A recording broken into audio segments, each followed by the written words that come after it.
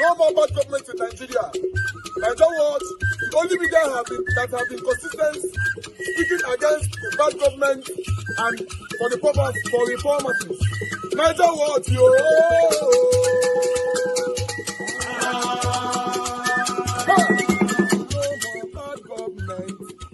No more bad government. Nigeria what? No more bad government. Nigeria what? No more bad government. The only media that have been speaking. No more bad government. The voice of the voiceless.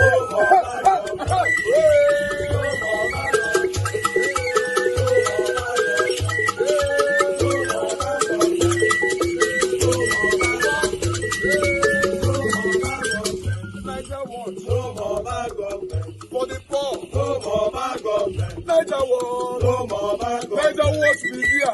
No more bad government. No more bad government. No more bad government. In Nigeria, no more bad government. No more bad government. No more bad government. The only media, the number one media in Nigeria, no more bad government. That have been speaking against government. No more bad government. Nigeria what? No more bad government.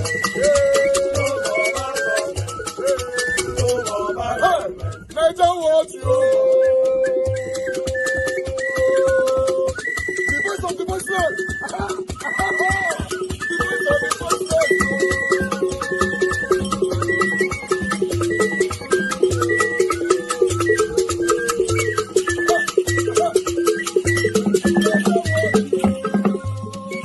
Voice for the voiceless. Voice for the voiceless. Nigeria what? Voice for the voiceless. Nigeria watch media. The only media that have been speaking against bad government. Being consistency since 1944. Voice for the voiceless. Voice for the voiceless. Voice for the voiceless. Voice for the voiceless. Voice for the voiceless. Voice for the voiceless. Voice for the voiceless. Voice for the voiceless. Voice for the voiceless. Nigeria watch you. We have been seeing all you guys have been doing. And we recommending to everyone in Nigeria, saying that you guys are the number one. Nigeria watch you.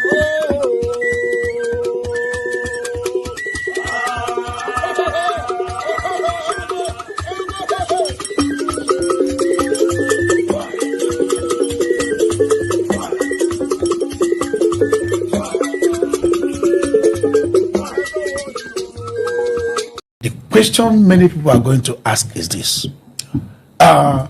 In 2023, immediately after the election, the NEC extended Abure's tenure by 1 year. If you remember, Abure actually didn't have tenure at the beginning. He served out the one for Abdul Salam. Yeah. So he was given 1 year, and that was legal. And, most parties do that. That was the NEC meeting. That was the NEC meeting. Immediately after the election. Then, thereafter, before the expiration of that 1 year, because it was supposed to be June 2023 to June 2024. By May 2024, Nnewi Convention was held. Now, whether Nnewi Convention was legally held or illegally held is the bone of contention. So, when you talk of doctrine of necessity, you want to do that, and not necessarily according to the Constitution, but to save a greater danger.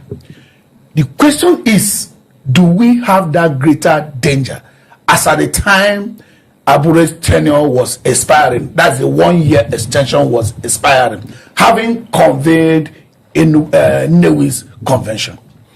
Okay, there are a lot of things we need to understand that people are not understanding. I'm not a member of Labour Party. I'm not Abure's cousin. Neither am I Abure's brother. I'm a Nigerian. And you are also not Nenadi's cousin. I'm not Nenadi's cousin, exactly. Neither am I Peter Obi's brother. Nigeria comes first. Yes. In everything we do. Yes. That's why. Because whatever we do is a precedence for tomorrow. For tomorrow. Our children, our culture, our people, everything that surrounds a political circle, so that we can ride on it to a better tomorrow. Yeah. It also appears to us that the two institutions that are playing a ding-dong affair with Nigerians is number one, INEC. Yes. Number two, the courts. That's what we must know and sit on, that this is our common enemy.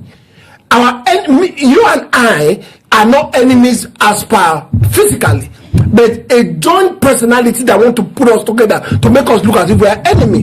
What is right is right. What is wrong is wrong. If his tenure was extended by 1 year, Obi was in that meeting in Asaba. Yeah. Everybody was there. They said, oh, let him continue for the next 1 year. Now, when the tenure was coming to an end, there can be a vacuum in power. Certainly. They have to avoid the necessity we are talking about. Exactly.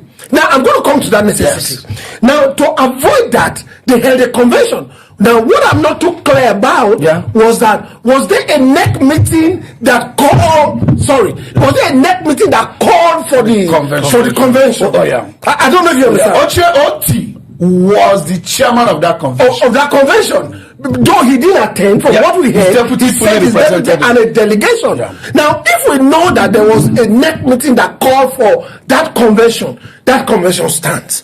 If there is no NEC meeting that called for that convention, that's where argument should come up that there was no NEC meeting that called for this convention. That Nnewi's convention was not legal. Legal, simple. If Nnewi's convention was not legal, that means because if you remember, when Abure took INEC to court for that to be recognized, the court said they have no jurisdiction. Though the one at the High Court, the two other courts, and the Supreme Court said we have no jurisdiction. Yes, and that every other decision of the lower court are null and void. Now, if they base the premise of the argument on the calling of that Congress of the convention that is not legal, fine. They will not dig into it and find out if there was a NEC that called for that convention. Now, if there's a NEC, it stands. But if there's no NEC, let's say it doesn't stand. Yeah. And another convention should be called, a NEC should sit, another convention sit. But let me flip over to the other side. This is the flipping. The NEC meeting that held in Abia State, you know what here? On whose call was it? Who calls for NEC meeting? They didn't even call. They say it's a stakeholders meeting. Oh, stakeholders meeting. When do stakeholders now have a decision? Okay, let me come to you, so that because we are trying to tie these things out because of posterity and the learning. Now, I was this morning making calls across many party leaders, many senior Labour Party leaders, and trying to get how they come about the stakeholders meeting that eventually felt that there is necessity in the first place. Let's adopt the doctrine of necessity because the court has sanctioned it. That felt that there is necessity. How did they arrive at the stakeholders meeting? Who qualified to be in that stakeholder? If that stakeholder had a multiplicity, for example, of another group who called themselves stakeholders and decided to nominate you instead of Nenadi, couldn't that lead into a problem? Meanwhile, the vacuum we are so scared of, there was already 1 year tenure extension which was expiring before the Nnewi's convention. Then the legality of the Nnewi's convention, nobody is mentioning that, whether it was legal or not, because when there is extension of 1 year, before the 1 year expires, that NEC has the power to call for convention. As a matter of fact, in a convention where a party chairman who wants to recontest my beliefs, he is the one that normally calls for that convention. So the question is this: how did they come about that stakeholders meeting that became the speaker of Labour Party that said there was a necessity? Let Nena. So, once again, Nigeria's judiciary is being dragged into the center of a political war. The leadership faction of the Labour Party, led by Barrister Julius Abure, has rejected forcefully the Federal High Court ruling that recognized Senator Nenadi Usman's caretaker committee, describing it as a misreading of the Supreme Court and a dangerous intrusion into a party's internal affairs. Abure's camp says the court contradicted itself, ignored an existing National Working Committee, and created what it calls an artificial leadership vacuum, raising serious questions about process, precedent, and judicial consistency. They're heading to the Court of Appeal, warning that this fight is no longer just about party control, but about where the authority of Nigeria's courts ends and where political self-governance begins. So, with appeals looming and accusations of prejudged outcomes and procedural red flags now on the record, the stakes have escalated sharply. Is this a necessary intervention to stabilize a broken party, or a line that courts were never meant to cross? The court also ordered that INEC should, as a matter of fact, recognize every correspondence from Dr. Nenadi Usman as the valid and the only recognized chairman of Labour Party. It's not just it's not victory for Nenadi Usman, no. It's victory for Labour Party. It's victory for all Nigerians who believe in the Labour Party. I would want to seize this opportunity to call on all my brothers and sisters and say there is no victor, no vanquished. Let's come back, work together and build a stronger Labour Party. Senator Nenadi Usman. Well, for more on this, I'm joined now in the studio by Ken Eluma Asogwa, Senior Special Advisor on Media Matters to Senator Nenadi Usman. Thank you very much indeed for coming in. Thank you, Charles. Now, the court has affirmed Senator Nenadi Usman as the legitimate leader of the Labour Party. Beyond winning in court, how will you assert authority in a party that's fractured by months of infighting? Thank you so much, Charles. The authority is already being asserted, and the court has given us the instruments towards asserting that authority. And I want to seize this opportunity to enjoin INEC to do what is necessary for us to assert that authority, because INEC remains the regulatory authority that is very, very pivotal to anyone asserting that authority. And that comes with the recognition of INEC as directed by the courts today. The implementation comes from them. And when that comes, then the assertion of the authority is will be underway. So obviously the court ordered INEC to recognize the Nenadi Usman Caretaker Committee, but that hasn't happened yet, has it?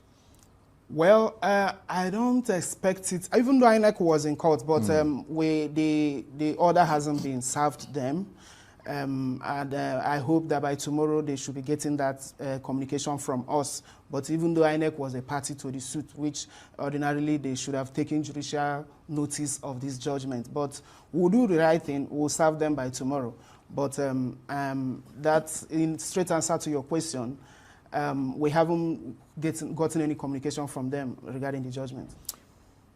If unity in the Labour Party does not happen quickly, will you accept that legal legitimacy alone is not enough? No, you see, I don't know if you went through the statement that was issued by the Labour Party today, and even the statement of the national chairman. And that statement said that she is constituting a national reconciliation committee immediately to bring all the warring parties together. So she understands that a Labour Party that is split, a Labour Party that is not cohesive, the Labour Party that lacks cohesion can't win the 2027 election. So, and the moment this judgment was given, the first thing she did was to appeal to the warring parties to sue for peace, to say, look, let's come back together. She said today that this is a no victor, no vanquished situation, and that nobody should celebrate this judgment as we versus them, that Labour Party remains one Labour Party, and that we need this cohesion in order to be able to stand together, to stand tall as an opposition party. So I agree with you that you can have the victory at the court, but you will lose the masses. And we need everybody, all hands to be on deck for us to be able to do the work of the opposition party that we are. Well, you've got your work cut out for you because, I mean, Julius Abure and his supporters still dispute the outcome and say they'll appeal against the judgment. What is your message to those party members who continue to recognize him? Well, my message to them is to throw in the towel and embrace peace. The olive branch has been extended to them. You see, I need to give a little background to what transpired today, because when in your intro, you said that they disputed the judgment today on the premise that the Federal High Court tried to overrule the Supreme Court, sort of.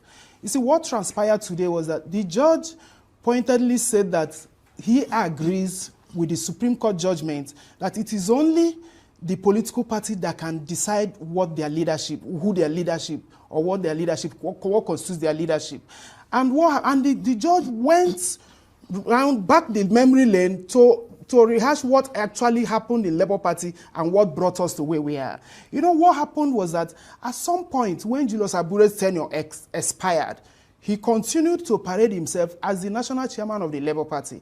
And on one occasion, he tried to attend the INEC quarterly consultative forum that the national chairman always has with leaders of political party. And under Professor Mahmoud Yakubu's leadership, he attended one of such meetings and he was thrown out. Now, it dawned on us that we had a leadership vacuum. Now, the party, in their wisdom, went back to sit or have a NEC meeting that took place in Umuahia. I'm sure you would have heard about that. The Labour Party NEC meeting that was called by a statutory NEC member, the leader of the party, Alex Oti. Now, that NEC meeting produced the caretaker committee chairman as an intervention, as a child of necessity, if I should use the word of the court today. And now, they produced National Caretaker Committee to spearhead the affairs of the party pending a convention. Now, that was that National Caretaker Committee that produced Senator Nenadi Usman. Now, what the court is saying is that in agreement with the Supreme Court judgment, the party sat down when there was a leadership vacuum and created leadership. So now, in going further, now the Supreme Court, in going further, went further to say that Julius Abure's tenure has long expired. So the issue about Julius Abure's tenure is never in question in the Supreme Court. They said that his tenure had long expired. But what happened was that they didn't make a consequential order to INEC to recognize Nenadi Usman, even though they said that her appeal is hereby allowed. When your appeal is allowed, what it means is that your reliefs sought are granted. But because that consequential order was not made, then some persons felt that, people being mischievous, felt that they should give some varied interpretations to it. Now today, the Federal High Court gave a consequential order, very direct, very unambiguous, directing INEC to deal with her as the sole authority, as the sole leadership of the Labour Party. So as far as we are concerned, the judgment has been given. But we, like I said, we are celebrating it in a measured tone. We are not seeing it as a victory. You're not rubbing it in their faces. Thank you so much. The point, of course, is that I'm not the one that you need to convince.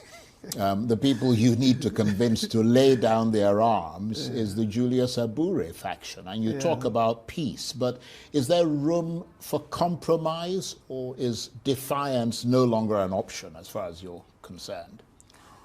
Well, I don't think that question should come to me, because if the court has said that you are the leader, of course, you are the leader, so you will assume the position. Then when we sit on a table, of course, the issue of negotiation is always give and take. So when we sit on a round table, so many things can be trashed out. But on the issue of leadership, there is a direct pronouncement on who the leader is. So I don't think whether the compromise can extend to that level. When it's even a contempt of court if anybody should go against what the court has pronounced. I want to use this opportunity, Charles, to talk to Nigerians, because when the Supreme Court judgment came, these people came with different interpretations. And now they are beginning to go in that direction by these statements they issued. And what we realized was that after the judgment, they gave their own interpretation and media ran with it. I'm not indicting the media, but they ran with it and started calling him a factional chairman of the Labour Party. And that name resonated until this judgment of today. And I'm appealing to the media that people should, if people sit down and allocate appellations to themselves, Nigerians shouldn't, the media shouldn't validate that. If I sit on your studio to say I am the president of Nigeria, you shouldn't call me the factional president of Nigeria. I wasn't elected as the president. The court in today's judgment has said that with all due this respect, guy is not... those are two different things. I mean, but let me just say this. You have spoken about Senator Nenadi Usman prioritizing reconciliation. But should those conflict that has plagued the Labour Party for some time was put to rest earlier this week when the Court of Appeal sacked Julius Abure as the self-proclaimed national chairman and recognized Senator Esther Nenadi Usman as the authentic national chairman. Labour Party chieftain Abayomi Arabambi joins us now to discuss this development and its likely impact on the future of the party. It's great to have you in the studio. Thank you for joining us this afternoon. Yeah, thank you so much for having me, and good afternoon. Okay, so the court has made a decision. How does the party generally feel about the decision? Well, thank you very much. I think I just called the National now. They said they have filed appeal against the judgment, even though the judge has not given us the CTC as he promised. But the lawyer that sold that narrative to the entire press yesterday, including your station, was the one that actually said the judge made two pronouncements which we are interested in, that the court declared Nenadi as the chairman in line with the Supreme Court judgment, and that the judge said tenure of Abure-led executive has also expired in line with the Supreme Court judgment. So we will want to take that with a pinch of salt, because sometimes when you choose to slumber, if a man decides to slumber himself into what we call somnambulism, is likely to be afflicted with a fantasy we refer to as physiologia fantastica, where you are involved in a pathological line, you distort fact, you distort history, and you think everybody will believe your dramatic lies. For me, if we see that judgment, because this is the judgment of the Supreme Court that Justice Peter Lifu predicated his judgment upon. I normally lie when I'm on a rise to say some fact that this is an international television, and I'm offering myself for probe by the ICPC, by the EFCC, and by the Inspector General of Police. If what is here is not what in the judgment, what is here, there is no place in the judgment where Nenadi was pronounced as the party chairman. That's why I said I've offered myself for proof. There is nowhere in the judgment of April 4 where the Supreme Court pronounced Nenadi as chairman, and there is nowhere in this judgment where the court said Abure tenure has expired. Now, what they are trying to mislead the public is that we on our part know what they call ratio decidency in law. Lawyers are listening to me, the Chief Justice of Nigeria are listening, the Attorney General are listening, and there's something we call obiter dictum. Ratio decidency, as far as we are concerned, is the fulcrum upon which a judge delivers his judgment. That is what is placed before you.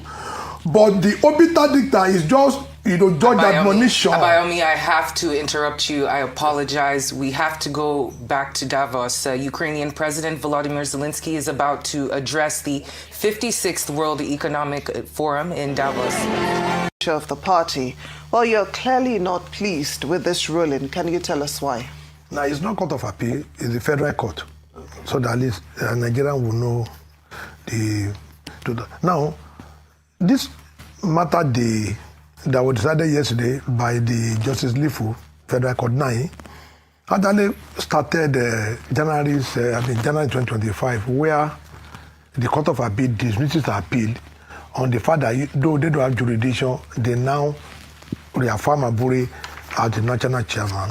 In an appeal, she was asking constitutional question: is it normal for a court to pronounce party leadership, to pronounce national chairman? And the court, in the opinion, that Supreme Court, agreed with her that court has no jurisdiction to pronounce leadership of party. But before then, there will be convention that Abure, were re-elected by even the chairman of the convention committee, which was Governor Dalesoti, who sent his deputy. They were the one that, conducted the convention, and it was announced. But you see, I think they slept on their right that time. They didn't challenge that convention pre and post, and it became settled bar. They now started their issue to see how they can now corner the leadership through the court. But what we were told and what we are waiting for is very simple to tell Nigerians, that we were told the court said, Supreme Court said Abure tenure has expired. That is false. 2, that Nenadi Usman was declared by the Supreme Court, and they now went to seek consequential judgment. I think in Nigeria, to be very honest, no lower court, whether Court of Appeal or Federal Court, can interpret the judgment of Supreme Court. You can go there for review, but the way things are now, we really do not understand why a judge of the Federal Court will now, be interpreting the judgment of Supreme Court, knowing fully well that his own court is the first court, Court of Appeal is the second, while Supreme Court is the last. But they are what that did yesterday. We are still waiting to have the CTC. But one thing I want to tell Nigeria is we are not going to allow this one to slide like the other one. Once there is any act of perjury or forgery against this judgment, no matter whose source is God, we other than filing an appeal, we have to make this very clear to security agencies and even escalate it outside Nigeria. Because if what is not said by the Supreme Court is being claimed to be pronounced by a judge in Nigeria, then there is a problem. Because this thing is written in simple English, not in French, and they should be able to at least dissect it and understand what they were saying. They are just simple English that even, not so one student can read. So if they now say, oh, it was an error, we will not allow it to slide. I am on a rise now. That's why I am taking my time, that I am open to investigation by the ICPC, EFCC, and the police. If what I've done read there is false, but if they should insert any clause that is not here into that judgment, then Nigeria will now see that we know our right, will not allow it to slide, we will have to proceed. But that judgment of yesterday will be trashed into the dustbin by the Court of Appeal, which is just normal for us that when a judgment is given, we have to. But as it is, Supreme Court judgment is what is still obtainable on INEC website. A federal court cannot be directing INEC over a matter that INEC were parties here, and you will not be telling them that please remove this person and put this person when he is not even a member of this. Their lordship that decided this matter on April 4. It is somehow very, very funny, and we find it very, very funny, honestly, in Nigeria, that a judge of the Federal Court, for the first time in Nigeria, has reviewed the judgment of Supreme Court. And now he has made his judgment, no problem. We will have the CTC. But if any part is forgery, we will go for perjury, we will go for forgery before the security agency, and even escalate it to US, to UK. Even if they are going to bring drone to arrest that person, we will pursue this matter until to logical conclusion. We are not going to allow any form of alteration of this judgment to slide, no matter who source is go. Okay. Whether any government is involved, we don't care. Okay. We will make our case known to the international community. Hopefully it doesn't come to the case of having to have the US and the UK intervene with told, the drones and such. Also, we have told somebody that we're about to submit it. We don't want to have the CTC. We will submit it to the American Congress. It is better, we try to streamline the way our judiciary will work. You remember the last election. These are some of the things that people did, that they were accusing people that doesn't do something. Like I said, I can give you this copy. Just before you can continue, see this is we just want to know what is the way forward now? No, the way forward, we have filed our appeal, even though we will still amend it, because the judge promised us that, the CTC will be ready that yesterday. Today, we have to file that appeal because, we knew the game they want to play. And we have also filed motion for seal of execution of this judgment, which is the normal practice in law. But aside that, once we have the CTC, then arise, being an international television, you will now hear more from us. You will hear more from we are not going to allow it to slide. Because somebody that wants to govern, we must be accountable to Nigeria. We must be faithful, and not just to be, making false statements or narrative just because we want to hoodwink people to think, we are omnipotent or omnipresent. No, we don't believe in that. So Abure remained the chairman. Federal Court, he remained the chairman of the party, because from there we'll still go to Supreme Court. Whether they or we'll still go to Supreme Court, but I know for anyone, whether INEC or them, I want to see a lawyer that will represent them in the Supreme Court, because we have seen precedent where lawyer will find 20 million by the Supreme Court. When you go for their review, we have seen precedent in this Nigeria. We will wait for them to see the lawyer that will come there and now be distorting facts that are in this document, because it is in the public view and signed by the judges by themselves. Is here. I'm wondering if there is room for a peace and reconciliation process, within the party after this ruling by the Federal High Court. This matter has been dragging on in several courts for so long. Isn't there any other way in which this could be resolved so that the party can move forward and prepare for the 2027 election? Well, thank you very much. In the word of Martin Luther King, he said the ultimate tragedy is not in the equality or oppression by the bad people, but the silence. You see, when a husband and wife get married, you now get used to yourself. There might be some fiction, there might be some fact. You might not know your husband is bedwetting until when you now get married, because once the bedwetting is going to kill himself before you ask his wife to come. So that is the problem. We don't know that these people are nothing but enemy of Nigeria until after that election, that they were telling us that, let us make Nigeria ungovernable. Let us do this. Let us, damage the name of the judiciary. Let us go and publish all their name that they are this, threatening the family, the children, the wife of judges of Supreme Court. Then, those are the reasons why we say, okay, I think we have to part ways. And when you look at their trajectory, that is exactly what they are doing. Because when you have a man who did not see anything good in his country, that man needs to be watched. But they gave your party quite a great show, a great showing. No, not him, because there have been so many elections. There have been so many obstacles. You mean they didn't have any significant impact on your outing in the elections, 2023 elections? See, our party was just, a child of circumstances when Peter Obi came. Because of what? There are issues in Nigeria over the way the former president governed our country, especially the NSAS, and the way, he can do it. They were tired of the APC, they were tired of the PDP, and we are the only third force, that they wanted to do business with. And when Peter Obi came, the whole thing gathered momentum, and he never prepared to run for presidency, honestly, because we were warned by Governor Charles Oludo in his letter that this, my brother, is a businessman. Don't trust him.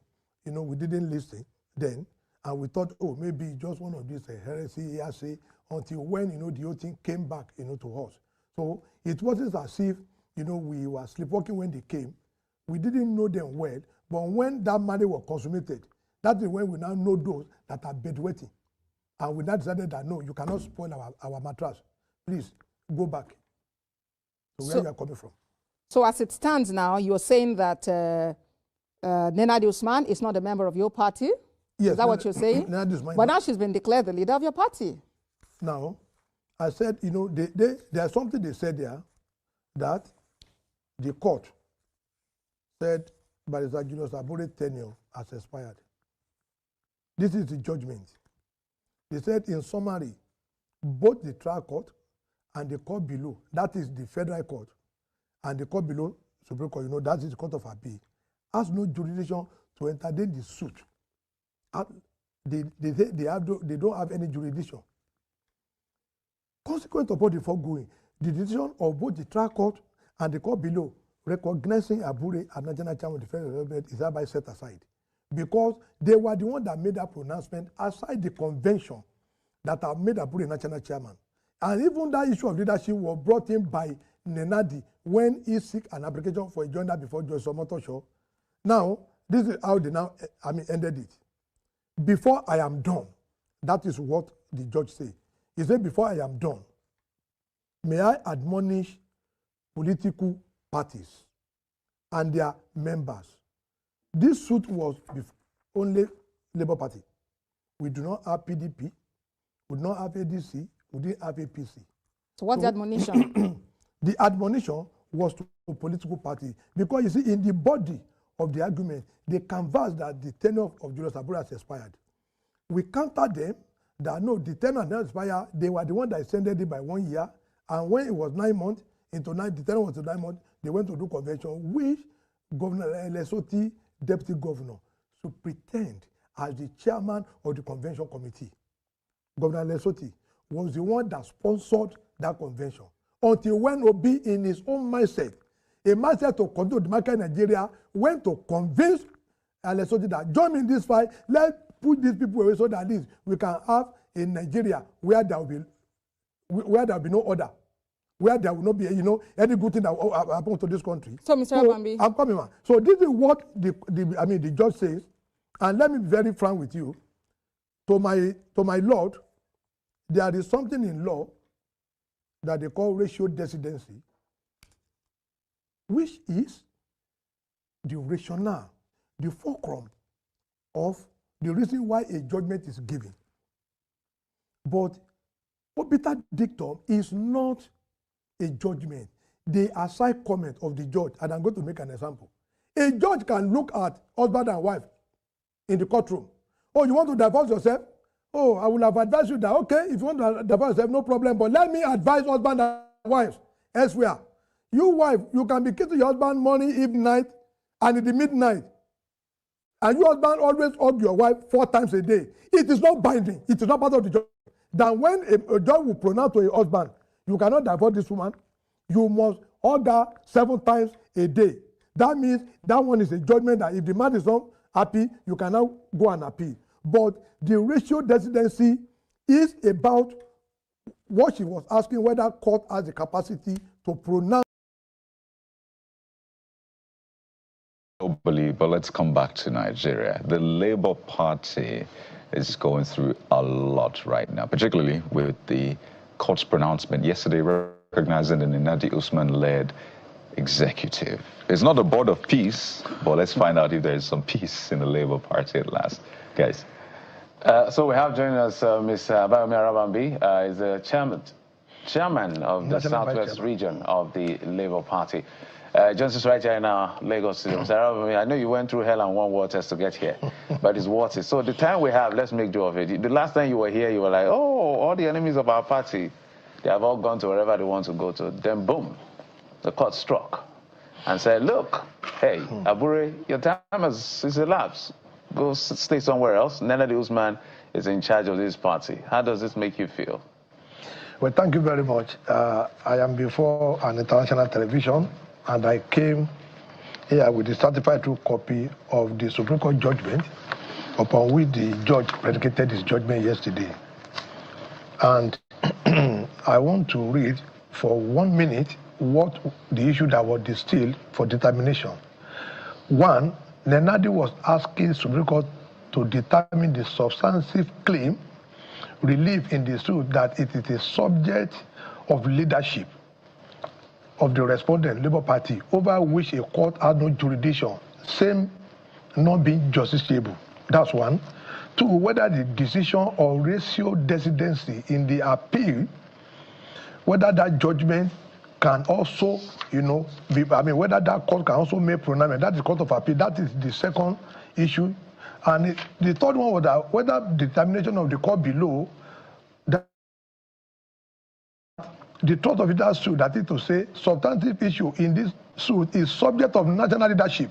Whether same is justiciable or not, that was the ground 3 of the case.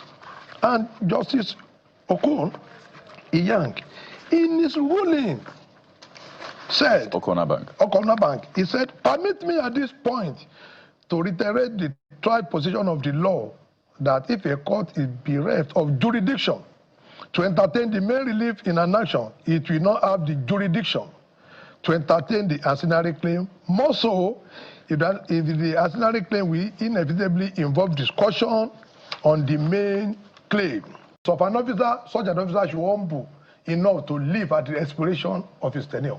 The judge claimed the Supreme Court said the tenure of Abure has expired.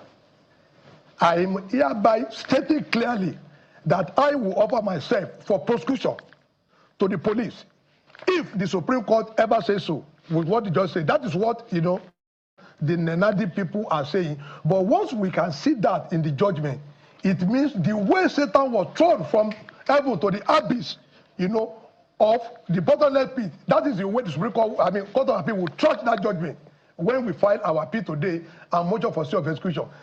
You're clearly, this is painful for you. I can hear the pain in your voice. And, because as a Nigerian, it's painful. I'm a little bit shocked. But you know, Justice Lifu said, particularly about the internal affairs of political parties, saying that it's non-justiciable. He held that the setting up of the LP Caretaker Committee was a necessity that arose from the order of the Supreme Court. Just to speak to what you said, but that aside, there are a lot of people who see this as a trap for Mr. Peter Obi. That now that the judge has ruled in favor of Nenadi Usman, that Mr. Peter Obi will be tempted to come back to the party, and then you will appeal, and then it will go to it will swing your way. So a lot of people don't even trust this whole process, and they think that you are setting a trap for Mr. Peter. No, you know, they were celebrating yesterday. I think there was a meeting they had between 12 and 2:30, where he said that was really why Abinishio did not, you know, obtain the card of ADC up to now. You know, himself and Governor Lesotho, they are co-travelers. They knew what they were doing. And they said, oh, at the end of the day, you can now come back. But we'll definitely file appeal today and a motion for stay of execution. And I'm very sure within the next 40 days, the Court of Appeal will trash this judgment into the dustbin. It will be trashed. We're totally out of time. Yeah. We'll leave that to the Court of Appeal, but the standing judgment now is that, of course, we know membership. There are two issues, actually. Leadership and membership are not justiciable, except for nomination of candidates according to Section 8415 of the Electoral Act. That you can head to court. But now it's going to be before. Have you filed for stay of execution? It will be filed today. Okay, fantastic. Former Vice President Atiku Abubakar has warned its supporters to stop verbal attacks against presidential hopeful Peter Obi, saying such attacks undermine opposition unity and do not serve the interests of Nigeria or its people. Atiku made the remark in an expose while relating to rising exchanges among supporters of opposition leaders. The former vice president added that such internal divisions within the opposition camp only benefited the ruling APC. Meanwhile, Umar Ado, convener of the League of Northern Democrats, said Obi did not stand a chance of getting the presidential ticket of the new opposition coalition, the African Democratic Congress ADC, ahead of the 2027 general election, unless Atiku stepped down. Joining us on this show to discuss if Atiku holds all the aces in the ADC ahead of other potential candidates like Peter Obi is Dr. Hakeem Baba Ahmed, former presidential advisor to President Bola Tinubu on political matters. Good morning, Dr. Baba Ahmed, and thank you for joining us on the morning show. Good morning, Dr. Abati. Hi. Good morning, Ayo. Good morning, It's good to see you. Thank you very much, sir. Well, Vimba is also here, our Niger wife. Okay, Dr. Baba Ahmed, let me ask you, you are on record as having said, well, maybe it would be better for former Vice President Atiku Abubakar to step down. You know, I saw a quote like that. Maybe you didn't say so. But what do you think are the prospects in the APC with Umar Ado, convener of the Northern League of Patriots, Democratic leaders, saying that, well, it's perhaps better for Peter Obi not to even worry about the ticket? I think the comment that Dr. Ardo made was not that Peter Obi shouldn't contest. The point he was making is that if you go through the conventional process of bringing out a candidate for a party, and that's the convention, not an anointing, not a handover, surrender to the ticket, Peter Obi is likely to lose. He used the word 100 times. I more or less agree with him. Vice President Atiku is head and shoulders better than all the other candidates in terms of emerging through a convention. Either he does this either through experience or he has wider spread, better structures, and more loyal people. And he understands the mechanics of internal democratic politics, I think, better than the others.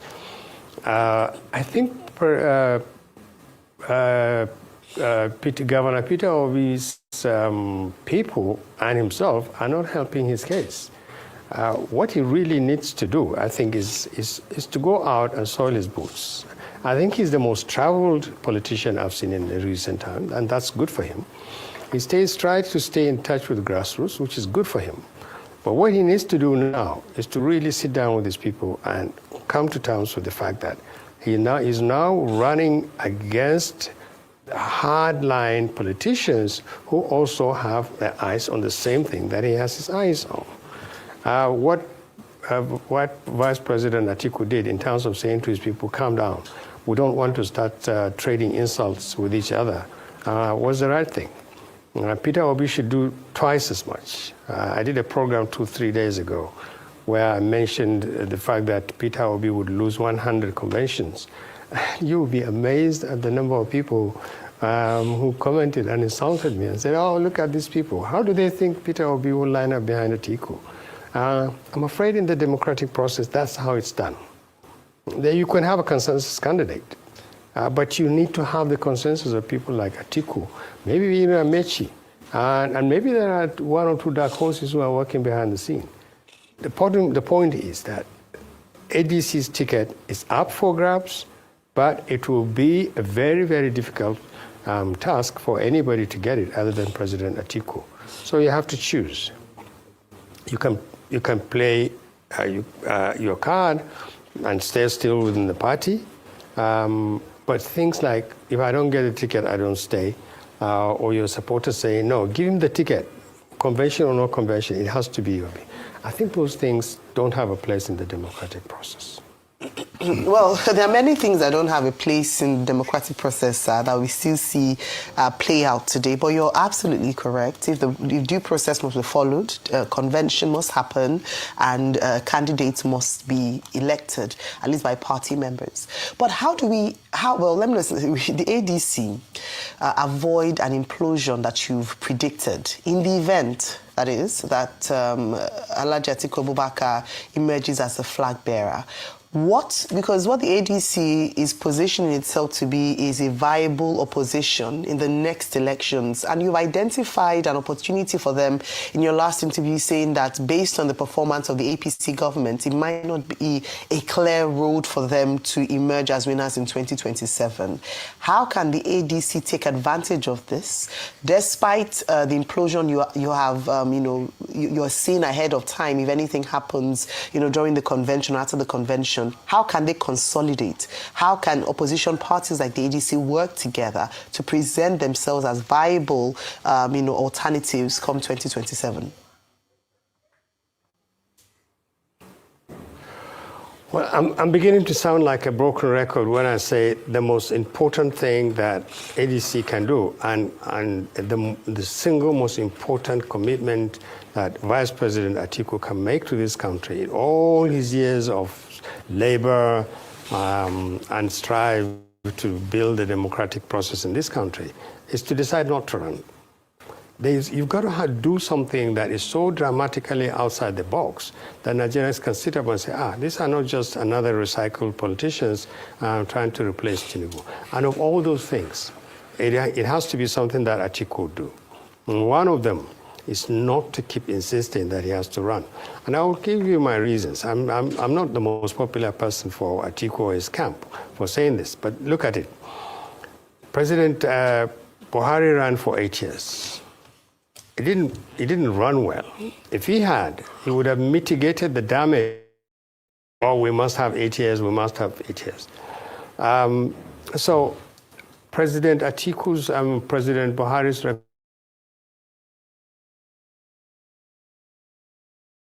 Northerner, and make a case only for the fact that the person comes from the north for him to be elected. Atiku may have a lot of voters in the north, but Buhari has also alienated a huge number of Nigerians from this idea that being from one part of the country bestows upon you a capacity or an instinct for good leadership. So that's going to be a problem. The second one is people would ask, well, what can somebody like President Atiku and the people around him offer different from what APC and President Tinubu are offering?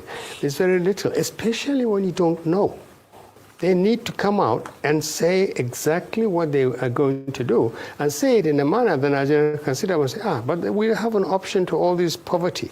We have an option to all this insecurity. We have an option to all these quarrels about coming from one part of the country or coming where.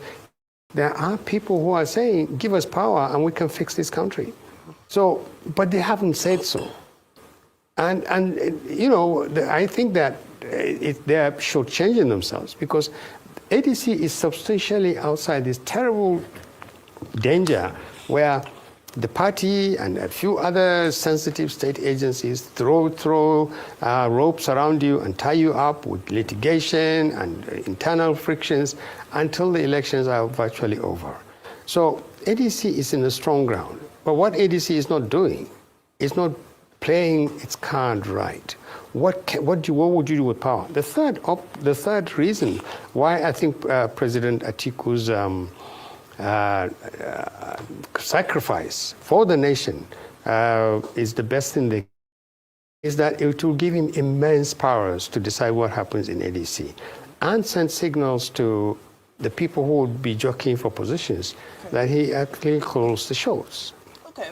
If he makes that sacrifice, it gives him huge power. Now, he doesn't become president, but he can decide who becomes president. All right. So let's look at this scenario and delve deeper into it. If you have an Atiku stepping aside, so to speak, then in your opinion, what is the winning ticket? Is it the Obi Kwankwaso ticket that some people have been putting forward? And in all of this, do you think we are being a little bit too rash in dismissing the ambitions of Rotimi Amechi, who has been seen doing several engagements, especially in the north with various groups there, and many people are alleging that he's trying to re-engage the late President Buhari's base, so to speak. What's the winning ticket? And Amechi, is he the underrated underdog who might just emerge whilst the focus is on, Atiku and Obi?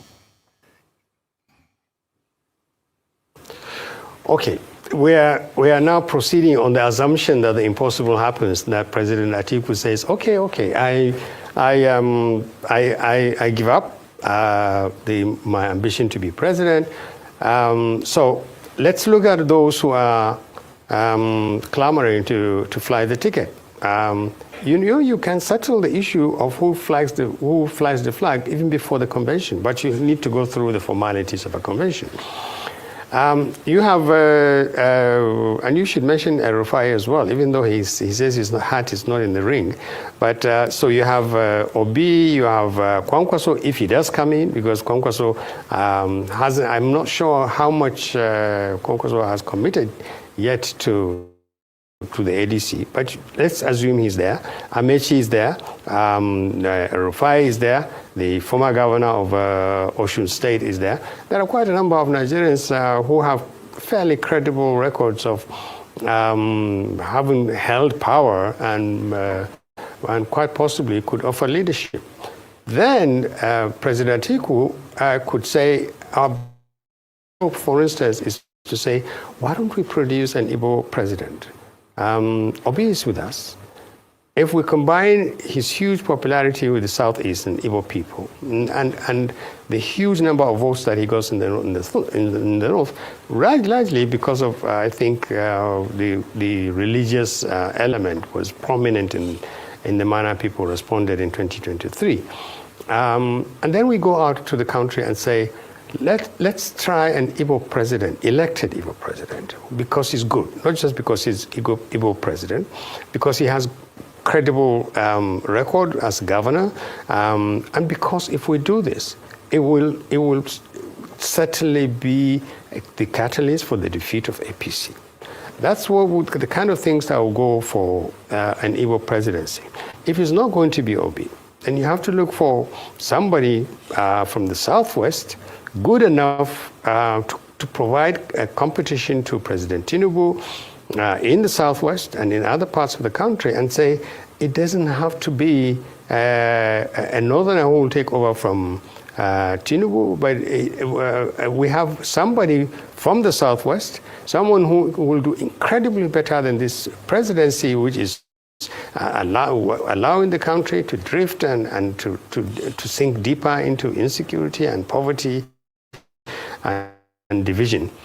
And so that you then have to look for a good person. Amechi would also have his own power base.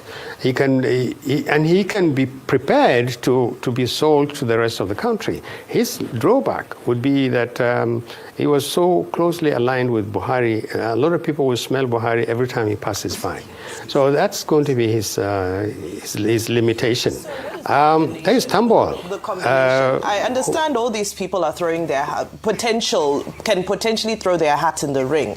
But the combination, the presidential, vice presidential ticket for you that you think will really sweep the belly. What is the two names, please? Presidential, vice presidential candidates for ADC, all things being equal. The one factor we haven't mentioned is this rather unfortunate but pervasive idea that there must be two terms for someone from the southern part of the country. If it's not Tinubu, it must be a southerner. And amazingly, it appears to have taken its position in the mentality of our people. The North should not take the next 4 years. As if you have a northern candidate, it's entire northerners who are running. Because you asked, I'm responding in this manner, because you asked the question about the number one and the number two. You can have a number one from the northern part of the country if it's the choice of the party and is good enough to be sold to the country, not only to the north, but to the rest of the country. And then you can have somebody who's who run as his second, but he must also bring on board a huge number of southern votes. Dr. Baba, and if you do that... Dr. Baba, yes. Let's save time. Yes. You are evading Vimba's question. She's asking you specifically to say, on the platform of the ADC, this is the ticket you would prefer. Are you going to say, Atiku Peter Obi, Obi Kwankanso, or Obi Nasir Rufai? That's what we want, not all these permutations about if you have somebody from here, you have somebody. We wanted to hear your own choice, what you recommend. However, we've been talking about ADC. I would like us to talk about APC, the main opposition party. Now, this week, I wrote on a subject saying that, look, Kashim Shettima, Senator Kashim Shettima, is very important to the ticket, and all this controversy that it should be dropped would seem not to make sense. I gave my reasons. I don't want to repeat what I wrote. This morning, we discussed the chairman of the APC, Netanwe Tuada, saying that you have to be a member of APC for you to get a position. And even if you are a technocrat, given a position one way or the other, you must also become partisan. How does that work for diversity and for inclusivity and for competence in terms of how we choose those who lead us, so that we don't end up again in 2027 with motor-packed outs, who are on their way to getting a GCON?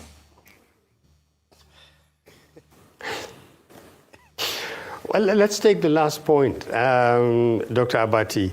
I think that you're an expert on bringing in non-politicians. You worked with President Jonathan, unless I'm wrong. Correct me if I'm wrong. And you worked with him in a very sensitive position. And I know 2 or 3 excellent non-party people who came in to work for him. One of them was Ngozi Okonjo-Iweala, my former minister in Ministry of Foreign Affairs, an excellent Nigerian with excellent credentials. She didn't just come in as Minister of Finance. She came in as the coordinating minister of the Ministry of Finance.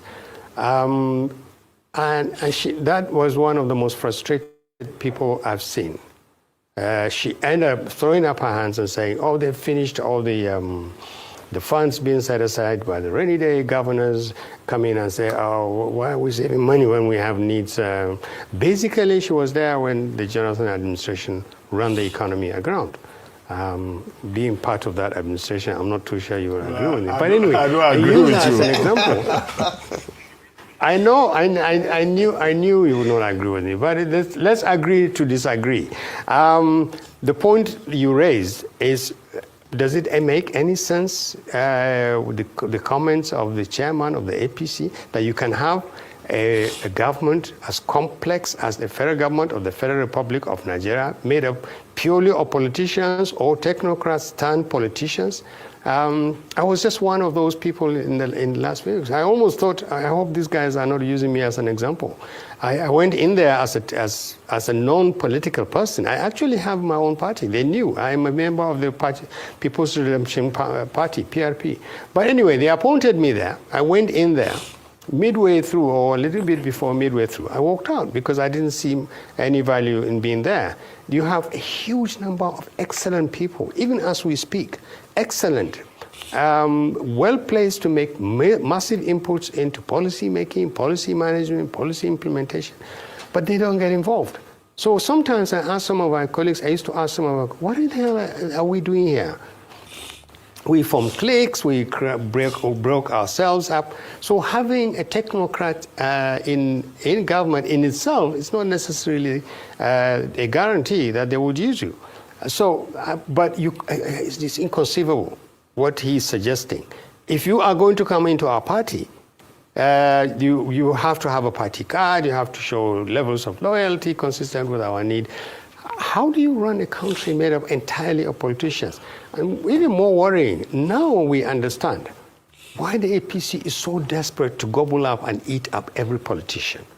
They think that if they corner all the politicians on their corner, on their side, they will win this election in 2027, and they're making a terrible strategic mistake. You can pocket every politician in this country and still lose an election because they are not performing well. Now, regarding Shettima, I have to say this for a minute. Kashim Shettima is an excellent Nigerian, one of the most intelligent people I knew and worked with. Loyal beyond questioning. He is a victim of geopolitics. There are people who think the Muslim ticket needs to be replaced. You need to go for a second term with a Muslim-Christian candidate so that you can now bring on board the Christian element. And they keep missing the point. Actually, the truth was that the Muslim ticket has not worked for the Muslims. On the contrary, it has assuaged the concerns of the non-Muslims who thought, oh my God, if we have two presidents, and a vice president and a president praying 5 times a day, we are in trouble. Christians are in trouble in this country. They are not in trouble. They were not put in trouble. And on the contrary, they got many concessions that the Muslims in this country didn't get, largely because there was really no substantial difference between having a running mate who's I'm a vice president. He was marginalized. He has been made virtually redundant by President Tinubu. I don't know whether it is because he's a Muslim or whether they have issues, but I think they are not utilizing an excellent vice president in the manner they should. They have massive problems in the north. What they need to do, really, is to use people like Shettima to say, help us to fix the north. But they are not doing that. On the contrary, they're just bringing in governors and bringing in governors and bringing in governors and senators and members of the House of Reps. And they're thinking on 5 weeks to the elections, 10 weeks to the election, it is these people who can't even face their citizens or their people who voted, who are going to go on the street and tell Nigerians to vote for them, unless they are not planning to have a real election. APC's strategy is fundamentally flawed. But that's the way they want to go. And all right. Okay, thank you so much. So you mentioned something that I think is quite important, and maybe you might just be able to give professor suggestions to the ruling party around being able to engender goodwill in the north. you say that they are not maximizing the potential of having Senator Kashim Shettima as vice president to consolidate the base in the north, particularly at a point whereby there are whispers in some corners, in some instances even loud, around the north feeling marginalized by this administration. Do you agree with that? That's the first question. And the second part is, if you do, what can this administration do better to get that northern support beyond the governors, but actually the people in the states to see that this government is working for them? And then also, you also talked about the opposition not preferring solutions, but they might disagree, because almost every other day, Mr. Peter Obi, Alhaji Atiku Abubakar are releasing statements based on the prevailing economic security situation in the country, and in some of those statements actually give alternative solutions. Case in point, one in the United States, Alhaji Atiku Abubakar has said it today in the reports that he himself would negotiate. He said he wouldn't take negotiations to end violence off the table. He would be more proactive rather than reactive. So they actually do give, identify the issues and give solutions or what they would do differently if they were president. What do you make of this? Because in your last statement, you said they were not taking, using the opportunity to give an alternative as opposition members. Well, let's take the last point you made. Releasing press statements every once in a while when something happens is not defining what you're going to do with the country. It is just simply routine critique of the opposition. Every time the government puts its foot wrong, you get somebody to write a beautiful statement that says, "Oh, this was the wrong way to have done this." What I meant was basically that ADC is operating in an environment where it genuinely has to say what it will do different from what APC is doing. Study APC, where are its limitations, how are they showing, and what will you do to fix them? It hasn't done that. I haven't seen a single document, manifesto, policy statement, not press releases, for goodness sake. I'm talking about for instance, take security. Should this country look at options as credible options? You hinted that Vice President Atiku says he will not take it off, but expand it. The people in Katsina, in Kaduna, in Sokoto, in Kebbi, in Zamfara, in Niger State, in huge part in Borno, in Yobe, in many parts for the last 10, 15 years, we've been running away from killers of all types. What is the ADC going to do in specific terms that differs radically from what APC is doing and looks likely to be a solution? Is our military losing a war we've been fighting since quite possibly 2010, 2011? What do we do with these bandits? Do we simply continue chasing them while we kill a few of them and then they take over villages and our people are living literally in many parts of the north, living under bandits or conditions that bandits lose? Take the issue of poverty. It is a very, very serious issue. What are you going to do about it? The management of the economy, you hear about all these statistics and all these improvements being released in the ministries and agencies of the government, and yet they don't translate on how many millions of children are living with malnourishment, how many families go to bed with an empty stomach, how many people are roaming the streets with nothing to do. These are the kind of things that you think a party prepared to replace the APC should be doing. Preparing a document or a publicity strategy that will say to Nigerians, hey, look at us. We can actually fix Nigeria. But they're not doing that. They are busy. 80% of their energy is targeted against each other. APC's energy is targeted at winning the next election, not preparing the people to vote for them. They are so sure with all these politicians in their room, they can literally walk into power. So who's looking after the country? No one. No one. Not the government, not the opposition. That's why we're in such trouble. And that's why, for instance, Americans will look at us and say, oh, the country belongs to politicians or to religious jingoists. We need to fix them. Now, the issue about Shetima, you asked if the APC is in trouble in the north. Yes, they are. They are not just in trouble in the north. They are in trouble everywhere. They don't. To show you is dated back as January 2015. When Adams Oshomole came selling APC and Buhari to Nigeria with all the lies. Let's watch the video. Buhari will change Nigeria. The way Asiwaju and Fashola changed Lagos, so Buhari will change Nigeria.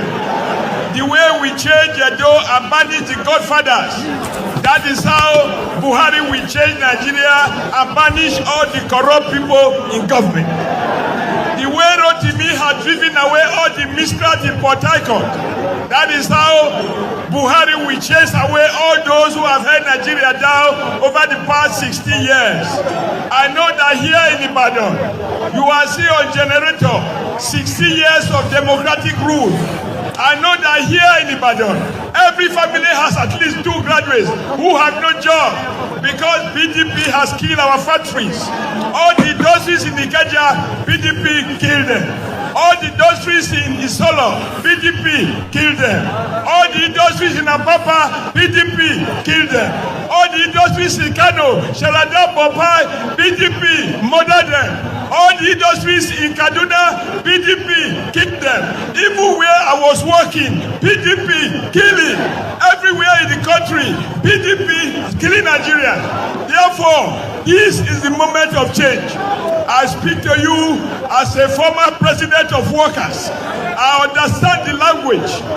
PDP believes that the exploitation of the majority is necessary for them to sustain the crude accumulation that they have subjected the country to. They have run out of lies. They promise what they will never deliver. Today they are asking you to pay what they call fees charge for electricity. When they give you darkness, they collect money from you.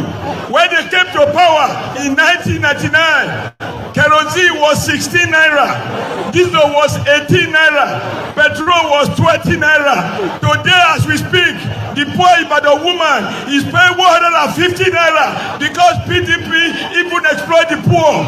Enough is enough. On February 14, my brother, my own brother, the president, will escort him to his village. And we will bring Buhari to the villa so that Nigeria can move again. Enough of a leader who does not know the difference between day and night. We must stop the culture of impunity where we are arguing as if there are no more accountants in Nigeria. Our crude oil is stolen from source. Everybody is confused. Police have no uniform. So for those of you that still remember, that was Oshomole on January 2015, live in Ibadan. You see all the lies, all the deception, all the nonsense the man told us at that time. 11 years on, this is January now, 2026. 11 years on, things has gotten 20 times worse off he was criticizing us at that time. Now, to make it as worse as it can be, this same Oshomole brought Tinubu and said this same thing. Now, Tinubu has failed now, woefully. Oshomole is already rehearsing to tell us this kind of gibberish again in order to retain this disaster he has brought upon us. Nigerians, you must reject APC, obviously. You see somebody like Adams Oshomole.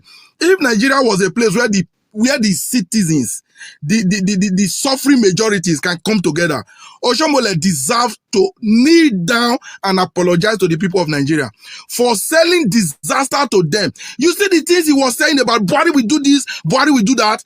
Buhari regime as of today is the second worst Nigeria has ever experienced, just narrowly behind this of Bola Ahmed Tinubu, because Bola Ahmed Tinubu's government obviously is the worst government on earth.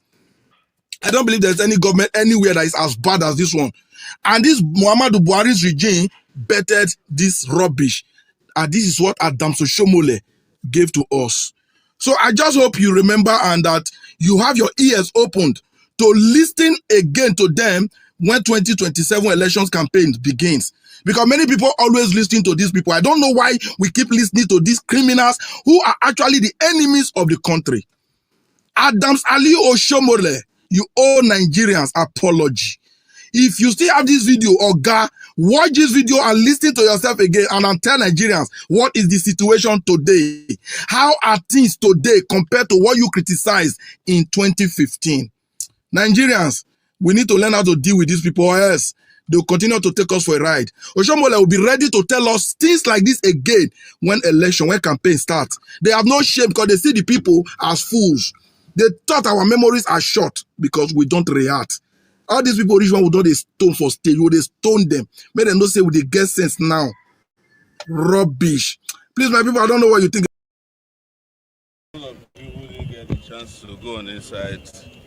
It's a very interesting outing today, cross-examination of the DSS guy who said of all the tweets done in 2025, my own was most important. And they screenshot it. The name of the guy's job is screenshot expert.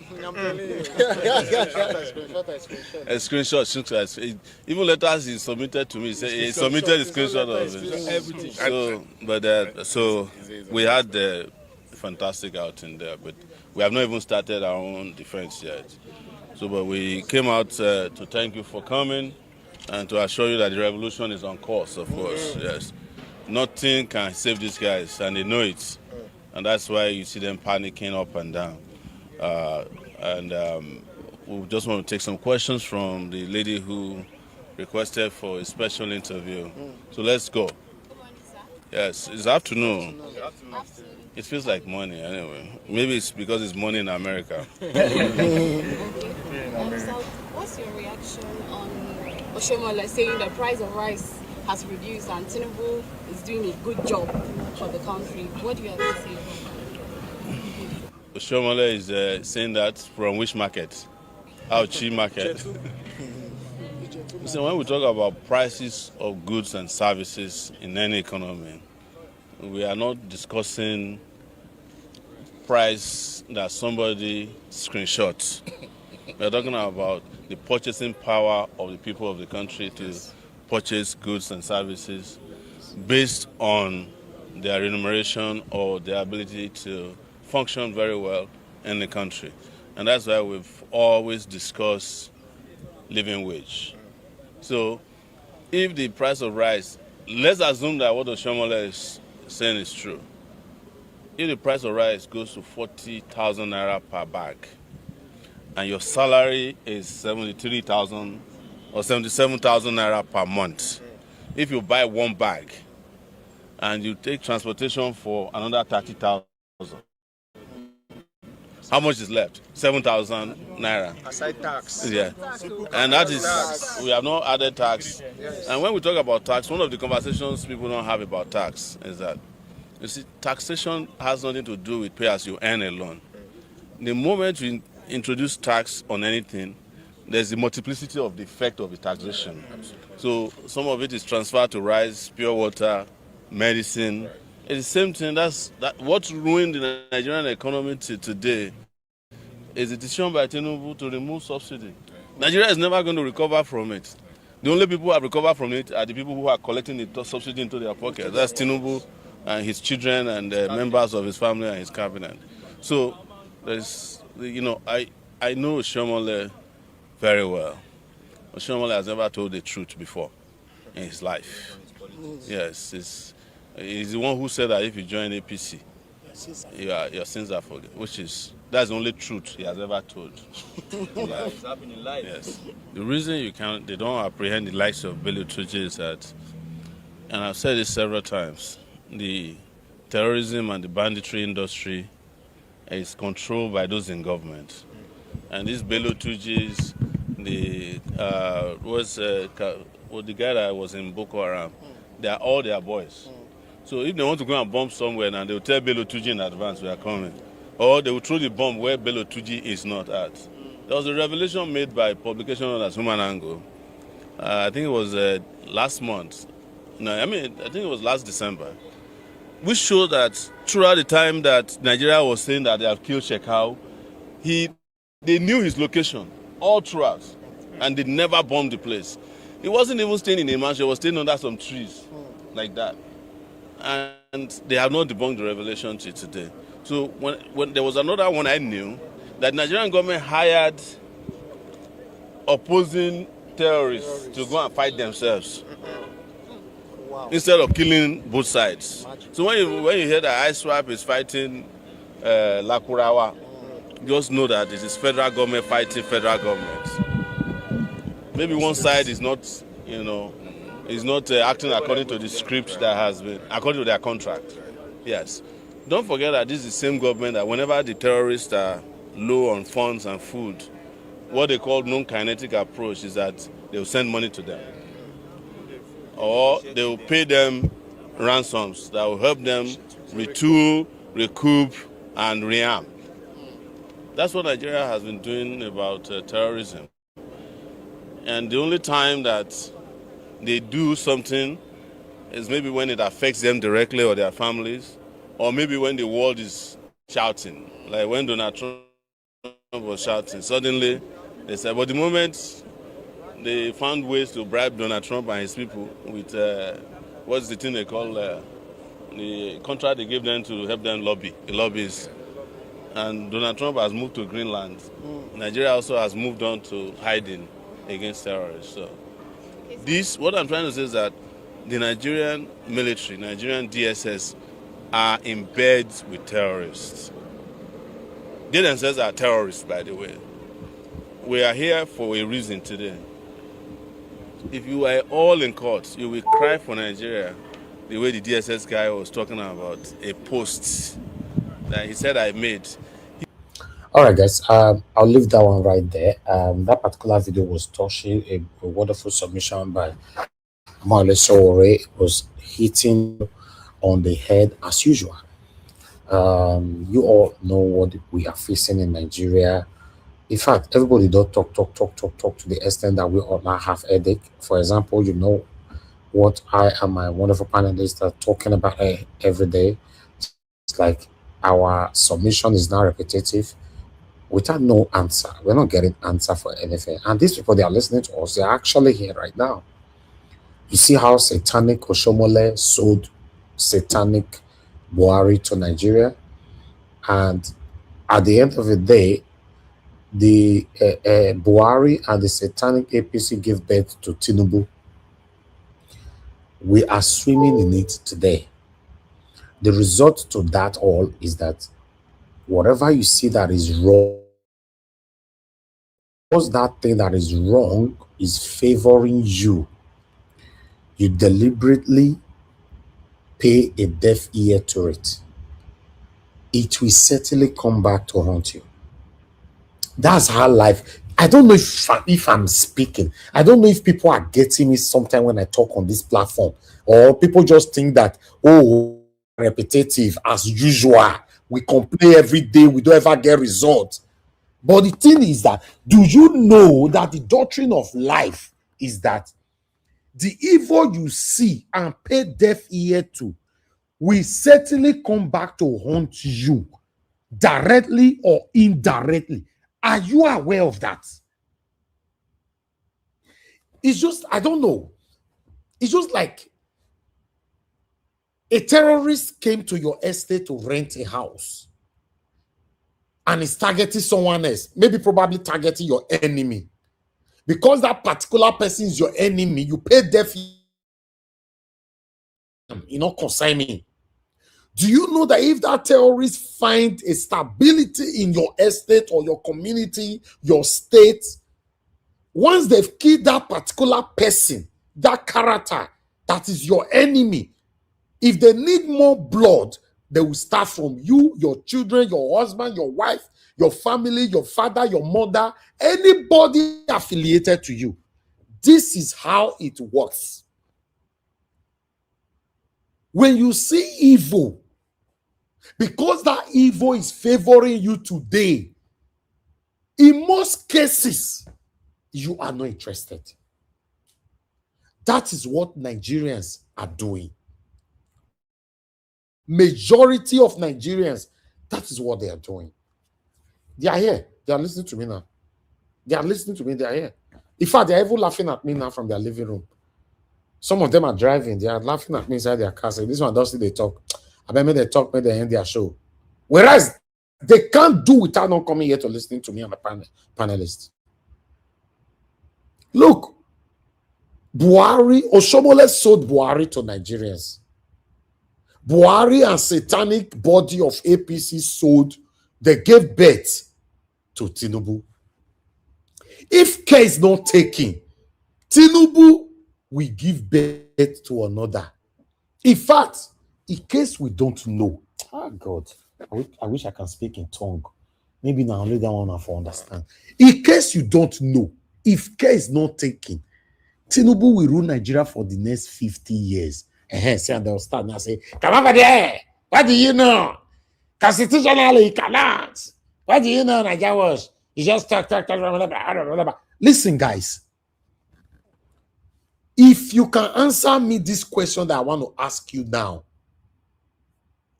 which year Tinubu was the governor of Lagos State? I'm not continuing my talking until somebody commented it on the comment section. Nobody should answer on the panel yet. On the comment section, which year Tinubu was the Lagos governor or the Lagos State governor? Somebody comment it on the comment section for me, please. We are getting somewhere. Which year? I know, I just want me to tell me. Which year Tinubu was the governor of Lagos State?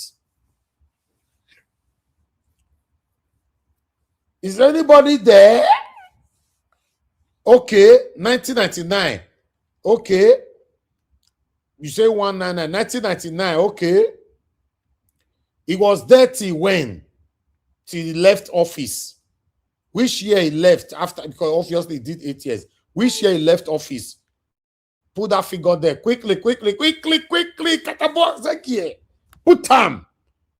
1999 to 2007. God bless you, Keshoko. Now, let me ask another question. Since 2007 till now, who is ruling Lagos State? Put it there. I don't mention them. I'm only asking questions. On this platform, I'm learning. Since 2007 till now, who is ruling Lagos State? I have final question. After person don't answer this one, it might be put on for screen safe because me not be like say we lose out.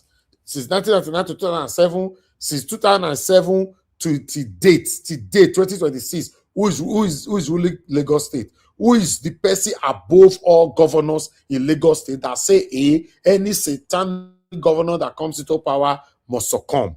Who? Myself. Person don't put out there. Somebody don't put out there. Somebody never put out. Me. Okay. He said Tinubu is still the governor of Lagos State. But still, you didn't say till date. You will finish that your statement. Let me see somebody that will finish the statement there. No, we are getting somewhere. Our statement submission must be accurate. This is very, very, very important. Since 2007 to date, who is ruling Lagos State? Who? Yes, everybody is saying, okay. But this how I want people to put it there. Oh, God. When I know the year, are you guys not hearing me? I'm speaking English. Since 2007 to date, who is ruling Lagos State? Okay, Mercy Foster. Good. That's what I was looking for. I want that till date to be there. Till date. That means a lot. Till date. You see? All right. Now. Let's get somewhere. Tinubu left office in 2007. Since 2007 till now, how many years is that? Final. Let's see who will win this one. Let's see if we get our first class student. 2007 till date. How many years is that? Shapalina. Oh God. Am I speaking? 2070 date. How many years is that? Quick. Oh God, some people go to make pandedian. Why I say me they answer me question? Leave that pandedian first. Just answer the question. Okay, Clement Ojo said 19 years. You said 19 years. Okay, yes. Gabriel said 19. Ari said 19. Okay. Now, the final of the father of all final. 1999 till date. How many years is that? Then you are adding this 19 to 2007 to 2009, 1999 to 2007 to this. So, in totality, how many years is that? Oh God, this is my people. Answer me. Okay, somebody have answered. Somebody said 27 years. Somebody said 27 years. Let me clap for you all. See, I'm proud every day to have you all.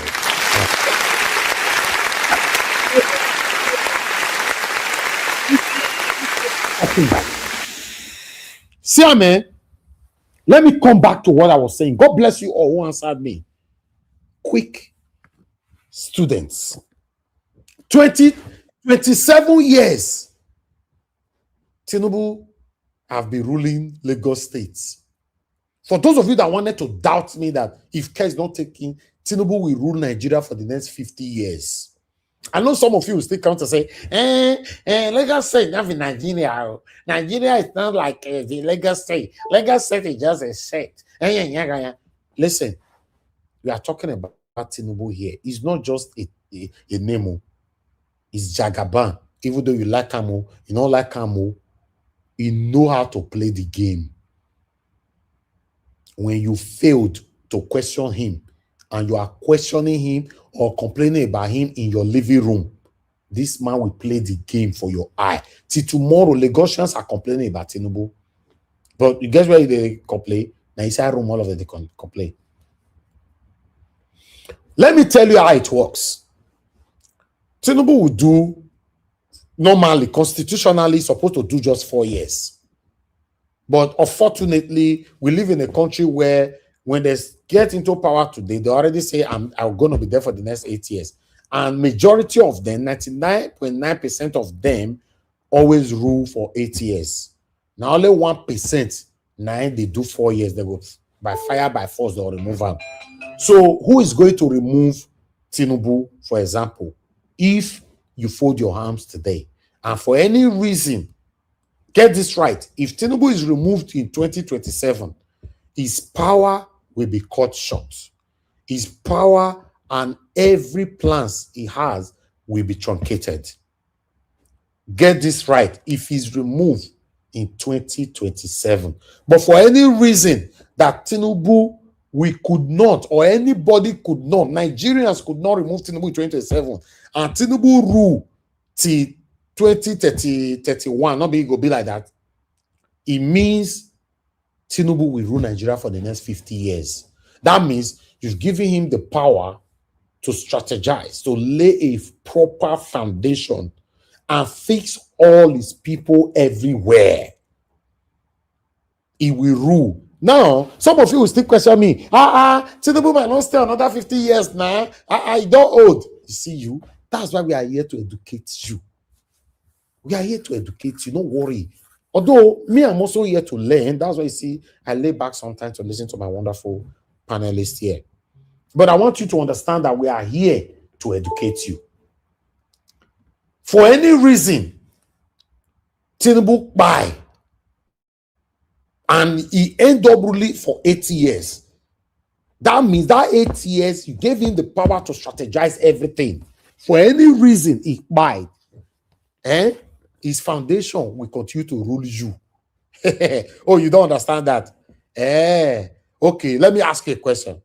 Are you aware that Buhari's foundation is affecting us to date?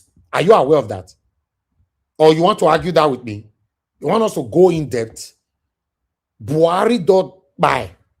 if foundation is still affecting Nigerians and Nigeria as a country today.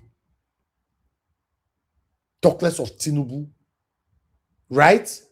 So now know what until they play.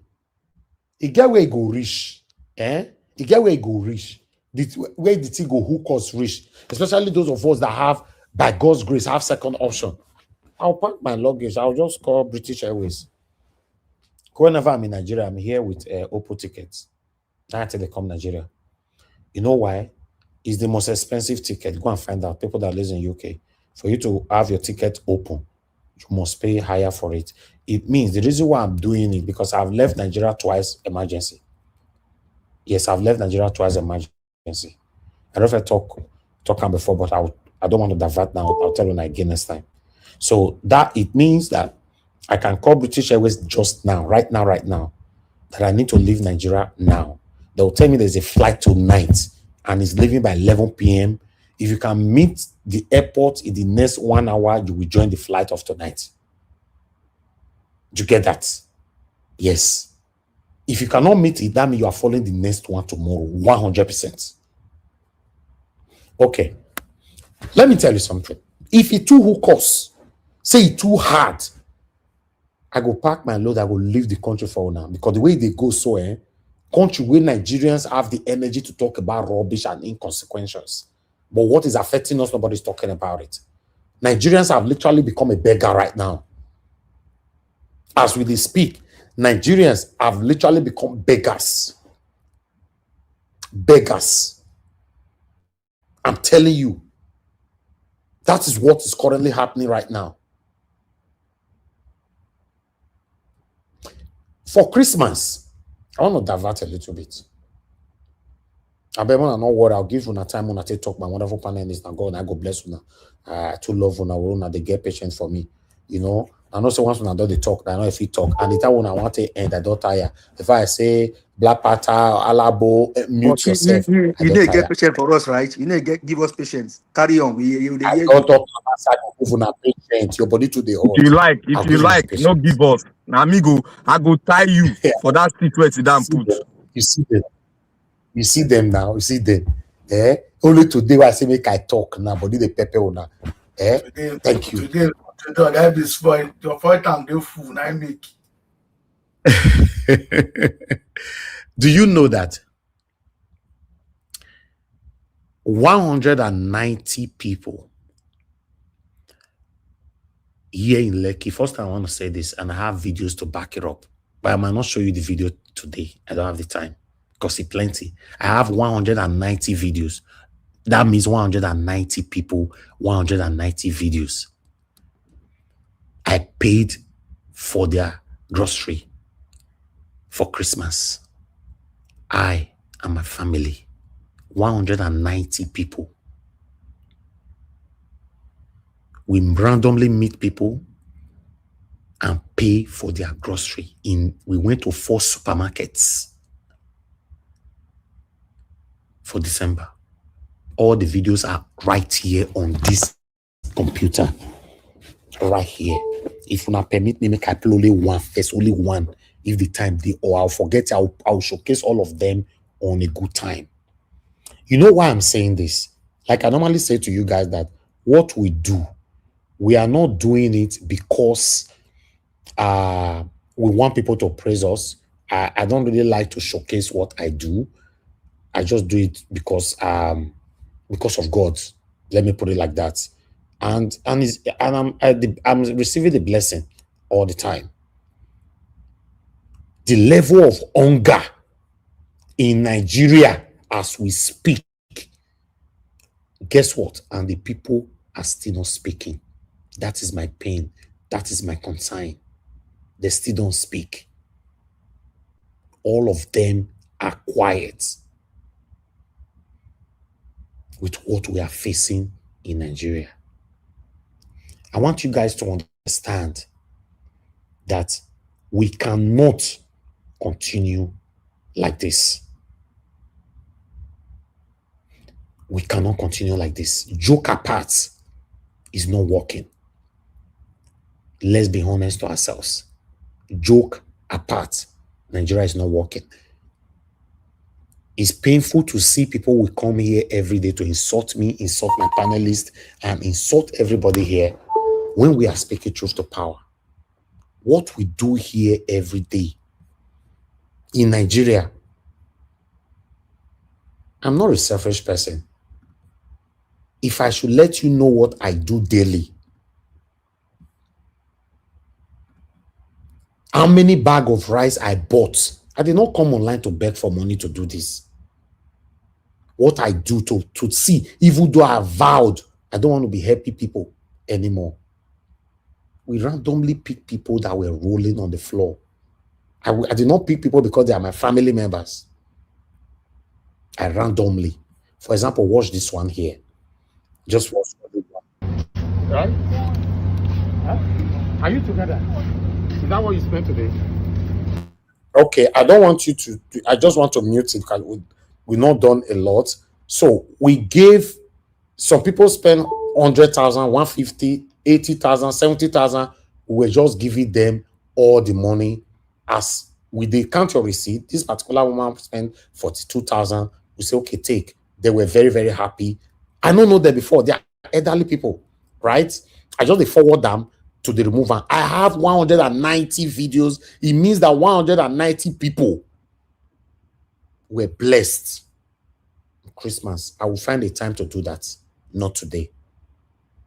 But guess what? Still, these same people don't complain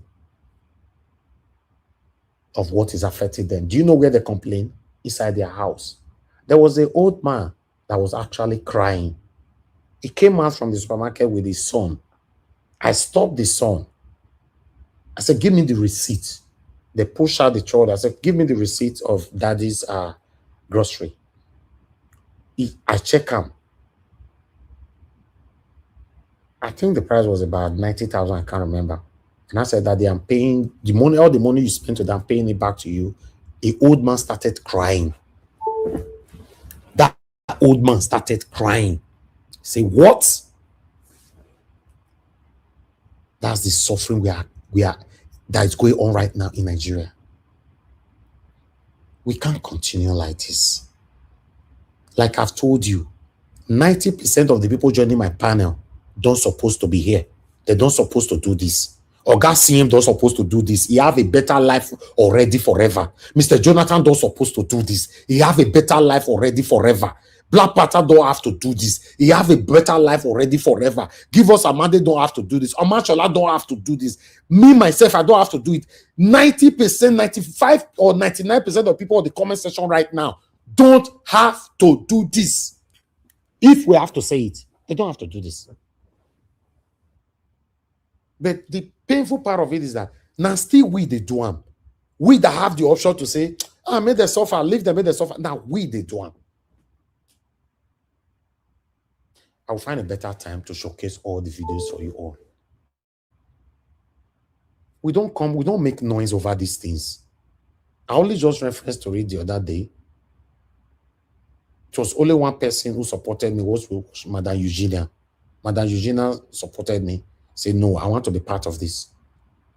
And I did not mention it again the next day on this platform. I didn't bother. If you know you supported me on this one secretly and I did not say it, please come here to expose me. It was only Madam Eugenia that supported me, that I want to be part of this blessing. And I did not come here. That is how blessing take the follow person. Don't be saying you want to give offering for church. You carry on with wheelbarrow. You fed dance for altar, dance left, dance right, dance left, dance right.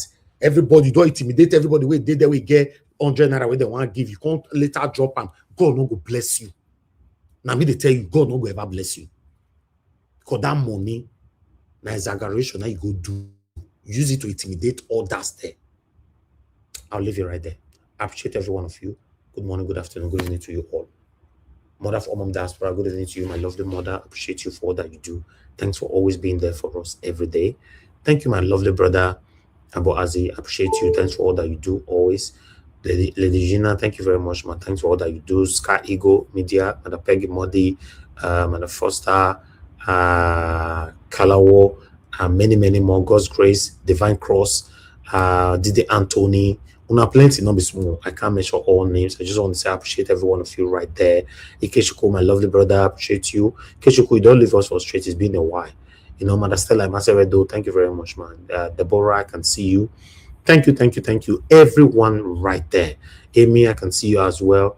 And many, many more. Please press on the like, help us to share. Let me take this call quickly. Then I come and leave the platform for my people to talk as they like today.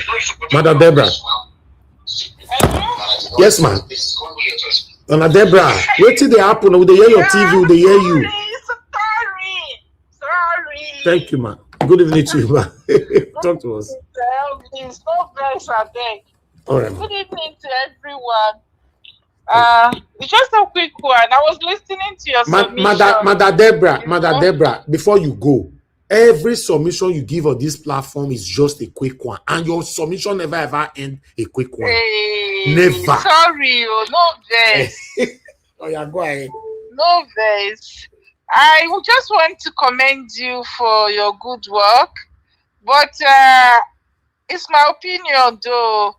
To be honest with you, Mr. Elvis, even those Nigerians that can go to supermarkets to be able to go and shop for groceries, I can guarantee you that they are among the few that are even fairly doing well. I would have been more happier if you have gone to the market where most of the Nigerians that are just ordinary Nigerians that cannot even afford to go to supermarkets. Madam Deborah, the rich people, the main rich people, na inside market they see them. Now there they go, they pack overload. You don't go know them. Even supermarket, Nigerians now prefer to go to supermarket because they want to embrace the postmodernism. They just want to feel good, go to supermarket. But some of them come out with just egg and bread. That's all they can afford. But they like the fact that they went to supermarket. They are tired of going to that dirty market of a thing. So it's not all about that. Maybe Nigeria has changed a bit. Well, yes. But that's good. I want to agree with you that a lot of our people, I think it's just the way that they are brought up in Nigeria. You know, it's just the way they are brought up. They are happy even when nobody wants to question anything. Nobody wants to do anything about the situation. They complain, but they are not willing to do anything about the situation. And part of it is still because of the way these pastors are brainwashing them to believe that everything is spiritual. So a lot of them, when you talk to them, they tell you Nigerian problem is only God that can solve it. They don't even believe that they have a part to play in what is going on. So it's a whole lot of complex situation when it comes to that. 80% of Nigerians are not willing to do anything. They are not willing to take responsibility to change the current situation. They will tell you, what do you want me to do? So it's a very, very serious thing. Then regarding the political situation, I heard that is it Baba, Dati Babanet's brother talking. In my opinion, I just hope that they will not repeat the same mistake that they did in 2023. And I hope Atiku, if he has learned his lesson in 2023, I hope that they will come up with a better strategy. Otherwise, like you rightly say, if they don't do something to stop Tinubu, the next how many years Tinubu, the foundation that Tinubu will lay in Nigeria is what we are going to suffer in the next decades to come. The things that Buhari did, the Boko Haram and the bandits and everything that he brought, only God knows when Nigeria will be free from bandit and Boko Haram. All that happened in the 8 years that Buhari was president. And even though he is late now, but we are still suffering what he has done. So if we don't stop Tinubu now, the same thing is going to happen. So, but it's left for Nigerians. If you ask me, I'm yet to see anything that is going to change. Right, thank you. But let's just hope that something will change before the next election. Mama, we cannot be hoping. I cannot be hoping. If we don't put in the work, and that hope will not work. Oh. Well, we want I want to see what this ADC, if there's going to be a strong opposition, if there's going to be a strong opposition that will come up, then the people will, maybe we'll see how the people will rally around that opposition. But if there's no strong political opposition, then there's nothing that is going to change. The strong opposition is where if the right person comes in, that's it. But if they still recycle somebody like Atiku or any other politician, then it's a waste of time. That's what I'm saying. Thank you.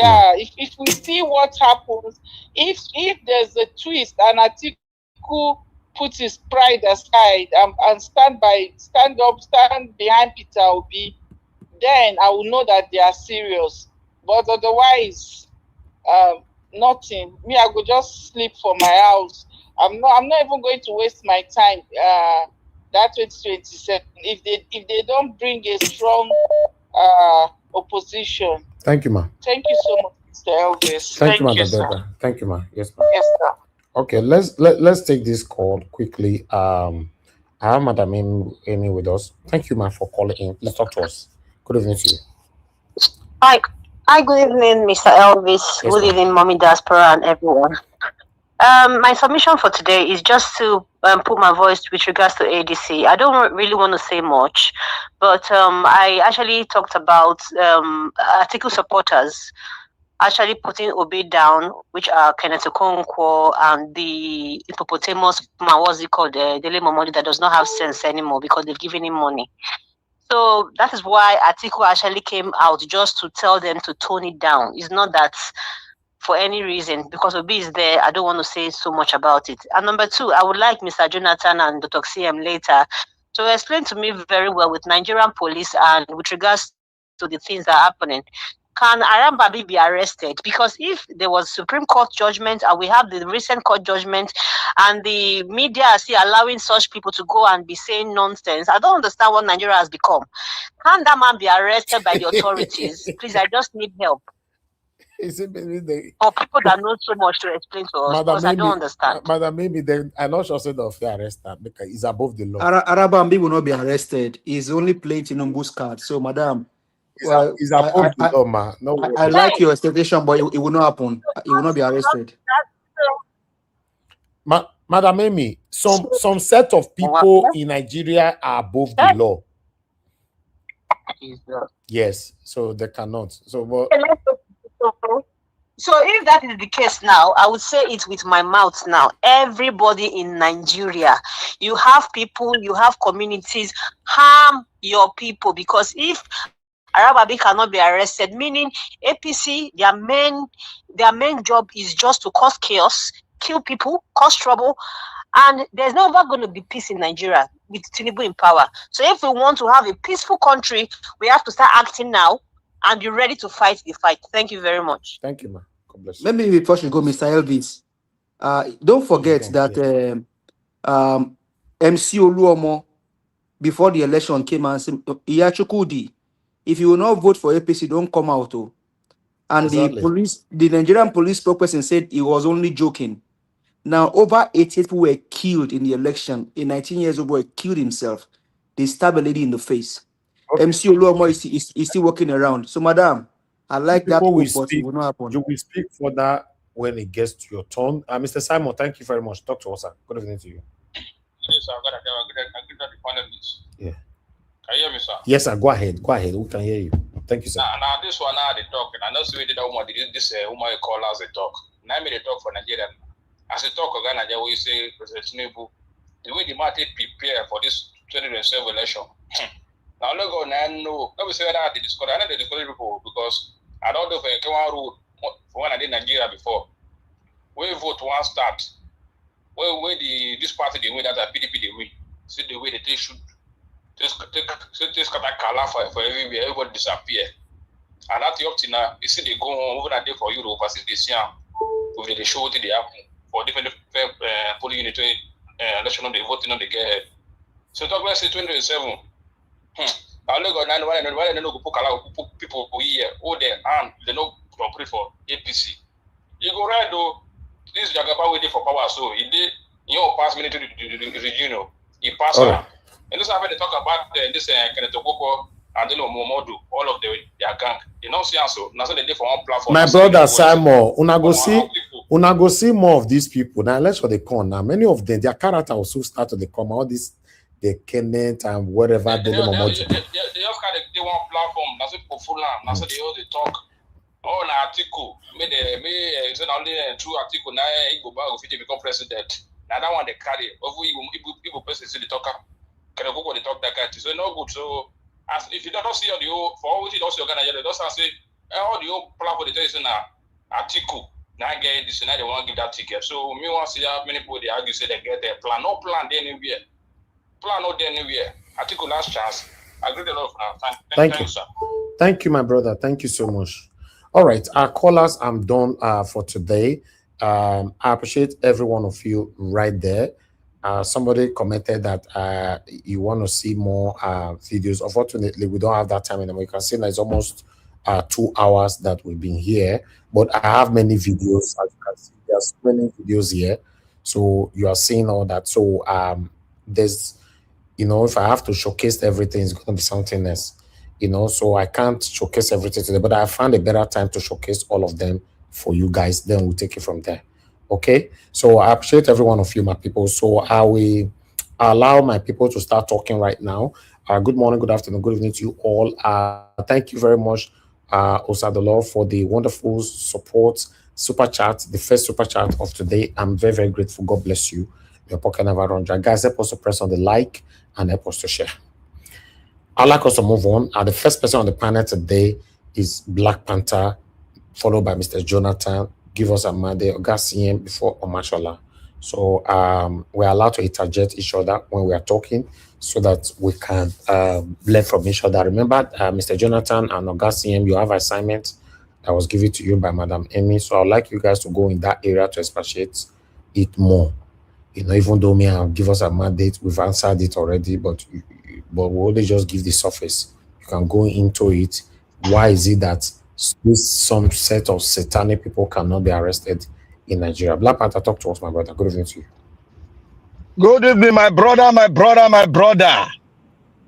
Today is a blessed day that God has made, and all of us are glad in Him. I want to greet Mommy Diaspora. Mommy, God going to bless your day. I want to make you stronger. Stronger for the world and stronger for your people, for your children. You are going to be more stronger when this nation is divided, because that is the end product of what we are dealing with. I want to thank all the viewers out there. I want to thank my panelists. May God bless all of us all. I will start with Shore. You see, there's a word that said, knowledge is power. Above all, wisdom is a necessity. That is my own statement. You see, Nigerians believe that we just got to say it the way we see it. It is not the way you see it that is the particular thing that is happening. In a revolution, there is a playbook of revolution. There's a book on revolution. You cannot change it. You can only fuse in your own impact, your own system. But still, you are going to align with that playbook of revolution. Iran revolution. The leader of Iran revolution, whose son is the head today, Ayatollah Khomeini. He led a revolution in 1947, entering 1949. And that revolution was to change the system of governance. He didn't mention Sharia law. No, he didn't mention it. He said the king of Iran was corrupt. And he has invited the enemies of Iran to take over Iran. Our oil has been diverted. Our people have no longer, they don't have our culture anymore. They are taking what? The Western culture. And he went into what happened. Khomeini was in France. He was in France commanding a revolution. He went to the higher institution. And that revolution, he built it up. In the space of 4 years, he built it up. The people in the university took it as a matter of thing that they must lead it because they've heard the lies. The lies Khomeini spoke. And Khomeini was behaving, he was having two personalities in one. Like what Muhammad Ali said. He says, sting like a bee and be as wise like a dove. Revolution. You must listen to the people that have the same ideal with you, that have the same changes mentality in you, that want to see a better thing like you have seen. A revolution comes with ideology. What is the ideology backing Shore? What is the ideology? Is it to fight the way you fight in the university? No. A country is different from a university. But a university is the nursery ground to make your foundation solid. So that as you enter, you must take the playbook of revolution and add your own salt into it to make it more palatable, to make it more subject itself to the 21st century. But Shore is not doing it. That is why I say I said knowledge. Nigeria lack knowledge. That is why we are less critical thinkers in Nigeria. Everybody is busy. How did I acquire it? I sat down, bought books and read. And I look at countries upon countries. And when I mention countries, it's as a result of me sitting down. I work 16 hours. But I can still find my time. Time does not wait for anybody. You have to create the time for yourself. I'm disciplined in that. But Nigerians, no. They go according to the tides. I said one thing. I said Nigeria is like what is going to the era of Venezuela. People thought I was joking. Nigeria just gave an instinct. Yeah. That man Shore is working for himself. Nigerians like hearing sweet talk. Oh, the man they look the poor masses. But the guy is not playing the books of revolution. That is why we need to get ourselves with knowledge. He's playing his own game. His brother, who is a lawyer, Nigeria showed the video for you. His brother said it is time for them to rest and take care of their family. Those of you that have not gone to prison, because they now take prison as a yardstick for being indoctrinated into a revolution. No ideology. That is Shore you are seeing. They ask Shore, where are you getting your funds? The man that has been indoctrinated himself into revolution. Ask him.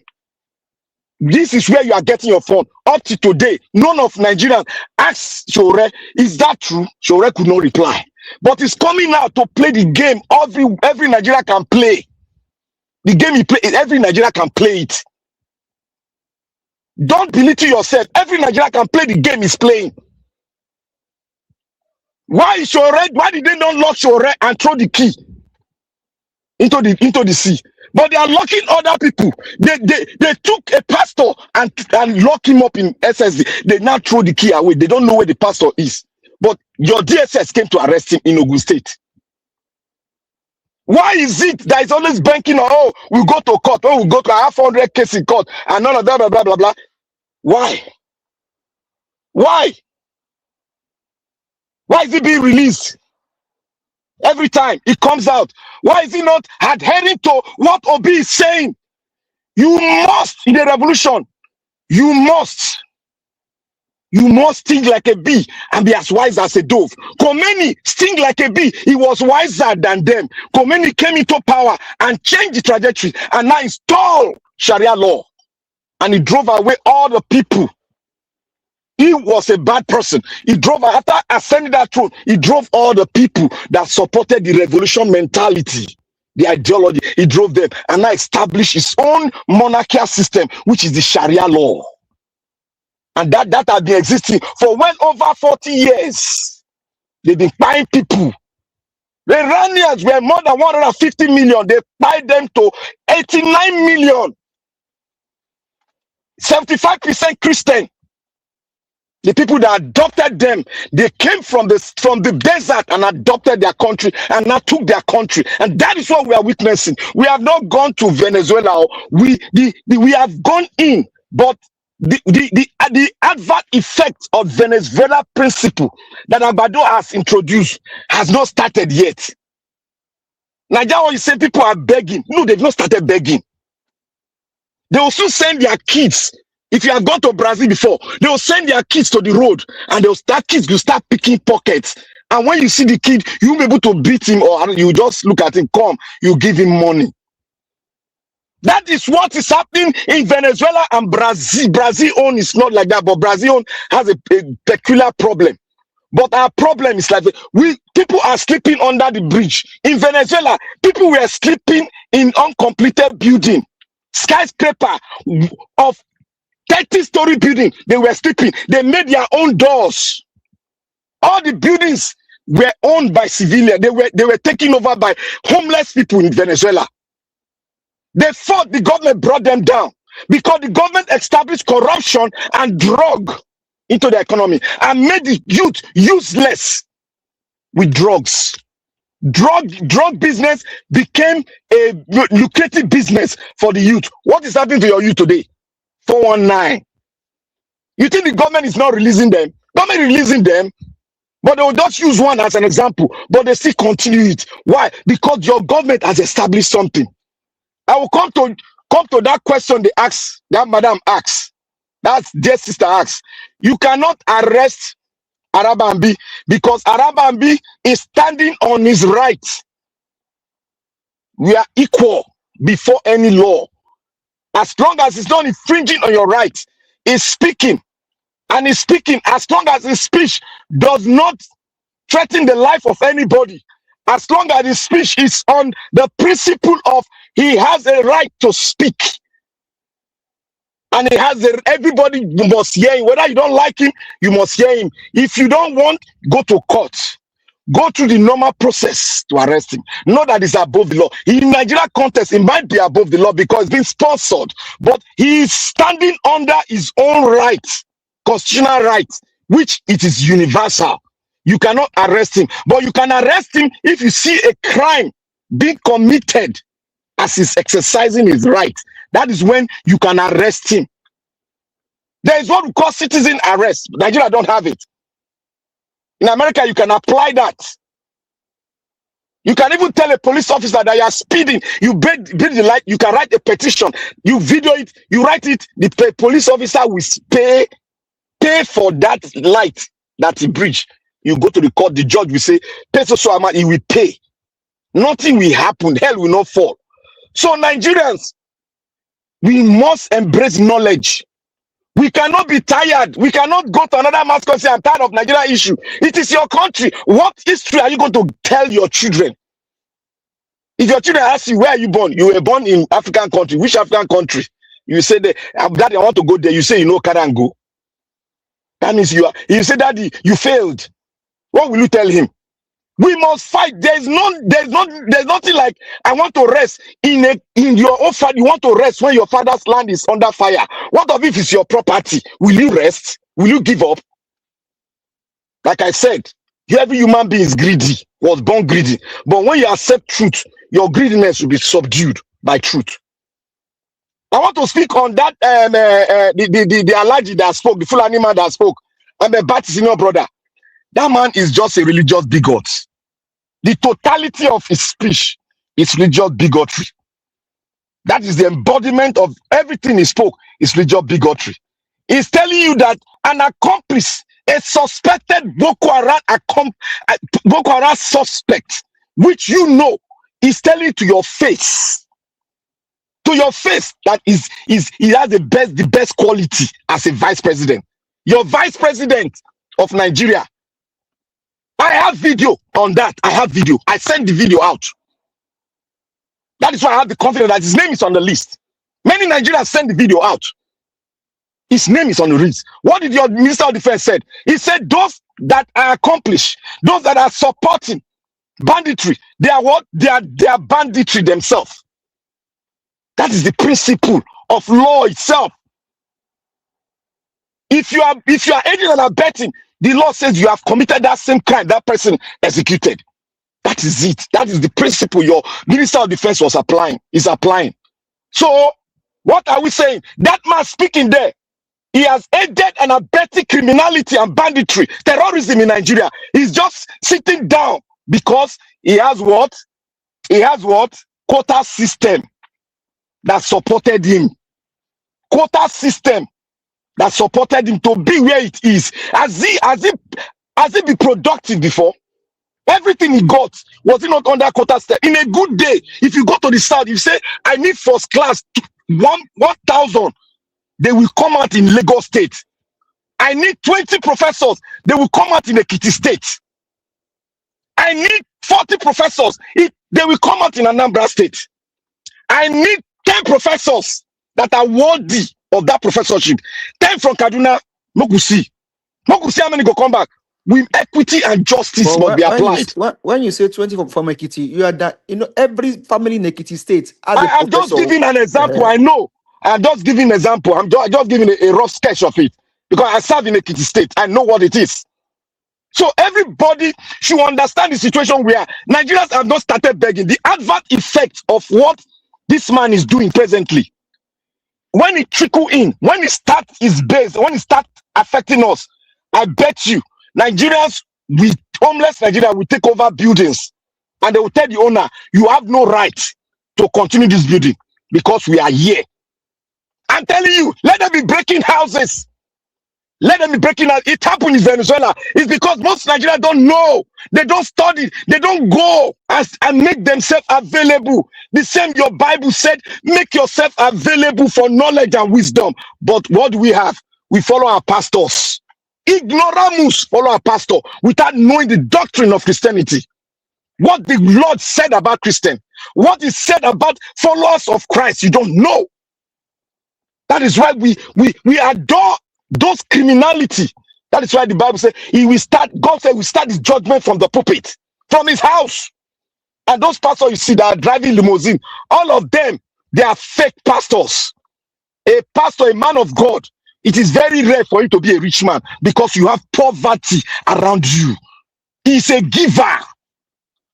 Jesus dwelt among the poor, the poorest of the poor, and he was giving.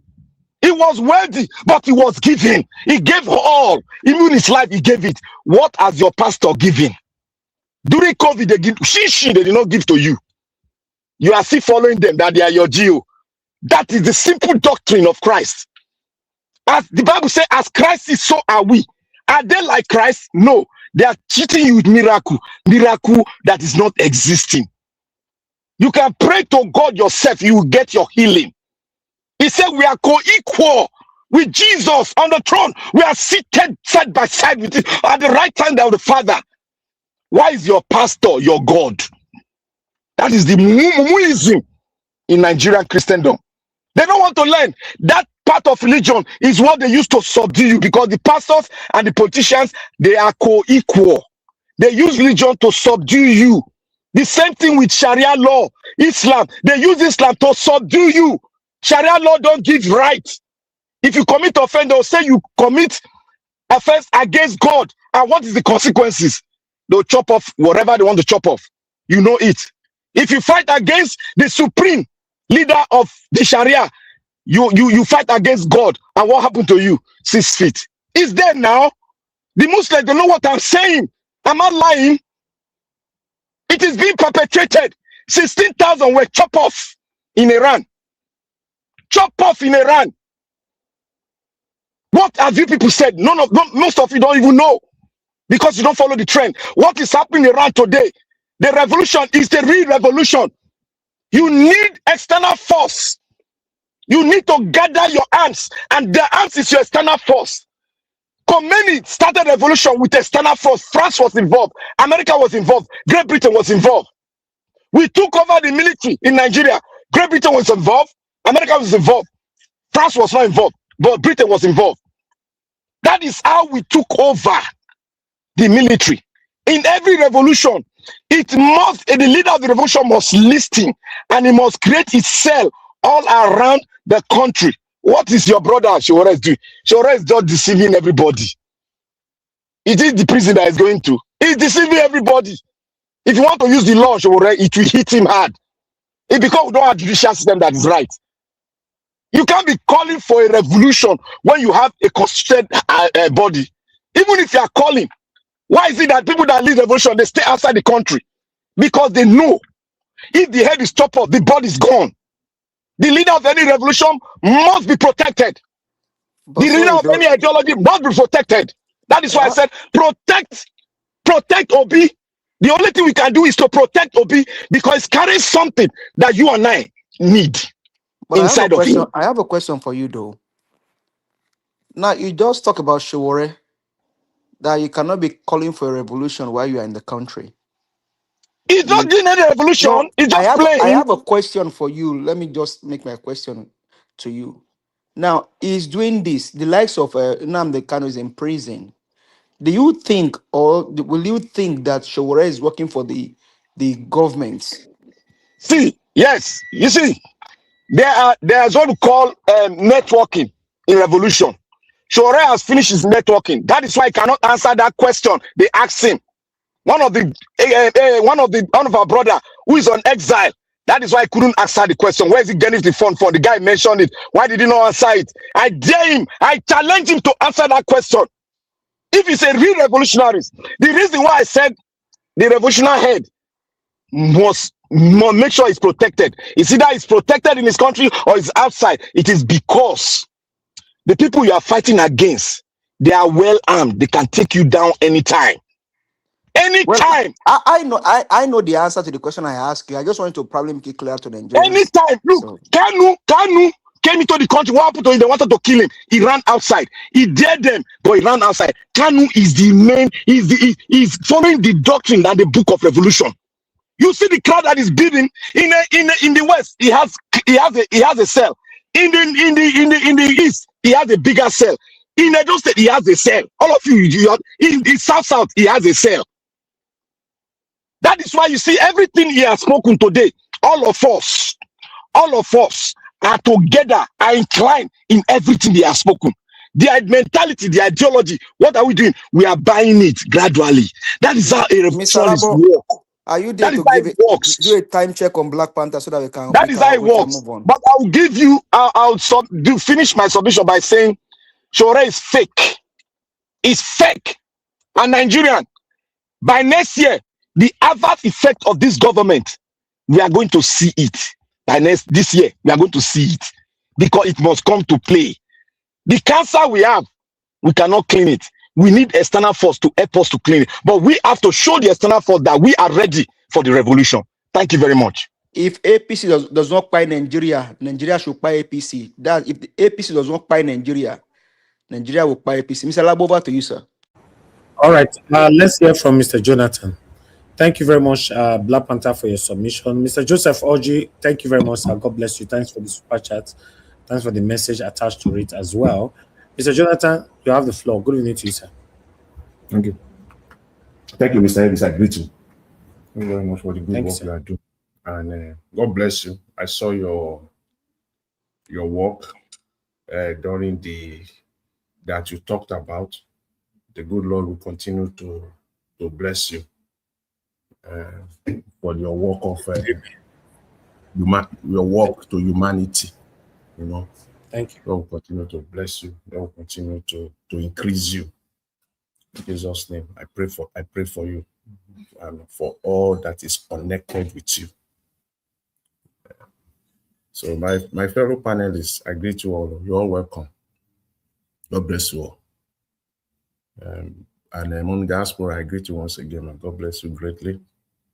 And my fellow commenters and callers, I greet you all. God bless you all abundantly. You are welcome. Yeah, I listened to Mr. Black Panther attentively. Yeah. Quickly want to respond to the question asked by the caller that why Araban-B, let me just start from there briefly, why Araban-B should not be arrested. Again, my response is in line with what Mr. Black Panther said. You know, he can't be arrested, first of all, as long as he has not committed any crime. That's obviously any crime. He can't be arrested. He has the right to be running his mouth all over the space. However, he should be cautioned. Nothing stops right-minded people to caution him, to put him on the right side of things. It should, as a matter of fact, you know, he can and he should be cautioned.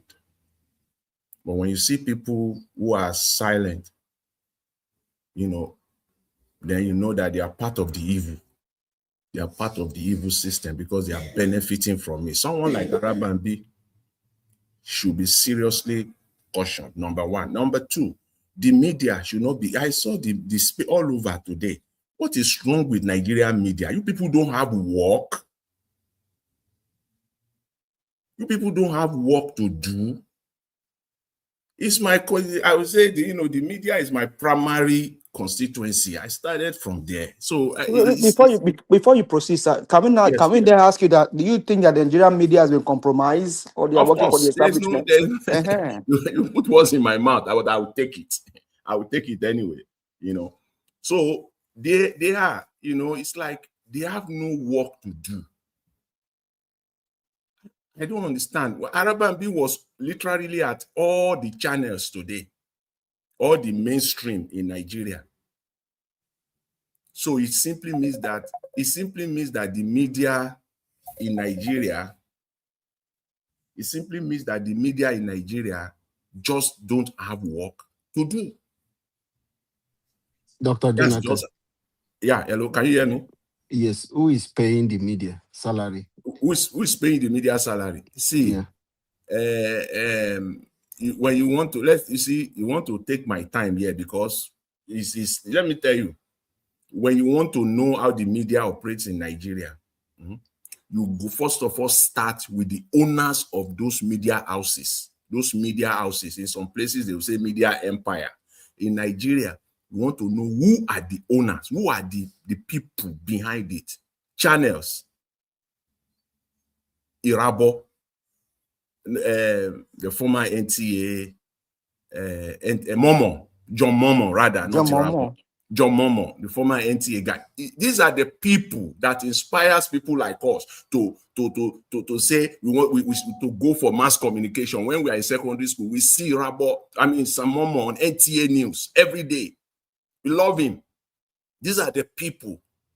But here we have today, we have Irabo. And then Silverboard is owned by who? Silverboard. And then you look at Arise, Unduka, Ubaigbena. These are the people. They are well connected with the system. They are entrenched with the system. They are part of the system. So it's whatever they want that goes in their media houses. And then you talk of TVC. Of course, we know it is Mr. Tinubu. So we don't have true independent media in Nigeria. We don't, not even close, not even close to it. Not even close to independence of a true independent media. We don't have it in Nigeria. Honestly speaking, we don't have it. If not, all these young guys there sitting on channels, they can't even ask the right questions. That is, sometimes you will be sitting down watching some of these interviews, and I will just be scratching my head. If just yesterday, anyway, let me quickly end this. Araban-B should be cautioned. That's just it. It should be cautioned. And again, the media should not be giving him this space. Who is Araban-B, for crying out loud? Okay, let's talk of balance. Let's talk of what? Balance, because that is what the media is. You brought Arabambi out to know that these people, if I continue, I will have no choice but to just be describing them in the most negative fashion. But see, Arabambi was all over the place today. Where is the space for Nenadi Usman? Where is the space for her today? A balanced media will say, we have reached out to the people from the Nenadi Usman camp. They refused or they declined. But it is Arabambi, they are also all over the space. I only saw one interview with one guy who wore, white attire, I think on the Nenadi Usman side, and just only on one platform. That's not how it is done. So that's just that about that. I want to talk on this man called Oshiomhole. Even today, I've proposed in my mind that I'm going to talk about it, whether Mr. Elvis presented it or not. I'm going to use my time to talk about this man, Oshiomhole, today. But thank God, as well, you are on top of the Nigerian space, so the Nigerian story. So you brought it out today, at least in one way or the other. I don't understand why this man called Oshiomhole, this is all over. It is another man that should be cautioned, but again, this is Nigeria for you. He was at Channels yesterday, an interview that run for about between 45 to 47 minutes. Thereabout. Shehu asked him only 2 direct questions. This man took the entire time. Oshiomhole was running his mouth for 40 minutes. At one point, it got to Shehu realized that this thing is going nowhere. He tried to counter. He refused. He refused, and all he was talking, what he does not know anything about, again, because he believed that Nigerians are morons. The majority of people that are listening to him. What does Oshiomhole know about the economy? What does Oshiomhole know about taxes? What? For goodness sake. And for Shehu, you want to talk about taxes? Is it Oshiomhole that you will bring to your studio for a program like that? A prime time political program? Is Oshiomhole, if not for the fact that you want to come and deceive people, running his mouth, talk rubbish all through about taxes. Oshiomhole talking about taxes. Everything, he wrote it down. He wrote everything down. Talking about progressive tax. What is it that Oshiomhole know about taxes, for crying out loud? Saying that as long as it is the rich that are paying the taxes, it will not impact the poor. Look at the moronic sense. As long as it is the rich that are paying the taxes, it doesn't affect the poor. Look, just listen to that stupidity, ignoramus statement. If the rich are paying the taxes, it has the multiplier effect on the poor people. Even though you are taking it from the rich will pass it on to the poor. In what form, sir? In many ways. If you have your business, you have your factory, and government now said that you'll be paying taxes, they increase it, they double it, no problem. You will pay it. But the prices of that's the elementary explanation. The prices of your product will also jump in line with that taxes that you are paying. There's no free lunch anywhere. If you have been paying 100 million naira in taxes, and then because of this new tax law, you are now paying 250 million, are you a Father Christmas that you will just throw? You are so nice like that. You will just throw 150 million additional to the federal government. You pass it on to your people. Yes, that's what you do. So at the end of the day, it is the people that will still pay the tax, that will still pay it. He came and be running his mouth about progressive taxation in Nigeria. They are talking about foreign taxes. Oshiomhole even have the audacity to be talking about foreign taxation, foreign business taxation, the amount of taxes that they are paying for foreign people. He was talking about double taxation. What is it Oshomole know about double taxation, for crying out loud? Rather, and then on top of it all, for me, my conclusion there was just that it was a pre-arranged interview. He called Sheung to come and say his own, run his own mouth there, and Sheung gave him the floor. He gave him the floor all through. Because it would be easy for me to conclude that perhaps Sheung also does not even know anything. He doesn't even know about the subject matter. How could we allow him to run away for over 40 minutes? And he asked him only 2 direct questions, just 2. The rest was just to try to counter him.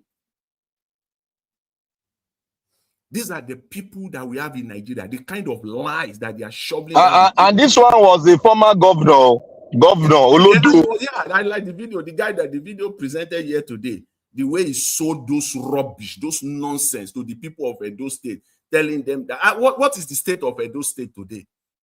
What is the state of Edo today? They have nothing to show, but they still want to retain power. For what? He's ready to say all sorts of rubbish because he believes that he can do it over and over and over again. He did it before. He succeeded. He's ready now. He's already doing it now. This is the template for 2027 to come out and say these lies to Nigeria, and the media is not ready to hold them to account. If you see a serious media guy, a serious anchor who know his meat very well, honestly speaking, if you undo Oshomole will, in fact, he will pee on his pants within the first 30 minutes of that interview. Because his strategy is to ensure that he eats up the entire 30-40 minutes. And you can't get anything sensible. All lies. It doesn't make any sense.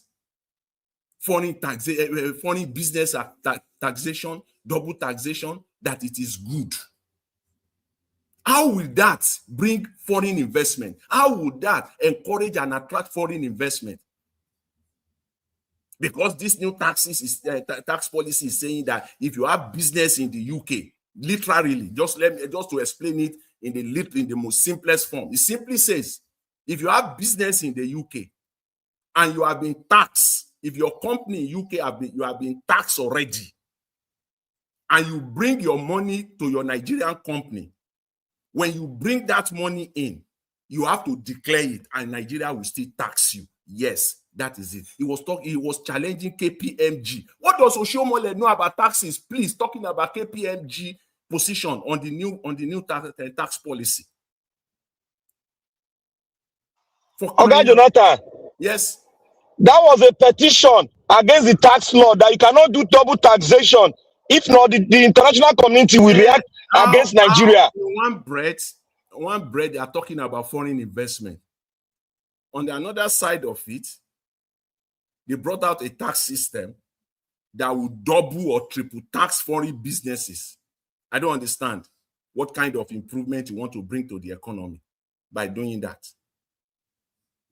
I just don't understand. That is what the law, and the guy, Oyedele, the tax guy in Nigeria, because, when you are caught, and because, his level, his status as a tax guy, as an economist, instead of him to admit that that was an error, and the government will do all it can, all it is necessary to amend that section of the tax law, is fighting KPMG, is fighting them back.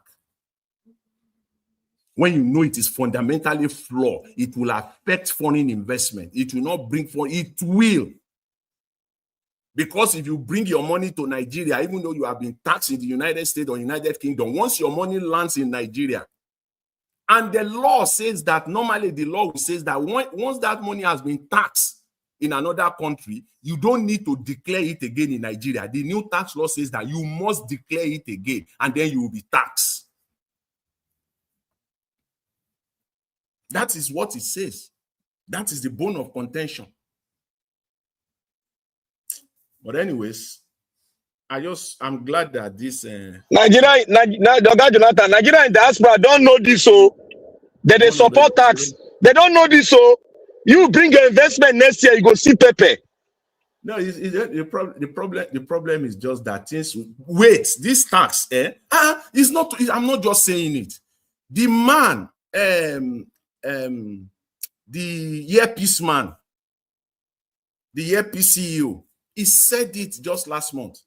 He said if nothing is done to this tax law, he said by the end of this year, he said most local airline in Nigeria will shut down. They will shut down. He said it. That was his statement. We'll see. We'll start seeing the impact. Just wait and see. And somebody said something about the level of hunger in Nigeria, and yet people are not speaking. I don't know. I think it was Mr. Elvis who said that. Look at the level of hunger, and yet people are not speaking. It baffles, a sane mind. That the level of hunger, and yet people are not speaking. Why? I think that's a legitimate question to pursue. Why? Why is it that people are not speaking with this level of hunger in Nigeria? It baffles me. Me as a person too. It just baffles me. So all this, when you put it all together, Nigeria, let's just say it the way it is going nowhere in 2026. And finally, let me just say this for a minute, and then I shut my mouth. Is this dirty man, dirty brother, who spoke today? You see, that man is a very, very corny man. Very, very corny man. He's saying, all of them have been saying it. He's also echoing it and reinforcing it. That if the obedient insist that it is Peter Obi or not, or nobody else, it is not a democratic, it is not that's that kind of undermine democratic process. Okay, fine. It undermines the democratic process. Why not add to that statement that if during that so-called democratic process, delegates are bought, how will you describe that? Is that a democratic process? It is a legitimate question that people are raising. It is because of the lack of confidence in that process that process will be jeopardized. That process will be bought with money, with dollars. If it were to be free and fair, Atiku will not win. All of you knows that the reason why Atiku will win is that process will be bought. But Oga Jonathan, yes, consensorship is part of democratic statement.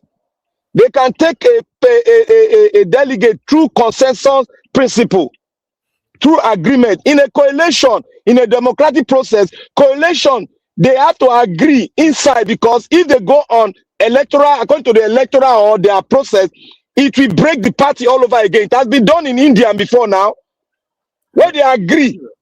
And they now elected the party that has the highest this thing in the house, just with 0.5%. They elected them to be a prime minister. So what is he saying? Consensus is part of democracy. And that is what we need. Okay. Thank you, Mr. Jonathan. That's okay. Let me just, okay. It's Mr. Alabo. I don't want to find myself in a position where I was, I will end up saying actually.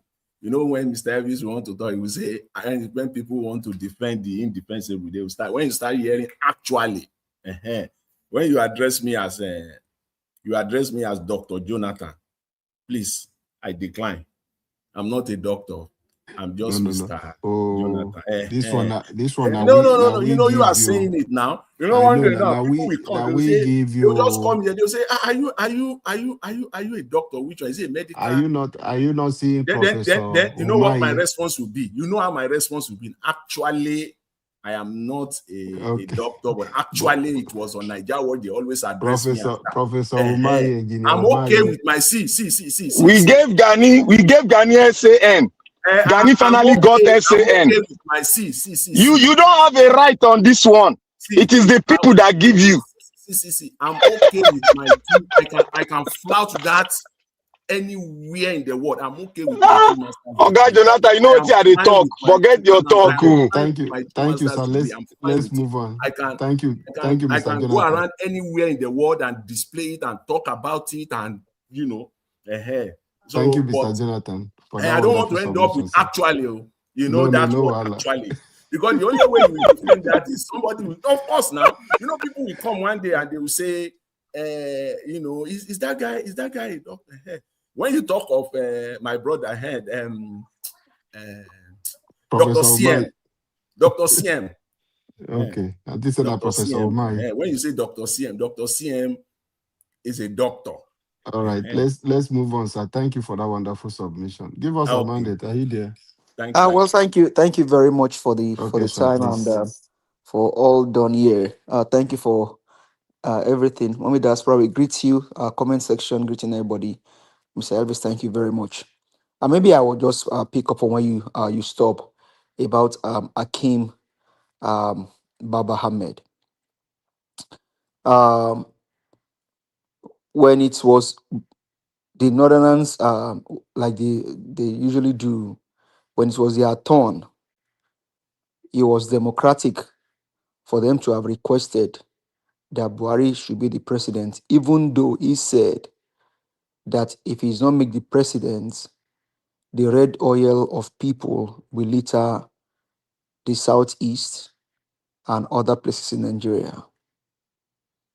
This is how you know men that are criminally minded human beings. And sometimes he speaks as an orator because I believe that he lacks humanity. If he's a man that is filled with knowledge and wisdom, with all due respect,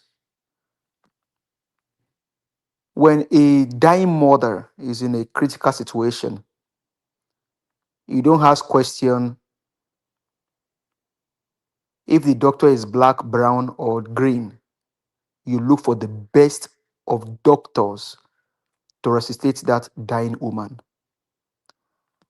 As it is right now, Nigeria is in a dying state. Nigeria already is. I think during the election, CM said Nigeria is in a coma state, if it is not even dead now. And now Nigeria need to be saved and rescued. And then you hear a man that you think that with his eloquence has knowledge and wisdom that can be applied to the issues plaguing you and I. Now, when Buhari was to be president, it was good for them to have gone all out and say, Buhari does not become president, nobody will get it. As a matter of fact, the former vice president of the country, in person of Yomi Oshibajo from the southeast, said that from the southwest said they will form a parallel government, and everything was done to remove Jonathan, even though he was elected democratically. Jonathan has the brighter chance to go for a second term, but these guys brought in Boko Haram. So if you look at the list of the Boko Harams, don't be surprised. People that have sponsored terrorism and Boko Haram in Nigeria, you found the name of the one that they call in quote criminal president today, Tinubu, as a sponsor allegedly, because they knew what they did to bring in these marauders into the country. And here we are today. That one is still plaguing the country. At this point, the country needs to be saved, and there is no other viable candidate that can do it other than Peter Gregory Obi. Not because he's the most perfect person, but as he sits right now, he's the doctor that we believe that can save the country from plunging into what we see in Venezuela, what we see in Congo, also Somalia. Because already Nigeria is in that state already. Nigeria is already in that state. And it bothers me when you see these old men. When you see these old men that you think that they would think and know that this man is a man that we all need. A man that ran a business in the UK. And the palace will invite him. They will invite him to the palace. There are only few people that has a black card all over the world. Peter Gregory is one of them. A man that had a thriving business in the UK, have a thriving business in Nigeria. Before he became governor, they've been investigating him, and no element of criminality find to him.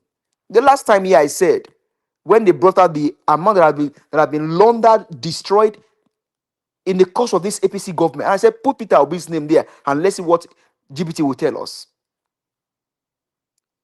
He said, according to social media statements, that means EFCC, the one in charge of money laundering, embezzlement of funds in the country, cannot even trace anything to Peter Obi.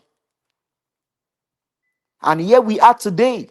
You see men in their right senses that you think that these people should be on the table making plan for the country, still telling you that Atiku is the most viable candidate. One, at what age? Two, what has he done differently? His own boss said that Atiku, leaving him alone, is the worst criminal that Nigeria ever had, ever produced. In my own word now, just quoting Obasanjo.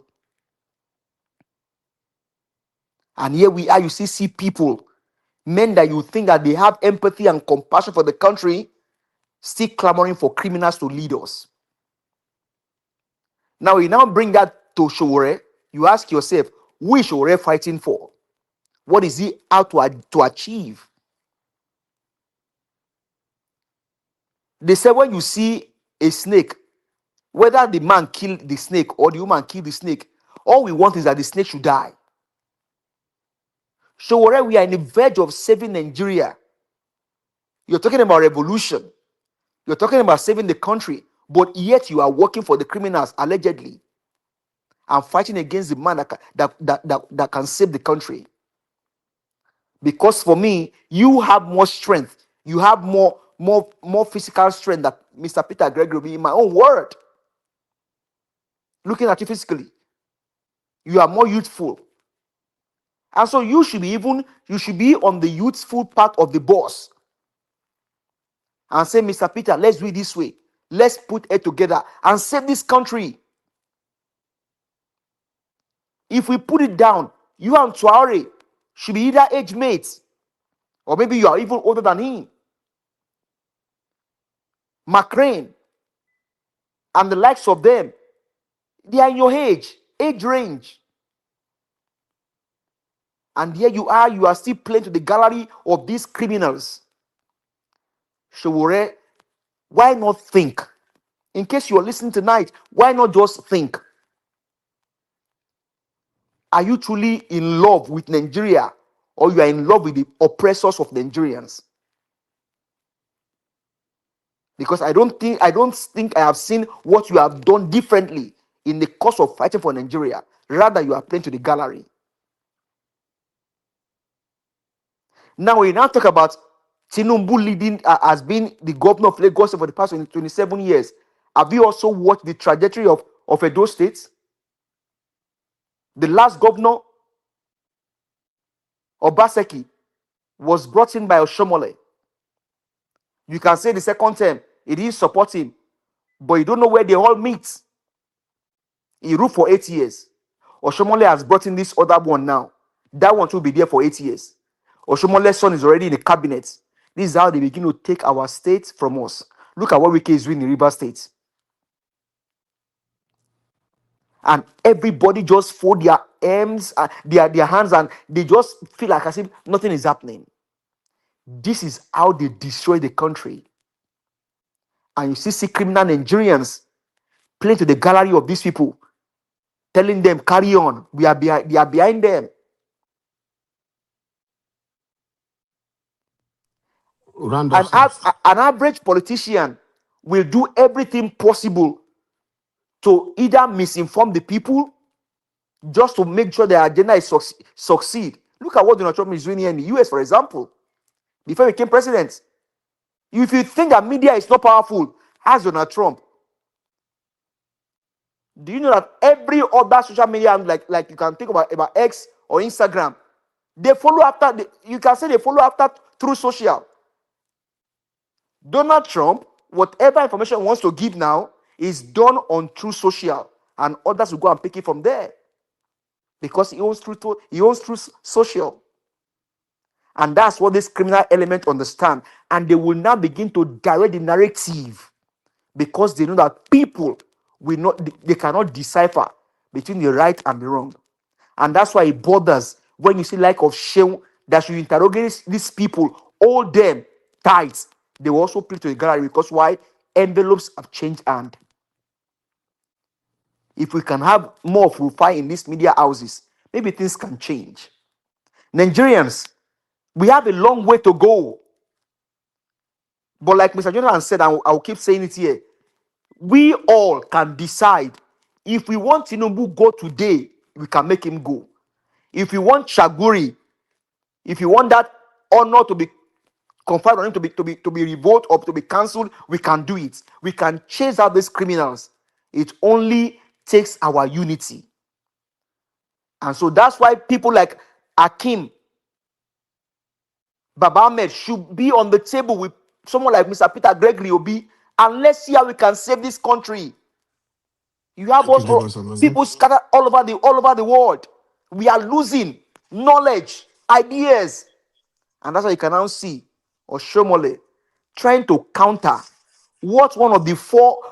There are four. They call them big four auditing firm in the world: KPMG, S&P Young, PricewaterhouseCoopers, and Deloitte. And we now see a senator challenging an audit firm recognized internationally. Why? The criminals are taking over the country, and their main agenda is to destroy that country, regardless of what the books say. Thank you, sir. Thank you. Thank you, sir. God bless you for that wonderful submission. We strongly believe that Nigerians are listening. A new Nigeria is coming, and it is possible. Together, we will get it done. Thank you, sir, for coming out tonight, adding your voice. God bless you, sir. Dr. CM. Dr. CM, are you there? All right. Alabo, good evening. Good evening, sir. Good evening, fellow panelists. Niger Watch, wherever you are, good evening. I greet each and every one of you. Those listening, those on the chat, wherever you may be, welcome to the show. Yes, what really caught my attention today was this. Is it not Khalifa Baba Ahmed? That is the senior brother of Dati Baba Ahmed, or Hakim Baba Ahmed, not Khalifa, Hakim Baba Ahmed. You see, the man is very cocky. Not corny. Corny, maybe cocky. That's what the English people call cocky. You see, the way he talks of all this, all that, pretending as if he doesn't know what time it is in Nigeria politically, or the suffering. Anyway, to them, maybe as a Fulani, they don't care. After all, it is their wish. They deliberately impoverish the people so that every time they come back and tell them, Madam one, where come from southern Nigeria is your problem. That's why you are begging. Otherwise, the way they have planned it was you should be, then that is it. He's just wasting his time. You see, I'm glad that part of the news making the round is that either Obi or nothing. All this party, that, I don't bother. As Obi said he will be on the ballot, we don't know the party yet. So I stand by that word. Obi said, I will be on the ballot. That's what he said long time ago. 20 say he will contest. Say because those running are not better than him. He said it. Secondly, he now came back to say, I did not travel all over the world to learn leadership, to be vice president to anybody. That statement is very powerful and instructive. You see, it's only it's unfortunate that, okay, let me digress and what I wanted to tell Niger Watch, but instead of interrupting him when he was talking, I would have told him. So I wanted to say, Niger Watch, yes, if we say you have you can come back and reside in the UK. I wouldn't tell you to stay in Nigeria, maybe there, because I know, even if without you telling us, I know the enormity of hardship that is there. But the thing is, if I'm to be selfish, I would have loved every day keep posting the cost of living, how hard things are there, so that people will understand that, look, it's no fluke. There is no way you are going to turn the table without the people deciding what they want to do. Rather, it's unfortunate that Nigerians believe in discussing tribalism. And what pains me is that with this level of suffering, people still have time to be talking of the color of the cat. Mao Zedong of China, who built China, who revolutionized China, in those days, because China believes in communism, at a time the man felt, because he visited them in 1972 or thereabout, President Nixon, the first American president to visit China. He visited China, went to the Great Wall of China and all those things. Then Mao Zedong sort of repaid the visit. He went to Massachusetts Institute of Technology and all those. America showed what is American power, the power of ideas. After seeing what America is, he started trying to cut to see what they can get. Then the Communist Party in China started calling him a capitalist holder. Say, what is this man trying to do? We are communists. The man said, no, China is suffering. It is not the color of the cat that matters, but the cat that can kill the rat. That's what he told them. And that was what brought the Mao Revolution in China. People should go and read about it. You see, at this point, Nigeria is on its knees, even sinking.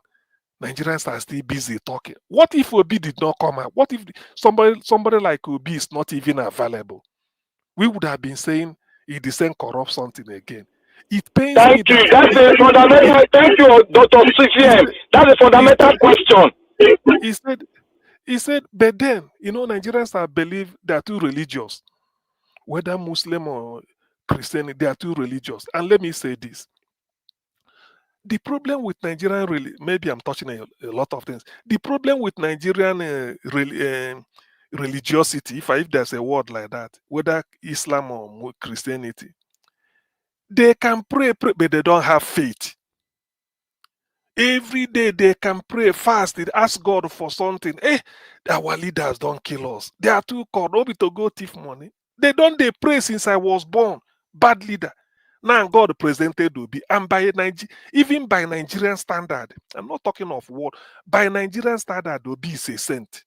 I'm not talking of words. By Nigeria, everybody agreed. For the first time, you see a politician stand up and look the countrymen and women in the face and say, go and verify about me. If you find anything incriminating, publish it. I stop campaigning. Till today. But sorry, sir, can I ask you a question? Who are the most people against Peter Obi's candidacy, if not the pastors? So you see, now you wonder yourself. This is like somebody who is crying for, I'm thirsty, I need water. And somehow you find yourself in the middle of Atlantic Ocean, and you are still looking for spittle from your saliva to wash your hand. But you're in the middle of Atlantic Ocean and you pray for it. So how then do you want to know that God wants to save you? This is a man that came. Say, look at it. I know this leadership. And people will just be looking, what is the color? It is not the color of the cat that matters. Can the cat kill the rat? That is what you should be asked. The question Nigerians should be asking. Can Obi turn the economy around? We know our suffering. Can he fight this corruption? And I has told you, corruption is reigning because Tinubu is in. Are you telling me that if I'm a minister and Tinubu as the president, within 1 month or 2 months or 6 months of being coming into office, he bought a yacht, big jet, start dishing money to the wife? As a minister, I go to thief my own now. As a minister, yes, now. That is corruption. I go they steal my own because Tinubu cannot look any minister in the face and say you are a thief or tell Akpabio. Akpabio goes, no leave me. Or even say EFCC, go and they take Akpabio out. These are and thieves. That's why it does not have any case against Wike. You see, this is what P2B is saying. They ask him, Nigeria will ask corruption. He said, I didn't know he will give such answer. And that's why I'm always, when I come here, it's like I'm doing what they call is preaching to remind people, for those that their brains must have calcified. This is the issue. The man said, if I, P2B, am not corrupt, I'm not stealing. By the way, P2B was born 1961. This year, he will be 65 years. So in his 65, if by July he becomes 65 or so, and there's nothing, okay, let's say 64. Let me stop at 64. At 64 years, no EFCC case, no stealing, no corruption. Is it the 4 years he's going to be a president that is going to acquire house in Dubai Nigeria should use their common sense. Nigeria should use their common sense. If is it now that P2B will now say, okay, let me start to build for who? When a man every month he must spend at least 50 million of his money going to any school of nursing. Sorry for 10 seconds. That is why these are the reasons they did not allow Awolowo to become president. This is exactly the reason. So you see, for a man like that, that's why sometimes when they say think critically, just forget about what people are saying. Just bend down, sleep, and say, look, we have a problem. What the problem will be? Can Obi solve this problem? That will be not the color anymore. You'll be interrogating Obi, your economic this is this. How you go? That is what you should be discussing with him, so that you will not know as he's talking you, not whether he come in. Okay, if after Obasanjo, Atiku left office in 2007, Obasanjo wrote a testimonial as his boss to recommend him for any future job. Obasanjo said this man is like more like a thief. He put it in black and white, not in a small document or maybe something of a pamphlet, but a book, 3 volumes with ISBN, International Standard Book Number. Any book. Cryptomania. So you see, when you put information or Dr. Sim, one minute, round up. So when you put something like this down, what you are trying to tell people is that you are sure, because you can tender it in any court in any part of the world as evidence. And remarkably, Atiku till today, I stand to be corrected, has never called a press conference in which he will sit with microphone. He said, look, my attention has been brought to a book written about me. All these things are not, they are lies. I debunked all these and nothing. Okay, Atiku, you can commission a journalist to write a rebuttal of your own. Maybe let's say my stewardship in government. You state your own case. He hasn't done it. Maybe peradventure Obasanjo is no more and the Atiku is still living. That is when they will now say, Atiku no say it. Atiku they respect authority. He doesn't want to join issue with your Obasanjo. That's why he left it. People will bring a spin. Say that's why he never touched it. So Nigeria, that's why I always ask people, what really do you want? You are suffering. God in heaven cannot come down as God. He will use one of you among you to solve your problem. You've been praying. Somebody like Peter will be emerged. And he's willing to do the job. Hold on, let me round up, please. And he's willing to do the job. Why is it people are now asking of the color of the cat? Is that what matter? If they, like Paya Deben just said, if they ever miss P2B, anyway, they know. And the man said 2027, if he didn't, they just retire from politics, win or lose. So that means that some people are still interested and they will be shouting, Nigeria is bad, Nigeria is corrupt. If after 2007 you want to go back to Atiku, with the corruption? Are you moving forward? You are which means you are going backwards. That is the meaning. A vote for Atiku is a vote for 2007. Thank you. Thank you, Dr. Seb. We will come back to you. Sorry, Mr. Labo. 1 minute is not. Yes, sir. I think that just to buttress what he said, if God would have come down, he wouldn't have sent Peter Obi now. He would have just come down by himself, come and do it. Okay, thank you, sir. Mr. I think Omochola, please speak to us, sir. Thank you. Yeah, I greet the house, the great panel, the great Mr. Elvis Nigeria Watch panel that comes here to educate everybody in Nigeria and diaspora. Mommy diaspora, I greet you. Where do I start from? Let me start with what Dr. CM said just now about Atiku. Atiku was in charge of privatization of Nigerians' assets. Where is Nitel today? Where is Post? I'm in the UK. We should be thanking the UK government. It's our recklessness that brought us to where we are. I'm here, I'm receiving letters. I can post letters to get to where it's going to. I can post my international passport and not be scared to get missing. They have phone calls. We can make phone calls without stress. Things are working. These are things they set up for us. But a black man, according to Mr. Dark Black Man, who swear for us? Every single thing they kept, the British laid the process, laid the foundation for us. We crumbled everything, and the headmaster of everything is Atiku. Where is Ajakuta Steel Company today? Nowhere. Teta Steel Company. So where is the money? We can't find. Nitel, who ate the money? I don't know. Nigeria Airways, they granted it. We are just a kind of human beings that we don't like good things. We don't like good things. Let me leave Atiku and his problem. Mr. Elvis started this program asking of Tinubu who is the governor of Lagos State. It's Tinubu. I lived in GRA, Ikeja. And the time this terrible president got the governorship he got elected as a governor, the first two things they started doing was to sell properties belonging to Lagos State in GRA.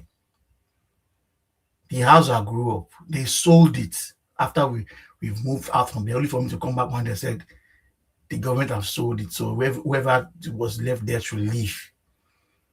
That same property, if you go there and you build luxurious apartments there, if you do an audit of all Lagos State properties in Ikeja GRA, they have sold it. And they sold all during his tenure.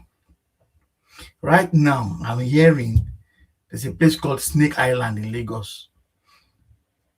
Now, Shaguri, that is one colonizing Nigeria now through Tinubu. They want to build a tunnel to link the island. They have forgotten about the Fourth Mainland Bridge. Ask me, who is funding it? The story is not in the headline. It's not in the minister's quarters. Maybe federal government are aware. They are aware, but underground stuff. And in the documentary, they asked, who is paying? They said Shagru will be paid with land in Snake Island. Now, if you make a tunnel to the Snake Island, just because the island is big and there's no access road to that place, you build a tunnel and you say the man is going to get paid from land in Snake Island. What have you just done? They have indirectly sold part of Lagos to a foreigner.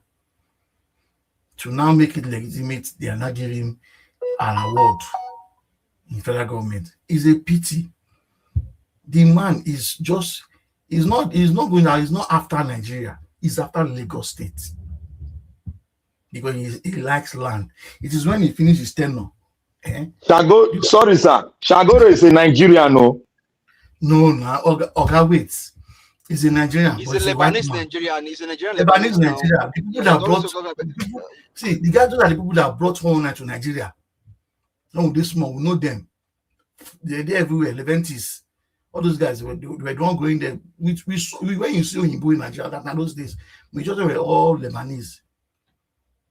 So they are the ones eating us dry. So Tinubu, go ahead to continue. But according to Mr. Elvis, he has said it. And the truth is, that's just the plain truth.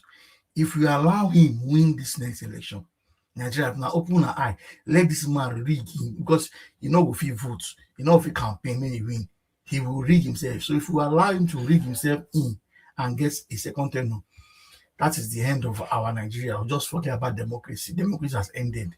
He will rule the country the way he likes it. He will pick the next northerner that will listen to him.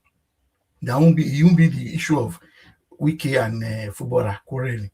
In one case, different. It's a masterpiece strategist. He can strategize what he wants to do.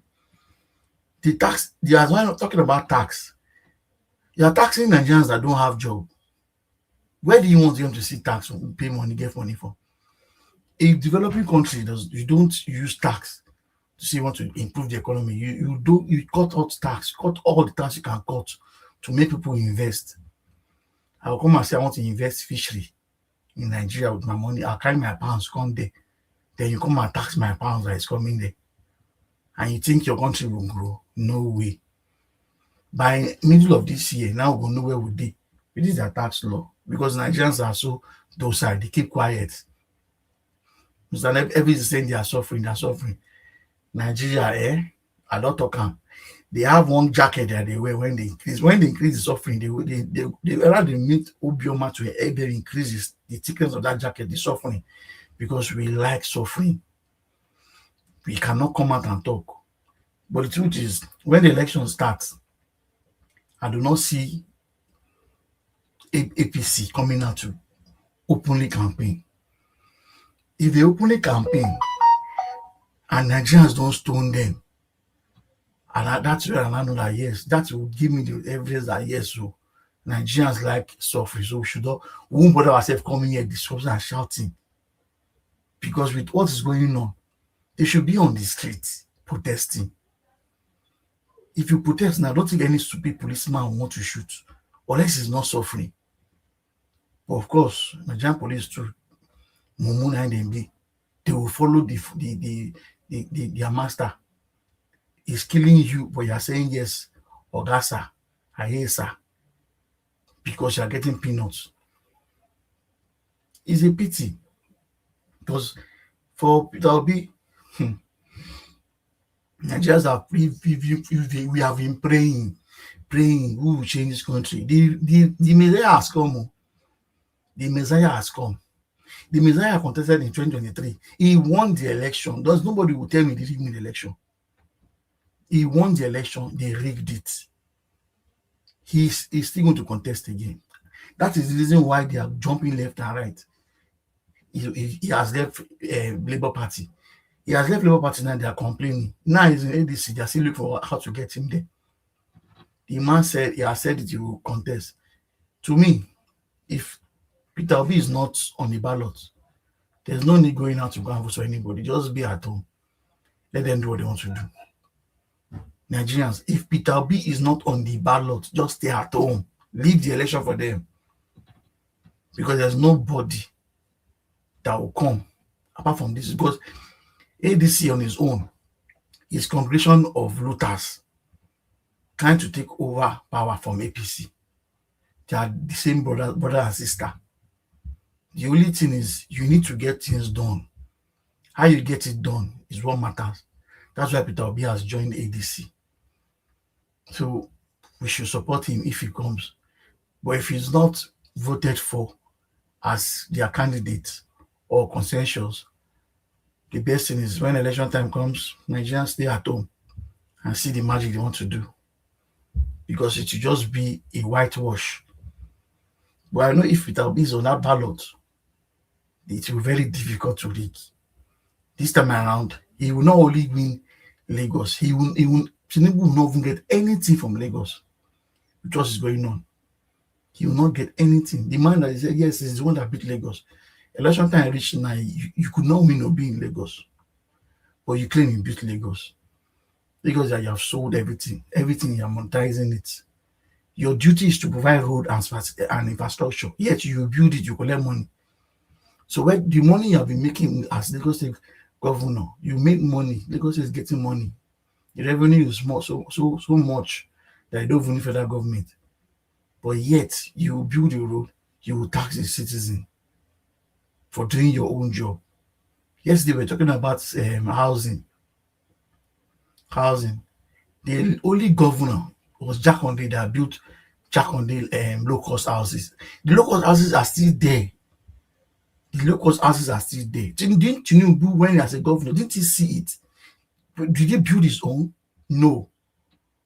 They will build house for themselves. Anybody can come and tell me today that nobody should tell me that there's low-cost housing anywhere. They have never built any low-cost housing for citizens. What is wrong for you to build houses and take rent from it? Is it a man must grow and build his own personal house? In UK, people rent houses here. After many years, their parents don't die. The houses go back to the government. What is wrong in yours building and say, okay, these houses in this area, you have gone to Makoko, you have gone there, demolish it. Give them 20 years time now, you see high rise there. The high rise one is not meant for common people. It's for the maybe middle class. People that were living in Makoko now, they've chased them out of that place. It's a pity. We don't care. We don't bother ourselves. Lagos has not done any development that's making sense at any point. You build estates, you will not give the people that needs it. It is people that have the money that have stolen money. Abuja, they build estate everywhere. It is stolen money. They isn't buying them. Go to Abuja, most of the houses are empty. They say it's low cost, but they bought the houses. Who are staying in the houses? Nobody is there. When somebody in the ministry is needing money, he will remember he has a house in Guanipa, he will sell it to keep money, have cash. That's what they do. It's just a pity. But I'm just praying that this next election, Nigerians will shine their eye and vote the right person and follow the vote. Thank you.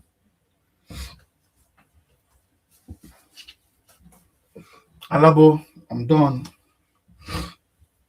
Thank you so much for that wonderful submission. We appreciate you for adding your voice, sir, for today's discussion. A new Nigeria is coming, which we strongly believe that new Nigeria is possible.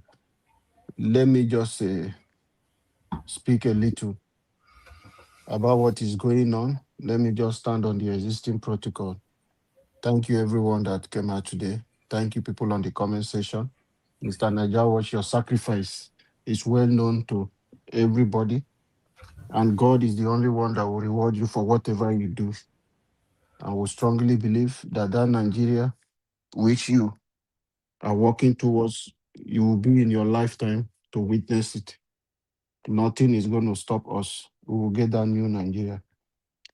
But the only way for us to get this country we all desire, every one of us want a better life. Why did you travel abroad? You want a better life. Why are you in Nigeria? You want a better life. Growing up, you always want to live in a good house. You want to live in good places. But are your dreams, did you see them coming true with the kind of system you have in Nigeria? It is impossible at the moment. The kind of leadership we have in Nigeria is difficult for us to get that kind of system we all desire.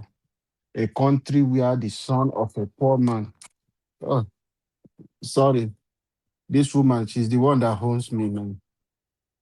Let me just pause for now. Let's go around with our 2 minutes at the moment. Black Panther, please speak to us, sir. Thank you, sir. My brother, thank you very much. Can you hear me clearly? Yes, we can hear you, but we'll still borrow you network from UK if you want. That's your Black Panther, we can't hear you. You are breaking. That is why this is your network. I don't know. Dr. CM, can you hear Black Panther? now. Can you hear me now? Okay, we can hear you clearly. Throw this network. Okay. Throw it away. You see, can you hear me clearly? I want to say one fundamental thing. You see, Go ahead. We can hear you loud and clear. that your word where they talk. You they talk like my father. Pale. You they talk like him. You say it go better. You know when I don't hear that word, I don't find tuna now. A new Nigeria is possible. Which new Nigeria? Where? Who won't give you? Who won't give you? With all the talks we have been talking here, with all the physical information we are getting from Nigeria, from other people, which new Nigeria? Have you heard where a country is being captured, then that country remain the same again? It's not possible. Mr. Black Panther, new Nigeria is possible now. It's not possible. Okay. With your own plan. Or with your let me tell you people, the one that will come and be this. A rebirth of a new country is possible. But that Nigeria is not possible because if that Nigeria possible, if this Nigeria possible, if this Nigeria one of the talks will possible, they're not going to remove that Sharia law. I can bet any amount with anybody here. They're not going to remove them. If that your Nigeria they talk possible, they're not going to remove that Sharia law. Go and read any other book, any other place. Go and ask anybody, any scholar in the world. A Sharia state will never remove it because that's their doctrine. And that is what has been ruling us for immemorial because they said Nigeria is their own. So how is it possible?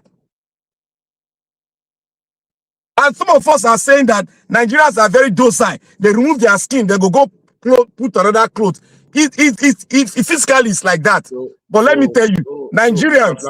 Wait, Mr. So there is no possibility for a new constitution. There is no possibility, except we must. It's not possible. These people, it's not possible. There's no possibility. Let me tell you what will happen. Make I ask you. Let me tell you. Don't put me. That your question. That your question will come in here. You go ask them. Let me land. Wait, now make I ask you. No. Don't ask me that question now. Let me land before you ask me that question. You see, Iran. I will always use Iran as a big because you people don't want to go and read. I will say it and say it. Iran were stolen from the Iranian for 49 years. They were docile. Cameroon have been stolen for 40 years plus. They are docile. It is now they are fighting. When they take your country from you, the structure in which they use in taking your country will be controlling you. They will force you to be docile. That is what is happening to Nigeria. Okay, I want to ask you a question, the Nigerians. When the military were there, when the military was in power, were we docile? Were we docile? So why are we docile now? These are the questions we should ask ourselves. We'll begin to find solutions. Black Panther. Yes, sir. Thank you, sir. You have your fellow panelists here. Sometimes just manage your choice. Let us ask the question now. I'm ready for his question. Wait, calm down. Manage your choice of word. You are one of the respected person on this panel. What did I say that is wrong? Dr. CM is here. Mr. Jonathan, a lot of people give us. No. Tell me what I said wrong for. Don't be putting allegation. Tell me what I said wrong. You people don't want to read. Which word? You talk. You people don't want to read. You are just condemning your fellow people. Do you know what they do? Do you know how many Nigerians don't read? What is Nigerians don't read? You did not say that when you Nigerians don't read. You're talking. That's the problem we have. Mr. Jonathan was asking you a question, and that was your response. Please. No. I said I'm not going to answer his question now. To argue over there. Why are you telling me? Tell me, you want me to talk like say Nigeria they read? Your 2 minutes Thank you, is over. Black Panther. No, Alabo, I need to correct you.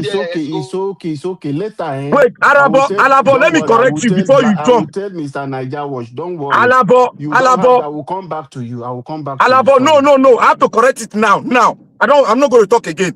Alabo, let me correct you. Don't think I'm going to be deceiving Nigerians. I'm not deceiving. Nigerians don't read. They don't read. They follow the Black Panther, it's okay. trends of things. That is what is happening. Black Panther, it's okay. Thank you, sir, for that Thank wonderful you. submission. Later, just tell Niger Watch to cut this your last submission and give to you. Reflect on it. Thank you. Mr. Jonathan, speak to us, sir. Okay.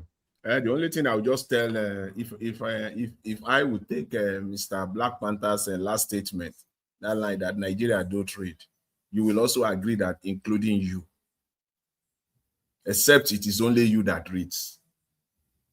You agree? Nigerians, you are a Nigerian now, and you said Nigerians don't read, including you, right? You want me to partition it? No. It's a yes or no answer now. Nigerians don't When I read. say, look, I'm a statistician. When I pick my statistics, 85% does not read. It means Nigerians don't read. It's not all. Then you have to be, wait. There's nothing there. See, let's be analytical. You say I'm being analytical now. I'm choosing statistics. You are misleading. Your statistics. I'm not misleading. I say I'm using statistics. You said Nigerians don't read. So if you had said that 85% of Nigerians don't read, or a larger majority of Nigeria, that is statistics. Okay, Nigerians, you want to hear the percentage?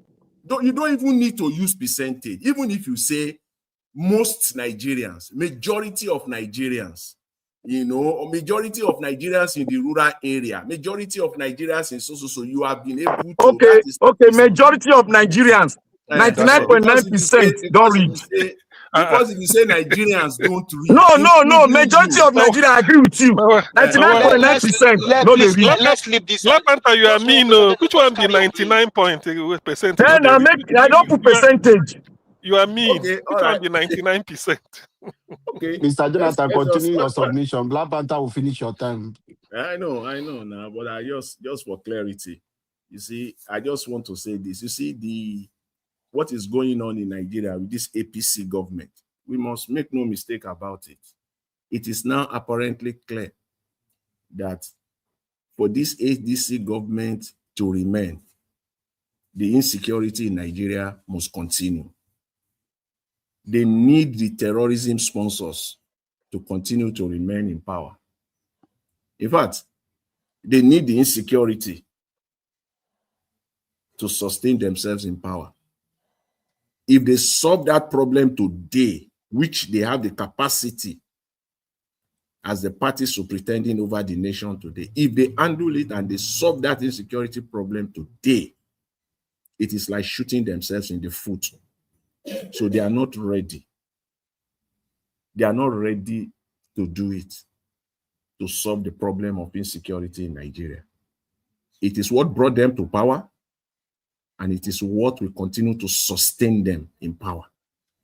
So that's why they are just playing games around insecurity in Nigeria. They need them. They need them. They need the terrorists. They need all the terrorist sponsors.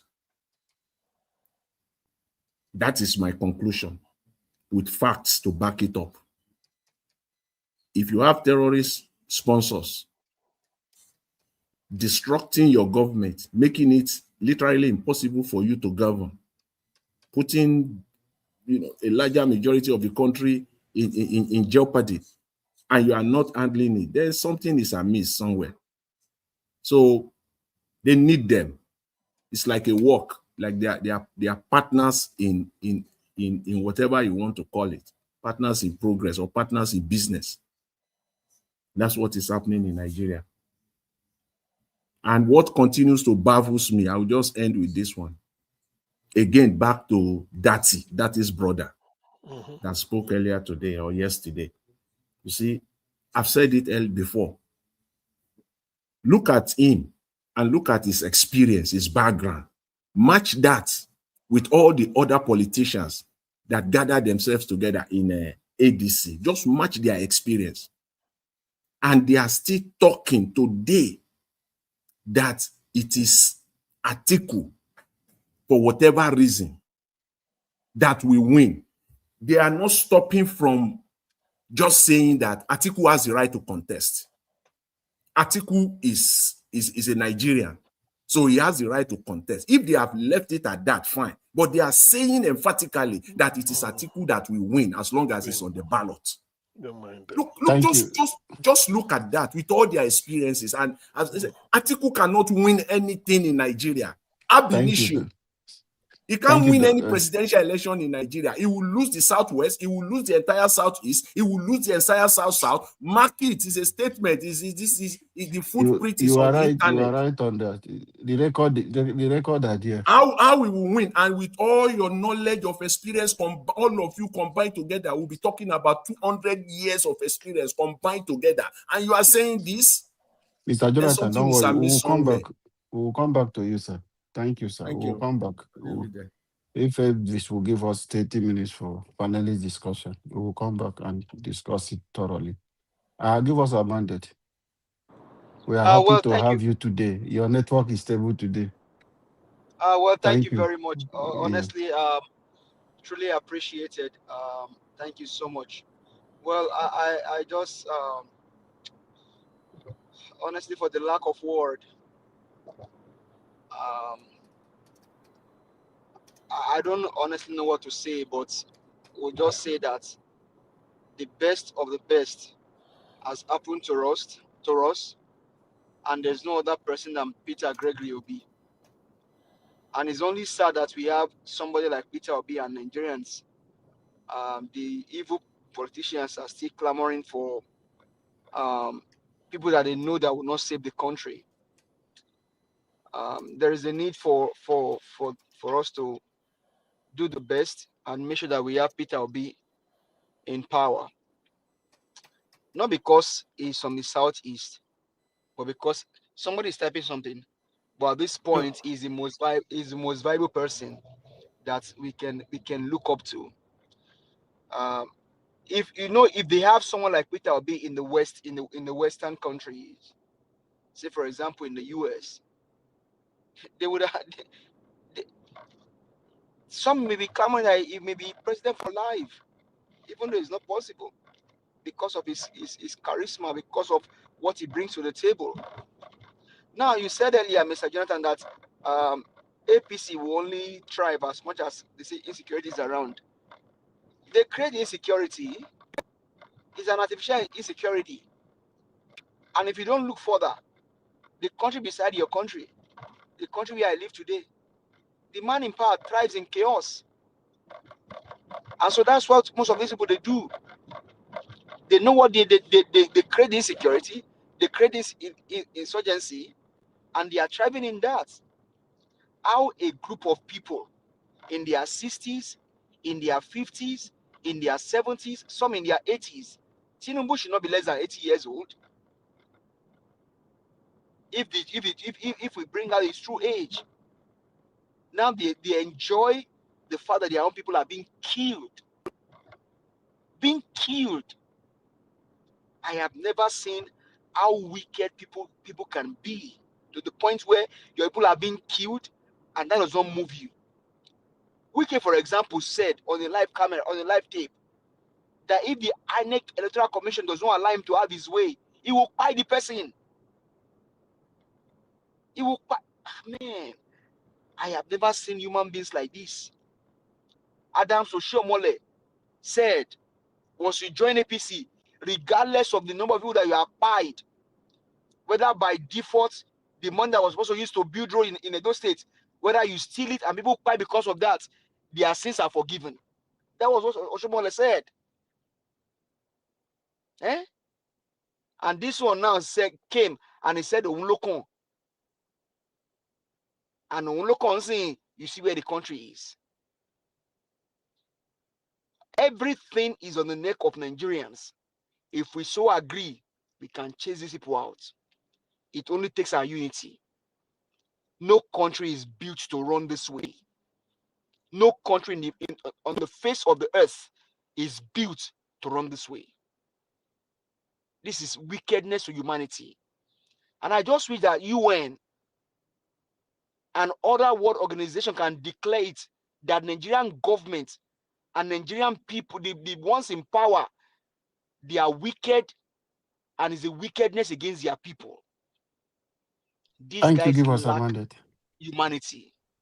Thank So you. We'll come Nigerians, back to you, sir. if we all agree, we can chase these people out. Thank you very much, sir.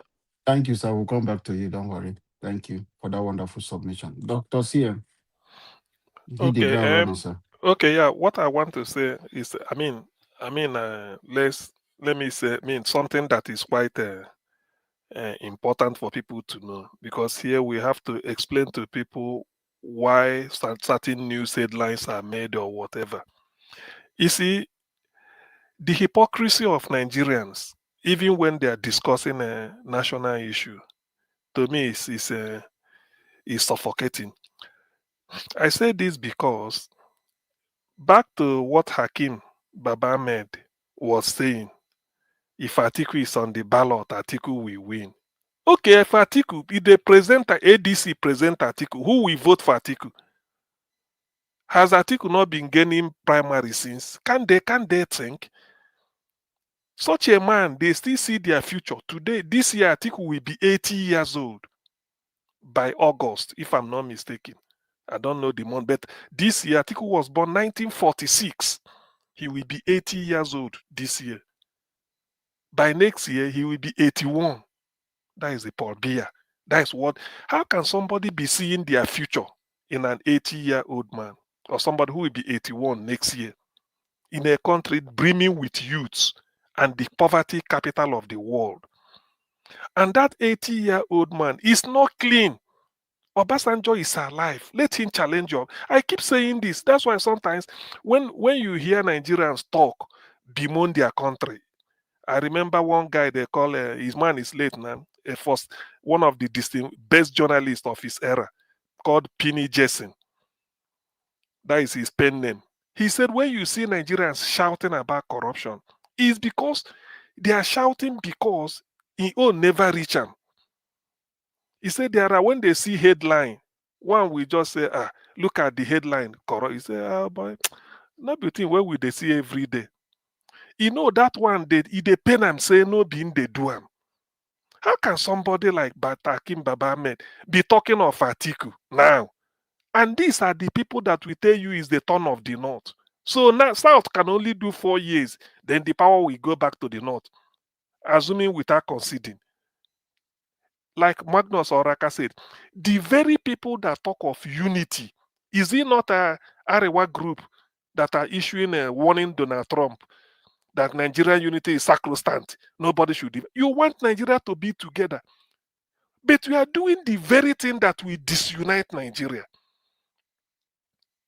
You are doing the very you people will say lower the cutoff. We want our turn. We want our children to score 2 marks out of 200, 7 marks, 18 marks to get into a unity school. When some people somewhere you must insist on getting 139. 130 is not okay. It's not enough. They must get. So are you uniting or are you separating people? Why is it that when these people Dr. talk, they are talking with an air of arrogance? Dr. That CM, is sorry, sir. With that reduction, are they still going to school? That is the thing. So for how long will we continue to wait for you? You want me to wait until you mature and you are not willing. Look at the way they talk. They are the people that it is because of the North they brought federal character. This Fulani, it should have been on merit. They said no, let it be federal. So when you get somebody from like Black Panther was trying to analyze the earlier, you get somebody with a first-class brain down from South. Then you can bring any non-entity. Now they represent their people. They're coming. Look at Nigeria. A whole Nigeria is having a minister for defense. That is what they've been doing now. A minister for defense with school start, which means the man has never exposed himself to what they call critical thinking, critical reading, and critical writing. Postgraduate study, nothing. no postgraduate degree, not even a bachelor's.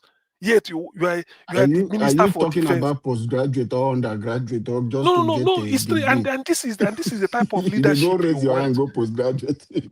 This is the type of leadership. This is the type of leadership we want. I mean, you are bringing out, and you want unity. You are telling America you can't divide Nigeria. We are sacrosanct. What is sacrosanct? Even the human life that God created, is it sacrosanct?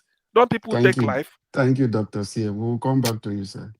We will come back to you. Nigeria maternity end. We will come back. They have removed this thing. No more polytechnic. It's now a degree they will be issuing out. So let's advise him to. He was a former governor.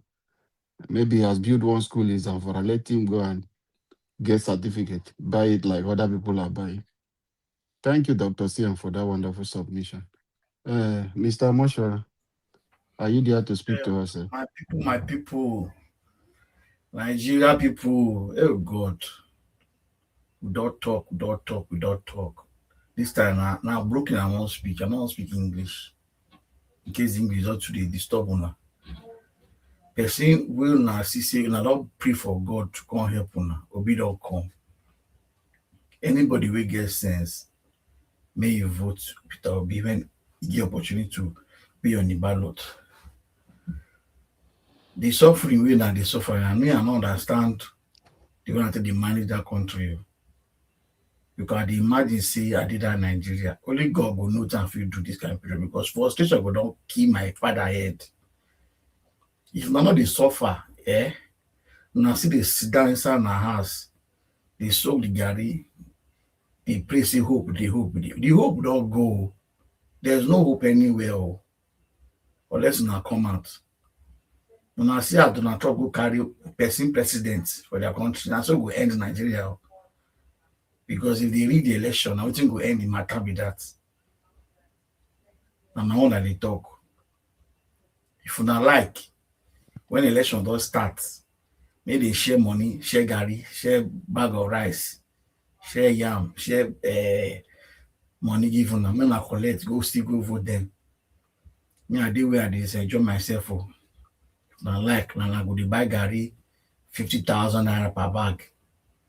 For me now based on the buy for 50,000 naira, and I go see how they exist for that 4 years.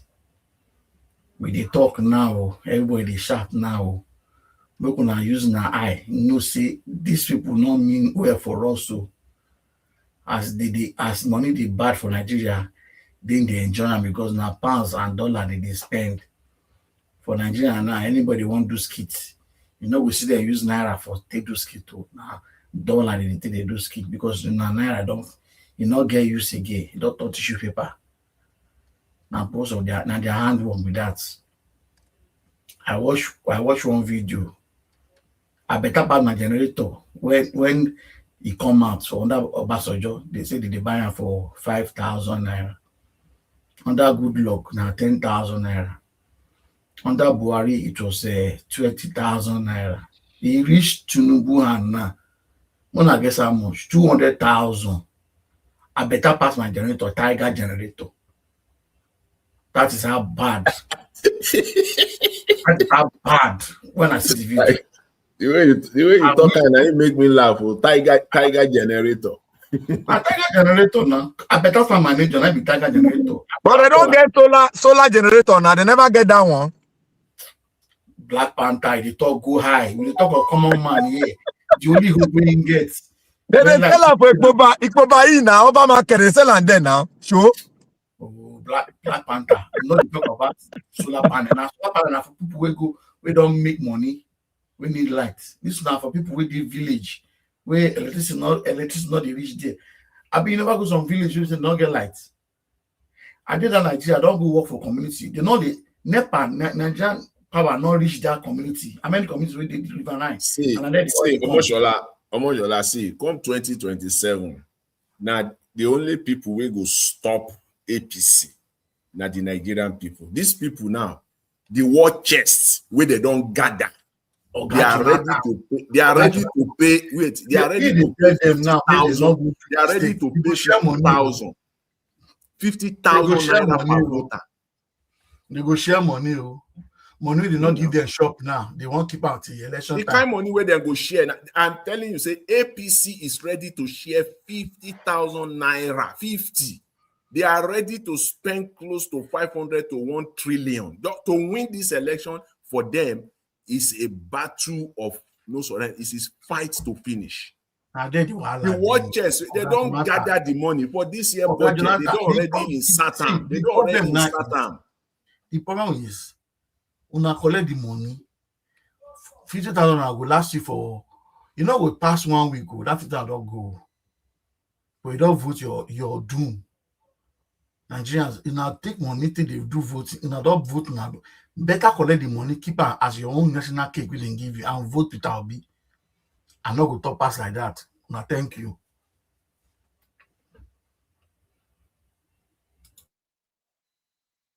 Thank you, Mr. Omoshola.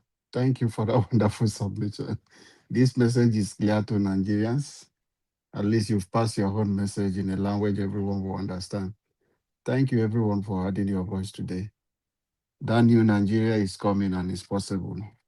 We just need to unite together. We will get that country we all desire. One thing we should just be thanking God for, like Dr. CM and Jonathan have said earlier. What if Peter Obi is not there? We know how Nigeria election used to be. In 2019, it was only left with Atiku and Buhari. There was no any other option. Nobody was even viable. We know that other people came out, people like Kingsley Moghalu, but nobody could push. Sowore was there, nobody could push. But Peter Obi came in 2023. Mr. Alabo, yes. Come 2027, if ADC come out with their rubbish, or that's just what I can say, and bring out Atiku. The kind the kind victory where Tinubu go get. That means Atiku is working for Tinubu. Simple. Mr. Jonathan, it will be unprecedented. I've said it on this platform several times that Atiku is part of the system.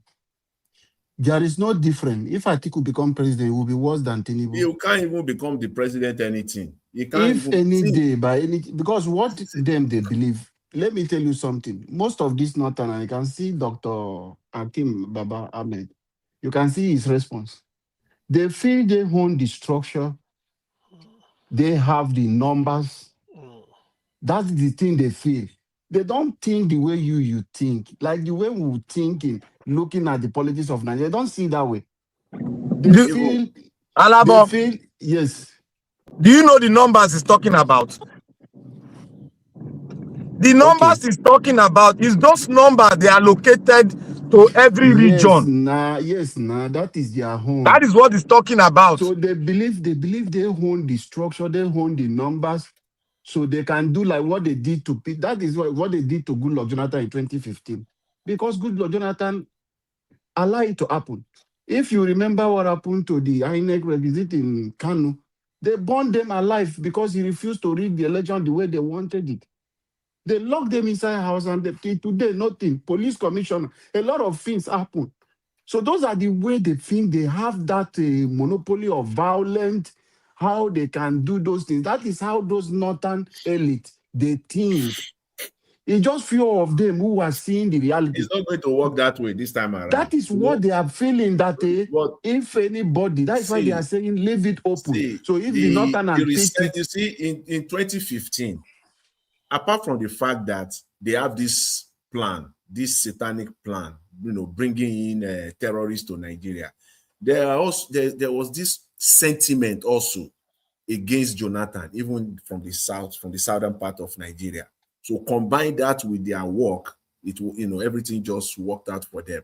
That sentiment was also there from the southern part of Nigeria. This time around, they are not going. That is not going to be there for them if they Mr. Jonathan, the terrorists are they not still important? Okay. See, me, I just dey stand on. My brother here go. My brother here go talk. Say he go dey talk of statistics. Me, I love numbers too. As they say, numbers just don't lie. You can do everything. Numbers don't lie. See, even if Atiku give Atiku the entire 12 states from northern Nigeria, northwest and northeast, just give it to him. Let's just close our eyes and say, okay, Atiku don't win the entire northwest and northeast. Just give it to him. Still, I say yet still. Atiku doesn't have any pathway to victory now. He can't win. Give him the 12 states. Let's just say Atiku, before we start, is 12 states. He can't get 12 states. No, not possible saying, now. No, I'm just saying, which is impossible. Very, very unlikely. But just for the sake of discussion, give it to him. What Atiku is banking on is Obi. Atiku has no pathway to victory. Let us be very clear. Fire share of 4 people. He said it now. He said Peter Obi is the light. He's the light, yes. No, I think is it really light? He said or life. He said other people he said light. Semi-existent. He said others not semi-existent. Take Peter Obi out. So I think he just want to leverage. He just want to leverage on Mr. Black Panther, please stay mute. Stay mute, please. He just want to leverage. He just want to leverage on Mr. Peter Obi, and it's not going to happen. Give it to Atiku. I dare them. I triple dare them. All this one, they are going all over the Atiku is not contesting. Atiku is not contesting. Give it to him now. Let them just try it. Give it to him now.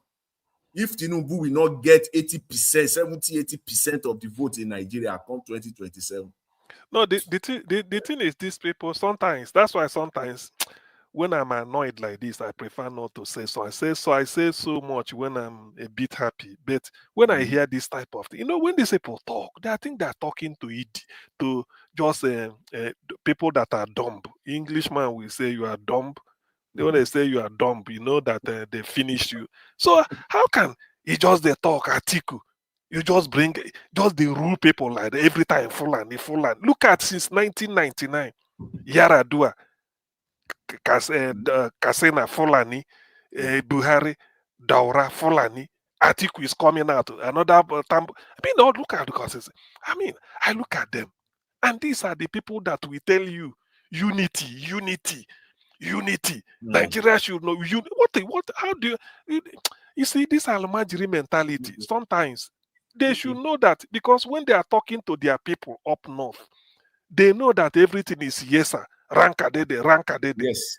When you come down south, we have to even your parents will be happy that they are debating with their children the pros and cons. They are all bringing in there's Almajiris area. They don't everything is ranka dede, ranka dede. It doesn't happen that way. It doesn't happen. Doctor, make I say this thing. If you people are monitoring what is going on in Iran, despite that Iran is already down, they are suffocating. Ayatollah and the House of Assembly is still saying that if America dares it, they will start holy war. They've lost everything, and America has already put all the arsenals in the Middle East there, and the airstrike force. They're already in front of Iran. And they are still shouting. You can't do anything. We are going to... Now, so this will be for Nigeria. They will never give up until you take their thing off. That is when they give up. They said if they buy 27 virgin, they wait for them. That is their mentality. They will never allow you to have peace, have prosperity. They won't. We need to separate ourselves from them. How did they know that America is doing something? How did they know? They've gotten the intel already. We should be thanking our God here. With a clap, say Nigeria is possible. Which Nigeria?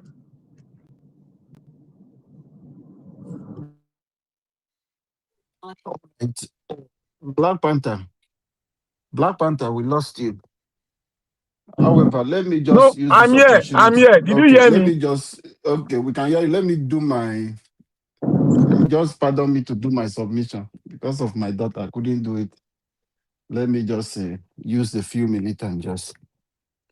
One thing I want us to understand, that is why when we were talking, Mr. F is putting out that pool for people to discuss and say their mind, their views on the problem of Nigeria, which some of us agree that the majority of our problem, 90% of our problem or over, are from the north.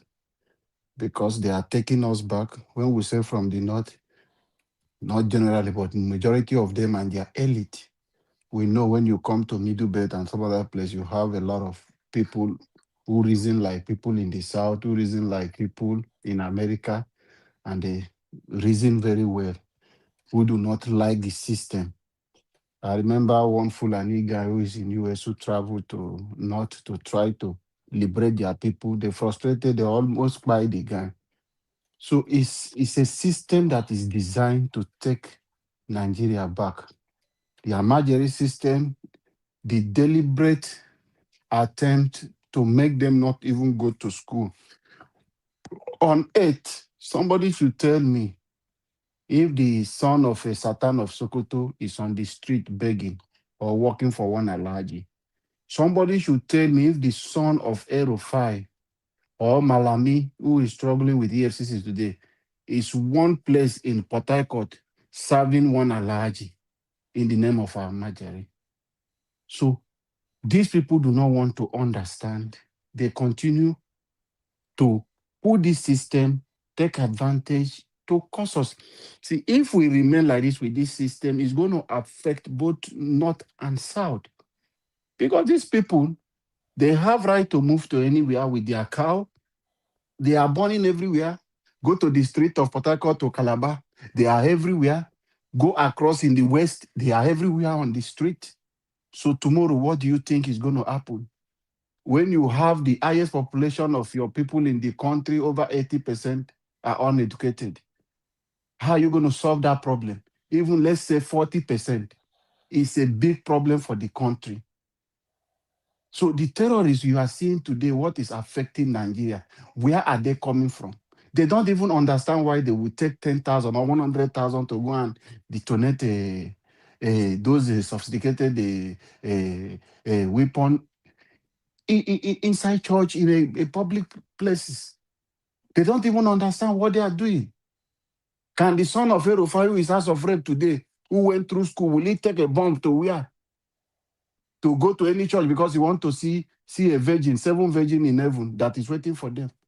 That he cannot use money to marry the same system that allow you to marry people underage.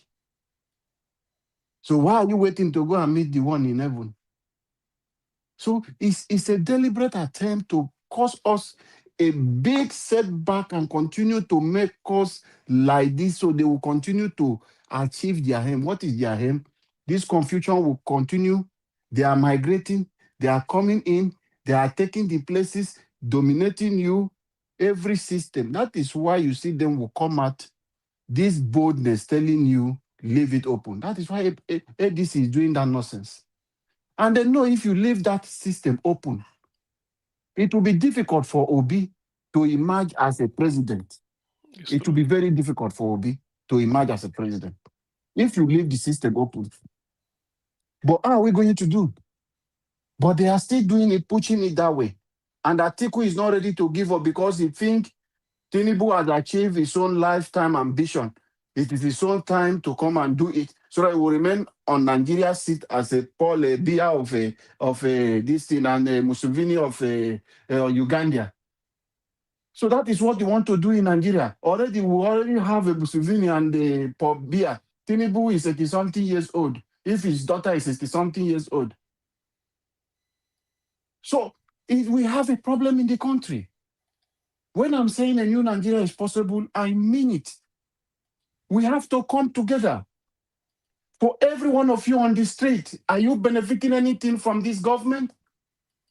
Everyone who is speaking, saying they want Atiku, Dele Mamudu, you can see Yes Wike abuse him. Is what he want to get.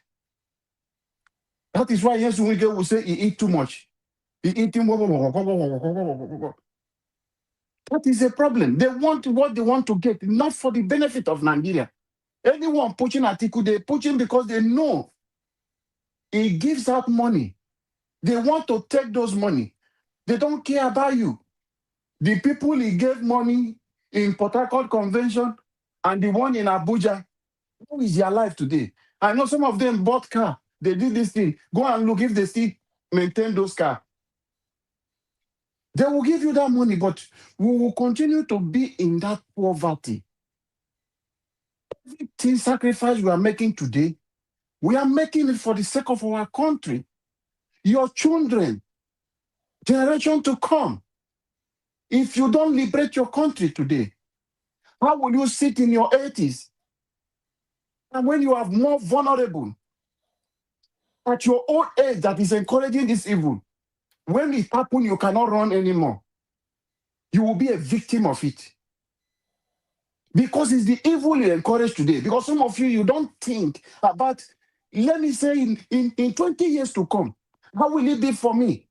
What will be happening to Nigeria? How will the system be? You will be vulnerable then. If you are 40 today, you'll be 60 then. If you are 50 already today, you'll be 70 in 20 years to come.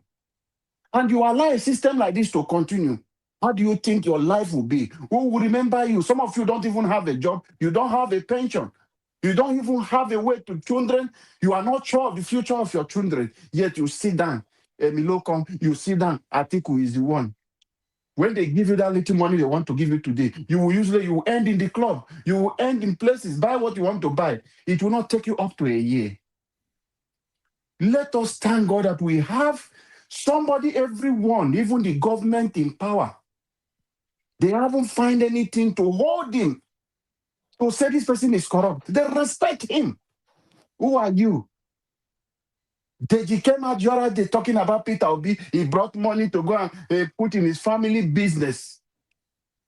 Even if he put in family, is the money not in Anambra State? Did they steal it? Will you compare that to people who are taking the money, buying houses abroad? Who are taking money that is meant for electricity? They have taken it to buy personal things for themselves. Will you compare that, even if you want to compare that? What are you going to say with what we are facing today? The kind of big life the politicians are living, looting the resources, is the only thing you can find to talk about somebody. You can't mention to say he stole something. He has done this before. He took and put in a bank to save the money that other governor came, use it and buy drink, enjoy themselves. Today they are sick in abroad. We have to rise up and unite as a people. It is only us that can fix our country. The only way for us to take our country back is through unity. Let us unite, take advantage of this man that has put himself forward. If Peter will be to come out and tell you Nigerians what is going through under APC, what he have lost, you people will wait for him. That man is a strong man and I respect him.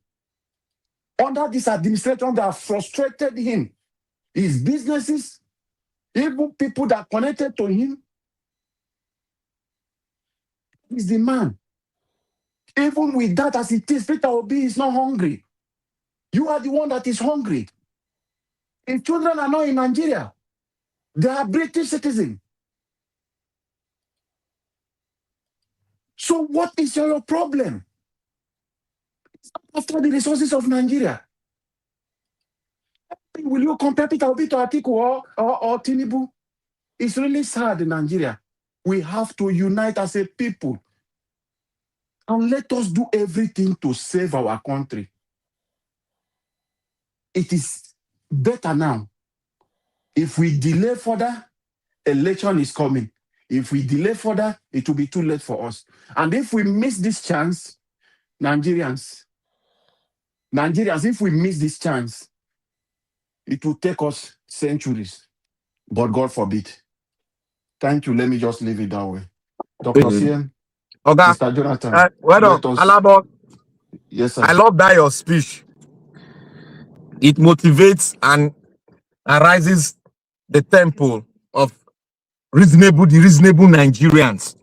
But not all of us are reasonable. You see, there's one thing I pick out of your word. You said, and this word has been spoken for more than 60 years. Let us unite. Let us unite. The more we speak that word, the more we are dividing. If you observe it, the more we speak those words, let us unite, the more we divide. Look, the reason is that this, like what I normally say, I said, what we know, the politician know. But what the politician know, we don't know. You got to, for you to know it, you got to sit down, open the books, open the thing they've been saying, then you know what they are thinking. The average Nigerian politicians, I will quote from Madam Rita. He said greediness has brought out the evil in them. And it is true. They know that we are divided into different ethnic groups. It is our ethnic group before Nigeria. Let's be realistic. And they use that thing, our ethnicity, which is a beauty to the world. They use it to divide us. We were not divided like this before. During our World War time, we were not divided like this. We play the regional politics among our regions, and at the center, the regions now collapse themselves and come together and talk. How did the Naro made it true? When he rose up his hands and spoke, how did he? Because they agreed. How did the bender of the region? How did they come about to have a referendum? Because they spoke and agreed. They were not looking at the tribe, but they were looking at the strength they can get in that unity. But we Dr. now, CM, because we are open, Mr. they use Jonathan, it to divide every one of us. it's a panelist discussion. Let's So, just, you my can brother, interject and we give need your to opinion. look at what the geopolitics is talking about Nigeria. Then we'll assess it. All this unity we are preaching, we are already divided. In our division, how can we come together? That's the question we should be asking now. How do we come together? How do we align? What process should we take? Somebody has risen up in the east. Somebody has risen up in the west. And the wants is so country. How do we not come together? Because the east got to align with all the regions in the south for we to speak with one voice. If not, sorry. Thank you. The only way we can, you see, to answer your question, that question that you put out, how is it that we can come together to unite? It's very simple and direct. We have to stop all these religious and tribal bigotries, sentiment. That is it. Until we stop that, there can't be any form of unity. When you see people like Ahmed, speaking like that, that is brother. When you see people, and there are still many like him across Nigeria, there can't be any unity. And he knows exactly what he's doing. It's not like he's just saying it because that's his position. No, he knew exactly. He knew what he's doing is entirely wrong. Till today, till tomorrow, it's a wrong position to take. But he's doing it. Then why? If not religious and tribal, sentiment. And when you have that, there's no way. They are not open. They are not truthful. They are not. And so there can't be any kind of unity when you have this kind of sentiment being played out, literally taking people for granted. Okay, if let's say it now, let's just say, just for the avoidance of, argument or anything, Atiku gets the nomination. Then come 2031, will these same people still be talking that, oh, Atiku will have to face primaries, that it will have to be, it has to come from everybody have the right to contest? Will they still be? So for me, they will not. Going by the antecedent, knowing who they are. If you go by this man's statement, previous statement, in the past, he said nothing during the 8 years of Buhari. Can we round up nothing. 15 minutes, please? 15 minutes, if you don't mind. Okay. Oh, thank you. This man, all of them combine this. In fact, they are part and parcel of the destruction that Buhari brought to Nigeria. Mr. Jonathan. Nigerians. And now he's talking APC have already endorsed Tinubu. When it suits them. Through consensus, right? Yeah. And it suits them. He's talking rubbish. He's saying that. Mr. Jonathan, can you hear me? It is. Mr. Jonathan, can you hear me? Yeah, I can hear you. I said APC have already endorsed Tinubu. Through consensus, is it not through consensus they adopt him when they went for their meeting, and all of them said they have adopted the Tinubu for 2027. Okay. Let me put this out. You see, there is something like, when somebody is wise, is good. Even if they say sometimes if you are smart, depending on whether your smartness is of the positive type. But when somebody is cocky, you don't check the word. Englishman would say this man is cocky. Yes. In fact, you are worse than an armed robber. That's the way he's talking. It's a two different word. He said very cocky. Very that is it doesn't just, you are not supposed to exist. Cocky. Look at the man, just the way they talk. If they do which primary? Atiku is having all you well. I've said it here. When the primary comes, we ask them how much is international market a barrel of crude oil. Oh, $100. Maybe they say $59. He doesn't care. He pack the dollar, give I win primary. Look at it. He's talking to fools. Then I don't win primary. Even look, let me say, if Atiku should continue contesting till 150 years, he go to win primary. Let me put it. He must be winning primary. How? Then they come out and clap. Hey, Atiku won primary. Who are you? You see, the problem some of these Almajiri people from the north is having is that they are still thinking in terms of Ahmadu Bello. That one don't pass. Without those Fulani this irredentism, that one don't pass. Trump is the discussion in Washington is, according to Riley Moore, that they are recommending to Trump to save Christians, not to save Nigeria. How do they save Christians in Nigeria?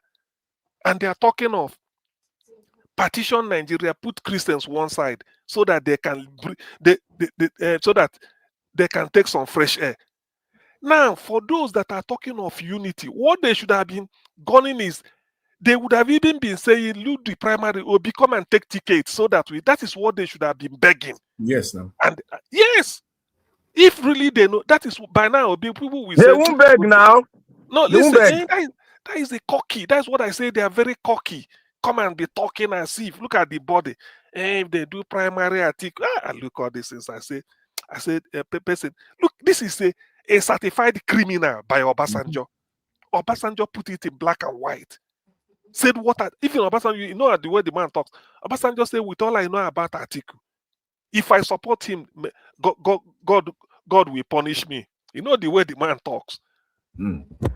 He said, look, Obasanjo said that the then president of America, George Bush, called him.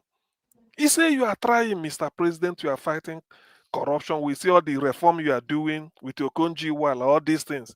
He said, but there's corruption near you. You know the way Obasanjo talks at Otafam. He said, there's corruption next to you.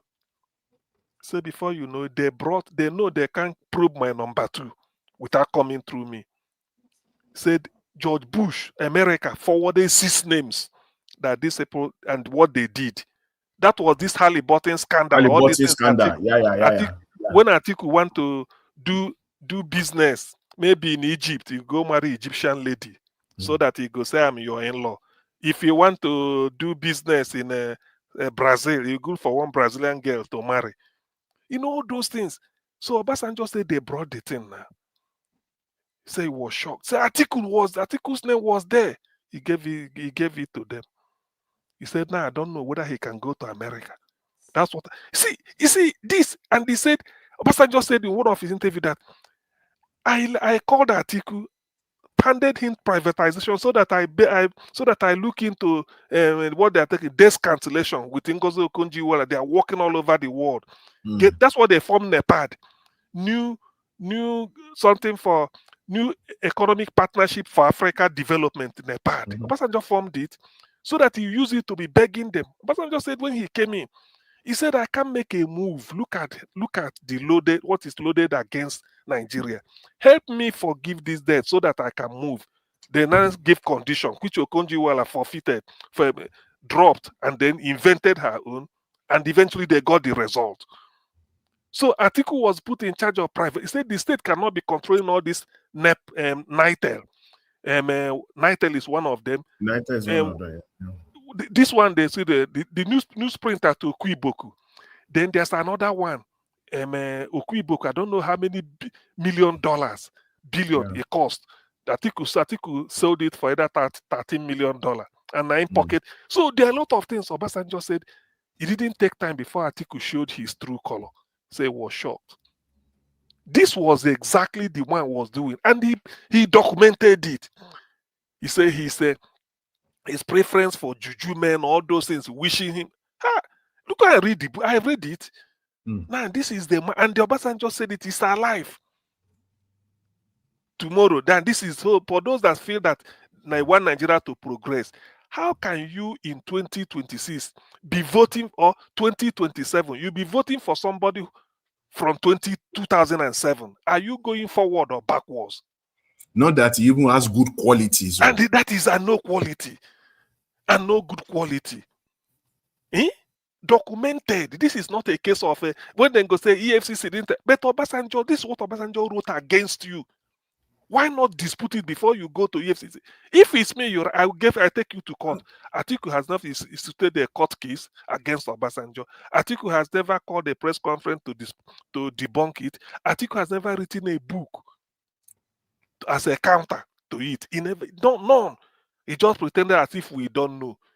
And somebody is still bringing out Atiku as a person that will be, and they are proud of it, saying they want to change Nigeria. Atiku, and somebody was the people I go to Obi should go and be vice to Atiku. So with if any Nigerian is having Obi's credential, can you agree to be vice to anybody? For what? Why are we going forward or backwards? Osinbajo agree now, so the thing so big will be like no. So Osinbajo is different. No. This is a case of Osinbajo did not contest as a president to the level Obi has gone before he came to vice. If Osinbajo has contested as a president and made national impact, I wouldn't advise him to go to vice. Osinbajo was just like a former commissioner in Lagos State, Attorney General. Allow him. No, it's true. That's what I. So yes, this information you are giving out now, many Nigerians will say, "Na lie they talk, na lie they talk, na lie they talk." Me, I don't. Many Nigerians will be saying that. You don't know the talk camp. They don't agree hear us, but they see the campaign for her. Like what do they call him? This man will get ovation. Dr. CM. The man will get ovation. Can you hear me? Dele Momodu. He knows about this information. He have it. He's still campaigning for him. Yeah. Can you imagine? Dele Momodu, all those ones are working for money. Now we can say that you could pay the how many million? Not even we can say. Not even we. You see, do you know one thing I hate about some of this? Only that I wish one day they will just say Dele Momodu is fielding questions, even if he's on on a space or wherever, in which is free for all. There's a guy called Lere Olayinka, who is like a PA or sort of an aide, maybe not say PA, an aide to Wike. And the Lere is from Ekiti State. Maybe in a Fayoshe recommendant to Wike. Now Fayoshe give him, yeah. The guy came to Arise That time when they say Abati say he's sick, Rufai say Abati is off because he phoned in sick. But Abati later said that day he was going for book presentation. Anyway, that is by the way. Lere said, let Dele Momodu come and challenge him that Atiku did not give him 500 million to be working for him. It's on a rise. He said, let Dele come here and deny it. But so I will add Dele that type of thing. And if I have the lantern like that clip, I will play. Dr. CM, they will no play it need for him. you to ask. Those people are working for money, what they want to get. Imagine. They want to survive on their own personal. They don't care about the country. And you are coming to They tell are following. They know that Atiku will not win. Dele Momodu know that Atiku will not win. But he has to do the publication, do the media to get his money. Atiku is going to sign a new contract with him. So if he's not doing what he's doing, he will not get that money. Let Mr. Prince talk, I beg. Una not the talk since one let him talk. Okay, somebody don't come. Okay, please. Okay, somebody entered today. Thank you. Welcome. Hello, okay, everybody. Welcome, sir. Go ahead. Just can you hear hit me? the ground running. Can you hear me very well? Yes, sir. You are clear. Yes, sir. Let me greet all of you and Mommy Diaspora, Mr. Elvis, and fellow panelists. You know, I've been listening every day. I'm with you in spirit and in body in most cases. I'm in the comment section. A lot's been happening in Nigeria. You know, I would like Mr. Elvis one day to dig out some of the stuff we talked about maybe a year ago, because some of us who prognosticate here, it looks like we don't know what we're saying. I hear Mr. Elvis sometimes, he says, when I'm fighting with him, he goes, you know, all you do, you come here and you go, we're going to kill somebody, we're going to do this, and you don't do anything. All these are our enemies, they still take over power, and you're just making noise. Well, that's if it's not looked at fully. If you look at what we're saying, because what can you do in a country that we left?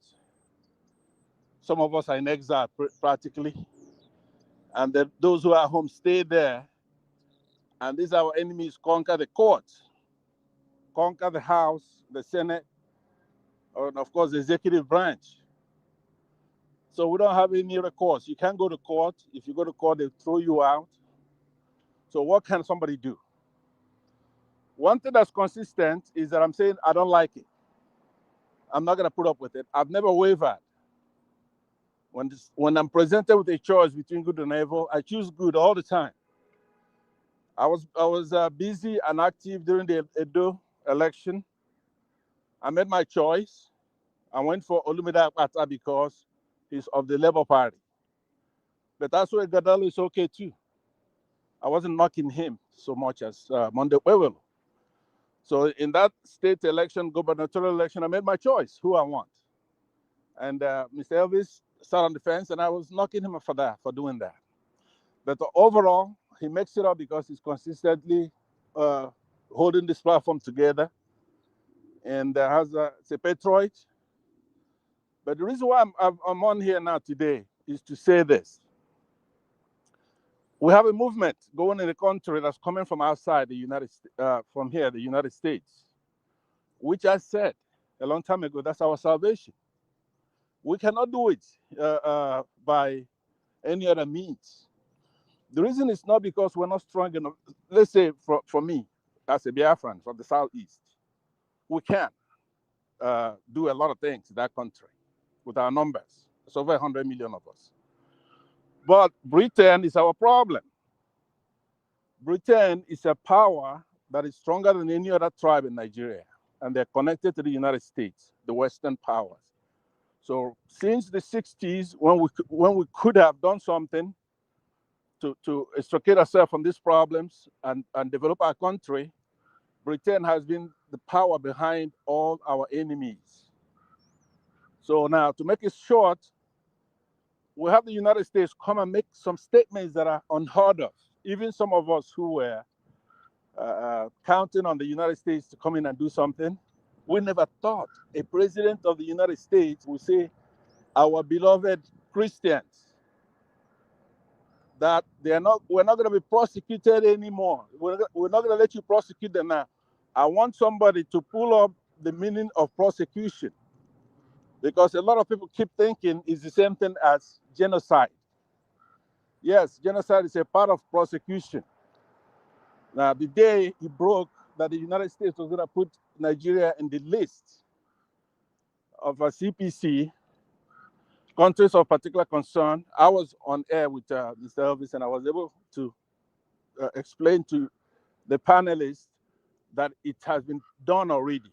A lot of them thought that it's going to go through the House and the Senate, and then Trump will sign it, but it was done already.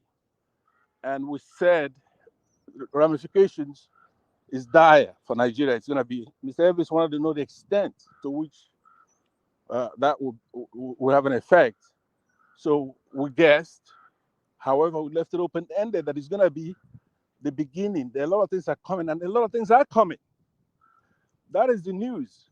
There's nothing Nigerians can do to save us from our problem, aside from, of course, a massive effort, which we cannot do in Nigeria because we're all divided. But we have to pay, the program on this show should concentrate on that, on the activities of Nigeria, Trump and the United States. That's what we should be talking about. I know that that's a lull. It happened a little bit. Nothing's happening right now, but the killing continues. So what's going to happen is that what's going to save us is Mr. Trump and the United States, nothing else. And the way it's going to come, I don't even think Tinubu is going to be on the ballot. I'm making my prediction now. I made it the last time I was here. Tinubu is the one who's not going to be. It's the one who's going to be on the ballot. It's not Peter Obi. I also said in the comment section today that Mr. Peter Obi, if you know who he was as a governor, he won an election and he was cheated out of it, and he went to court and they impeached him. So what he did was to try to reclaim his mandate. Up to today, what Mr. Peter Obi is doing is trying to reclaim that 2023 mandate. It's not gone yet. It was stolen. He's not going to run a new election. For those who go, which platform is he going to run on? Now, I hear a lot of people, they speculate, especially on this show, on the headlines here. It's always a speculation. So is Peter Obi going to run as vice president? And I find that very insulting a lot of times. I get upset about that. If you're going to speculate, why not speculate? Is Peter Obi behind Tinubu's problem? Why don't you give him that one too? Because your this thing should be as the zenith of your imagination when it comes to speculating things like that. You should say, I wonder all this time Peter Obi is going to the United States, did he go and instigate this Catholic Christian theme of Christian persecution? Well, anyway, I'll leave it at that for that. But on the other hand, what I was saying is that genocide is a part of persecution. By the law in the United States right now, Nigeria is prevented from persecuting Christians. That's the law here. Mr. Trump has the power to stop that. Now, if you look at the definition of persecution, it means being unfair to Christians, including if they vote, you have to count their vote. You cannot rig that election. I can tell you that now. So when we're doing a program here, those are the things we should be concentrated on, not that, oh, they're going to rig it, or they have the courts, they have the INEC. That's just nonsense. That means that person's not paying attention. Tinubu can't even say anything right now. Tinubu is under tremendous pressure, both from Trump and then the Northerners. So if he pleases one, he's going to hurt the other side. So the Jagaban has been tied down by Peter Obi. So give him that credit. He's not going to be able to do anything like rig an election. It's impossible. It's not going to the courts. I believe that Tinubu will be captured. Excuse me, Pansat. You see, what we are saying is not that it's not entirely out of place, but you must understand that the scope of what we do here, I'm not holding brief for Niger Watch, but the scope of what we do here is like we are analyzing news the way they come. You are talking from outside as an insider. who knows maybe more than us what happens, how America is looking at Nigerian issue. So don't you think it will be better you join every day, even if what you are saying, you bring the American perspective, because you are there. It's like some of these things, you follow American news channel, I don't know how many. So there are facts you are getting so that our listeners also can learn from you. But if you leave it entirely for us, for instance, most of us concentrated on what Dati Baba mean. Hakim Baba Ahmed said today, which is very, very annoying to me. I felt annoyed because he's being cocky. Now that you are, it's like, look at what you said, that Trump is already had approval. He has the right to do. He has what is his plan for Nigeria. So you coming in every day to bring this up is part of enriching the distance, but not entirely that we are aware of all those and we are not bringing it. So what I'm trying to say is that I'm trying to sort of the limitation placed on us by the fact that some of us. Let me reclaim my time from you, Dr. CM. I'm not going that route. Now here's the difference between me and a lot of people, right? Listen to people like Baba Hakim Ahmed or whatever his name is, right? Or Shemole. The moment I see somebody listening to people like that, right?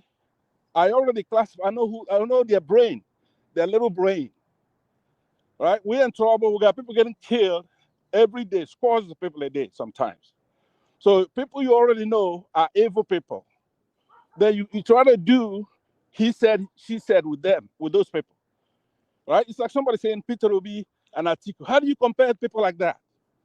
A panelist here spoke today and elucidated brightly all the virtues of Peter Obi. Now, I went ahead and made my own comment in the section where I said, even if Peter Obi start committing a crime today, from today, he's taking money, put in his pocket from government. He's going at night shooting people, hold up a bank. He's still better than Atiku. He's still better than Tinubu because at least he has empathy. Or he started late. So watching to see if Peter Obi makes one little mistake. That's why I fight with Mr. Elvis here sometimes. He's got a show to do. He's gonna be fair, but you cannot be comparing apples and oranges. Peter Obi is not in the league of all these people we're talking about. It's not even close. So even if I catch him doing something, so what? He did one little thing. Are you gonna compare with? Look at what this man is doing. Tinubu is doing. You know how many billions of dollars this guy is taking out of our country? Billions of dollars. He's printing money. He's doing so. But anyway, I'm not worried about that. So, Dr. CM, Nigerians know that Nigerians are not doing what they're doing because of out of ignorance. When I left America, Nigeria for America, I was the sharpest guy. When I got here, I don't want to hear what they're saying because I come from Nigeria, right? So they don't. People who are in Nigeria are not dumb or stupid. They're just wicked, and they want people who are gonna deal with the Igbos for them. If you're a strong man, it looks like you're going to come into power and deal with the Igbos like Buhari or something. They want you just for that. The only luck we have is that these Fulanis don't like them either. If the Fulanis had sense, all they have to do is to kill the Igbos. And they're going to be fine in that country. But the problem they have, they're too dumb to do that. So they go and they kill other people too, who don't hate them, who don't have anything against them. They could take the oil. People in River State, do you think Igbos can do what Fulanis do in River State? Come over there, take that whole oil. Somebody like Dango to take the entire 100% and give him guns to guide the pipeline in case the Igbos come. Right? And that's what they do. Like, one of the bright panelists here, when I'm talking about South people, especially River State, the guy who's moderating now, he doesn't like it, but it's true. Dangote, they're taking 100% of her oil.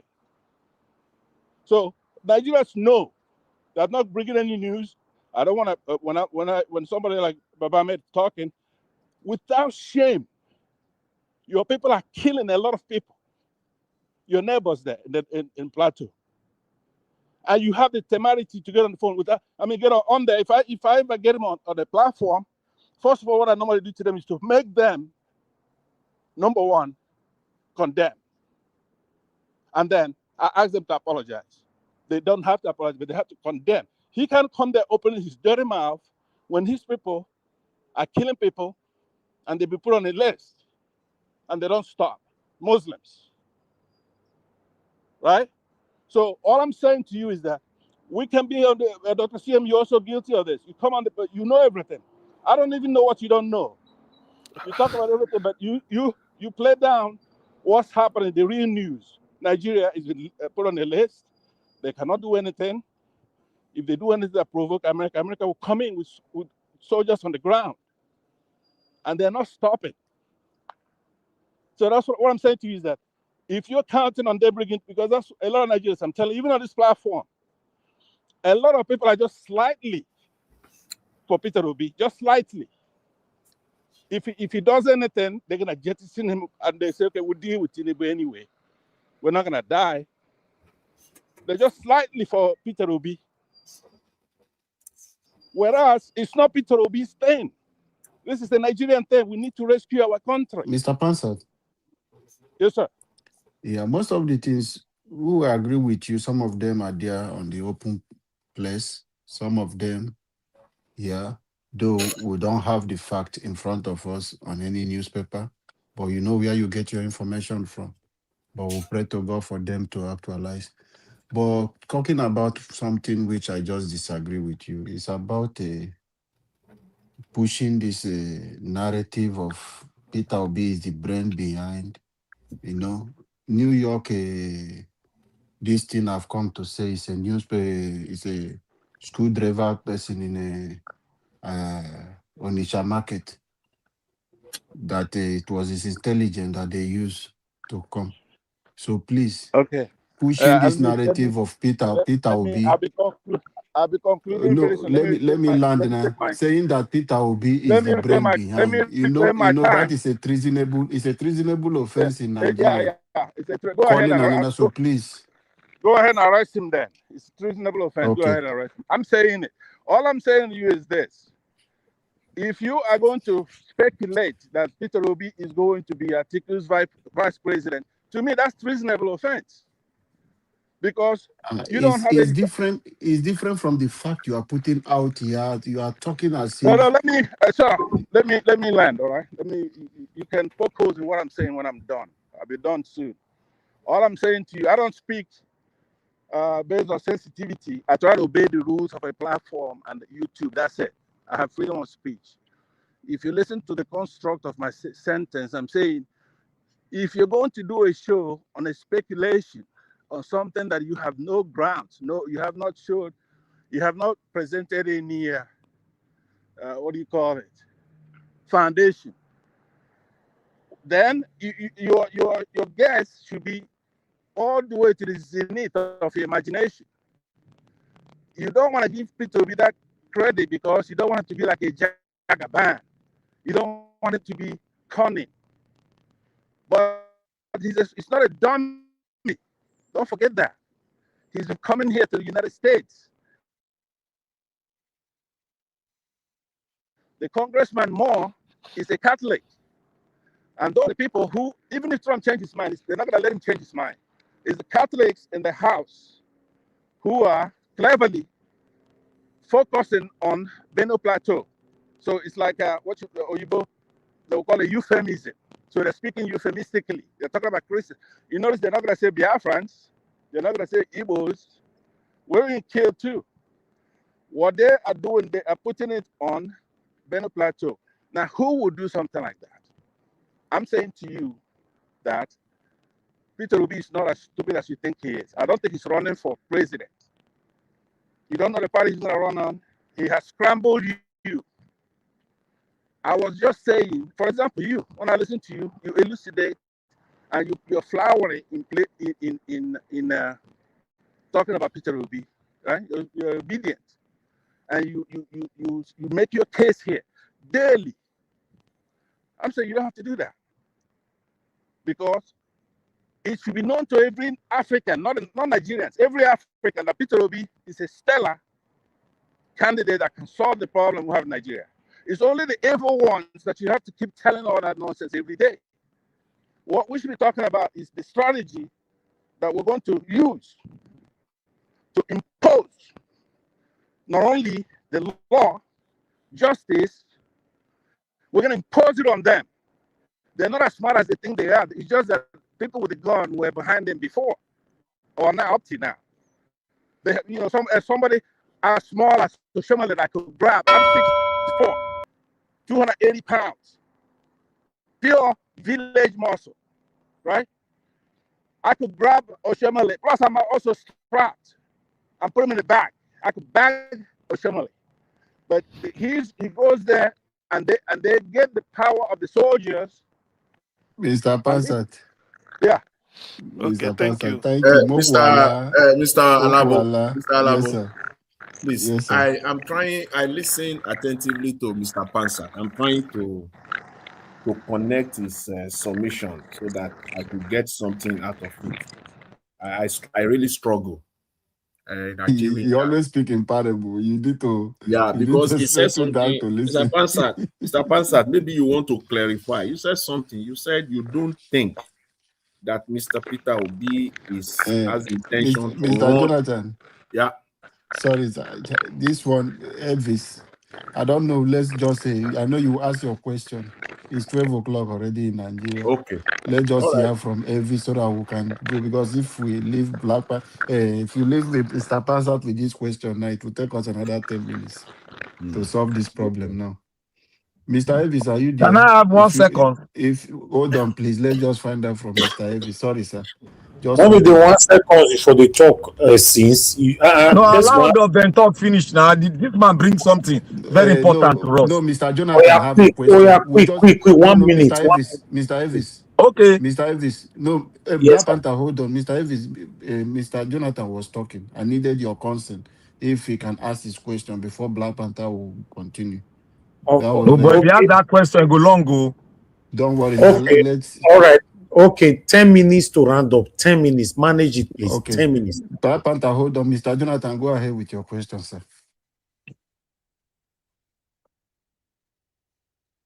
Mr. Jonathan, are you there?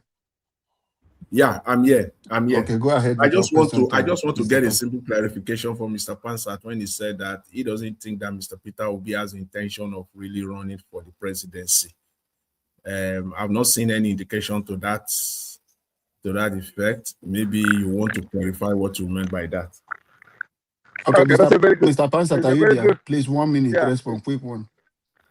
Okay, yeah. I'm very fast. It's a very good question. It's a manner of speech. What I was saying. I don't speak for Peter Obi, obviously. I have no nexus as far as his campaign and all that stuff. I'm somebody who's proud that Nigeria produced somebody who is upright, not corrupt, visionary, and all kind of stuff. But what I've observed is that he's not particularly running for 2027. I believe that he wants to reclaim his mandate. He already won. And then somebody took it and grabbed it and ran away. Now, people like that who don't talk a lot,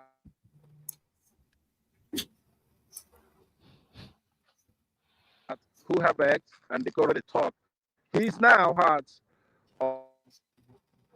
of every major, broaden his appeal to all Nigerians. He speaks like when I read his commentary on Twitter,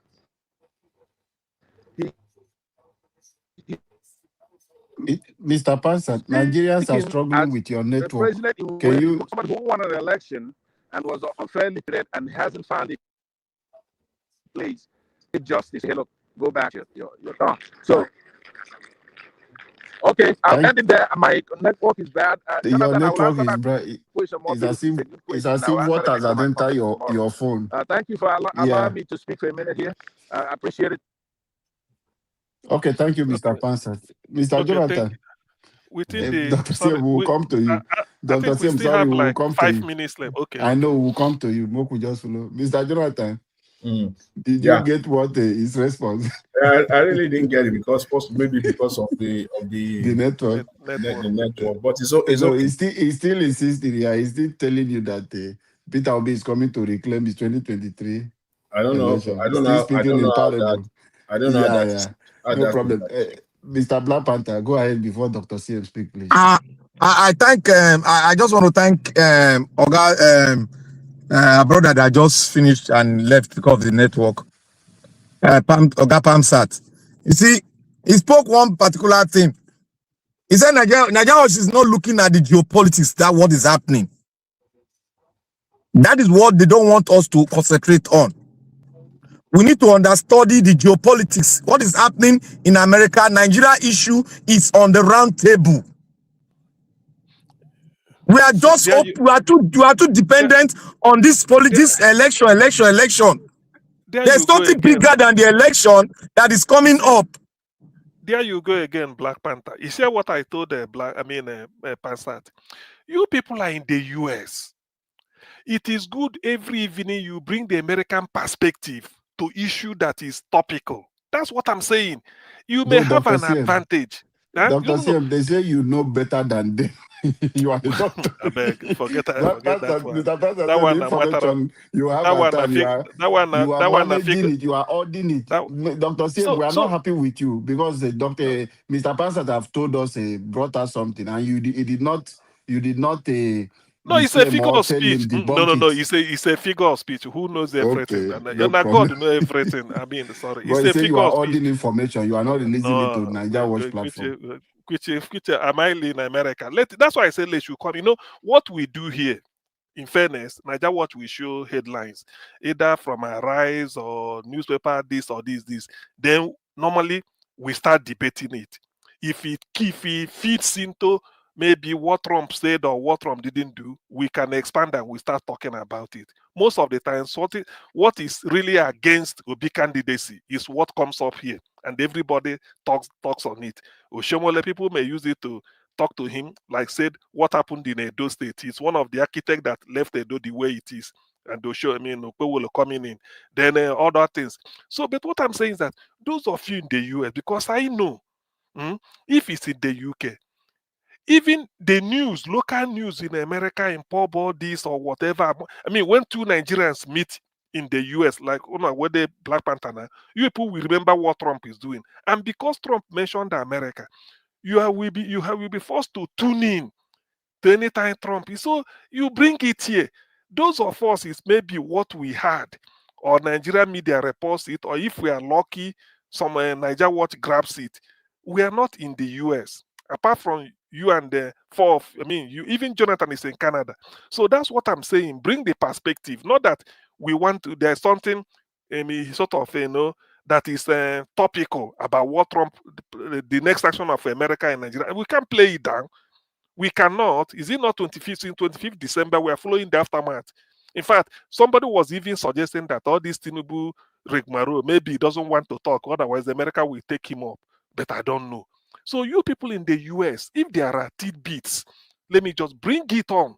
That is what we enrich the platform and the discussion, because you are better off. You will know you may hear with your ear to the ground, you will hear some of the things we are yet to know about until it gets fully blown. But I won't debate you. I won't doubt you because I'm not there. If you tell me that the Secretary of State, Secretary of War in America, their congregational briefing, I don't watch it. But you in the US will be forced to listen to House of Senate or House of this. Yes. So that's why I'm saying we don't watch it. You may pick one thing or the local newspaper. Thank you.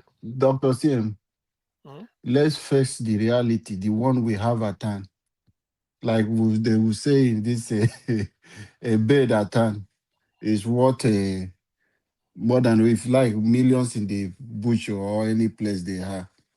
The one we have at hand now we are seeing is that Peter Obi is going to grassroots. Visiting place. Black Panther, allow me, you've spoken now. Let me just, before this 5 minutes, 10 minutes will finish. I don't want Nigeria to depend on America will come. Yes, we are praying. Let them do their part. But this idea of telling Nigerians that Peter Obi is coming to reclaim, is not going for 2027. We don't want to discourage anybody. Let us focus. We are moving from door to door telling Nigerians about Peter Obi, how good he is. So wherever you are, continue that message. Tell people what Peter Obi can do. Don't wait and fold your hands. Alabo, let me give this information out before America wants to come Nigeria. Alabo, Nigeria, just 10 seconds, please. Go ahead quickly. See, Alabo, the Iranian people rose up. President Trump gave a signal. He said, go into your town. take over the instruments, take over the federal government facilities, and help is coming on the way. That is how we do it. We should start doing things and stop depending on election. The Trump tell you that now in Nigeria. Black Panther, let's speak with the fact. What we are planning now is 2027 election. You're always depending on this. You're Nigeria. You will get the country. Don't worry yourself. Alabo, should I do what you are doing? You and me will be here. Wait, Alabo. 2027 election will come and go. I need to go now. Thank you, Nigeria. Bless you. You've done very well. You will live long. You don't mind Black Panther. Now the understanding, not get understanding now. Beg, not discourage Nigeria. Let us focus on what we have at hand. Alabo is okay at the middle of it. Thank you, sir. Sorry. Thank you very much, my people. I appreciate you all. We've come to the end of this broadcast. Thank you for a wonderful discussion from my panelists. Thank you, Black Panther, Mr. Jonathan, Oga CM, Mr. Alabo. Thank you very much. And Mr. Pansat also came in, although Mr. Pansat threatened everybody in the whole Nigeria. He will capture Oshomole and put Oshomole inside bag. He will capture Tinubu. He will capture the other one. Mr. Pansat, you need to let us know when you want to buy ticket, go Nigeria. Because the way we want to capture all of it, so we may not understand. You can't be capturing them from America. You need to go Nigeria. You go capture them. You know, I will even tell you some of the way you supposed cash. You help us to capture Obaseki. Capture many of them, many of them. No, you can't be in America, be doing that. Come to Nigeria and capture them. I appreciate you all, my people. Mr. Pastor, I will just laugh, finish you. Thank you very much, my super chatters. Thank you very much, Mr. Joseph Oji. You did it a couple of times, and thank you, Madam Suberry. Very grateful, man. Yes, you said it. You said you said it so many times that Nigeria will never work. I just pray Nigeria works. I pray Nigeria works, but I'm not seeing it yet, to be honest. But let's see. 2027 seems to be like the last hope of many Nigerians. I'm telling you. Anything that makes us miss that 2027, you just live with what you have. That's what it's gonna be called. I appreciate you all, my people. Mother for Mommy Diaspora, thank you very much, Mommy. I appreciate you. Thanks for all that you do, my lovely mother. Thank you, Abu Azi. Is Abu Azi even here? I don't know they see you, Abu Azi. Where you dey? Because I'm not sure I don't say Abu Azi since Abu Azi not come today. I'm not sure. Yes, I need to notice that. So I'll never see him. Thank you, Mother Stella Masaredo, Mother Eugenia, Ui Desmond, Sadom, and many, many more. Thank you, my wonderful people. My callers earlier on as well, Mother Deborah, Simon, and many others. Madam Amy also called in, yes. All right, my people, we don't come to the end of the broadcast. Allow me to end the show right now. See you guys again later on. It's already 12 o'clock, 12 minutes past 12 here in Lagos. So I'll see you guys again later on. If I can, I'll put out a pre-recorded video for you right there. If not, we are done. Good night and bye for now.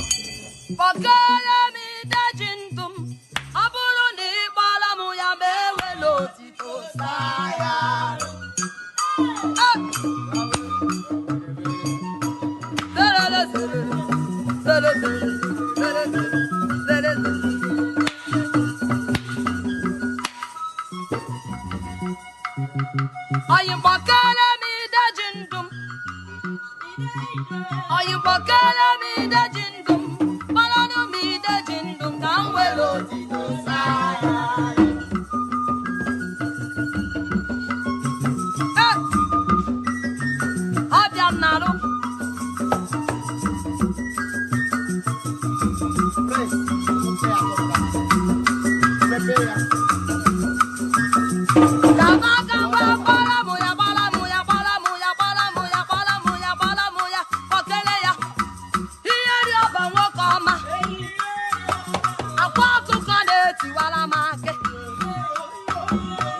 Everybody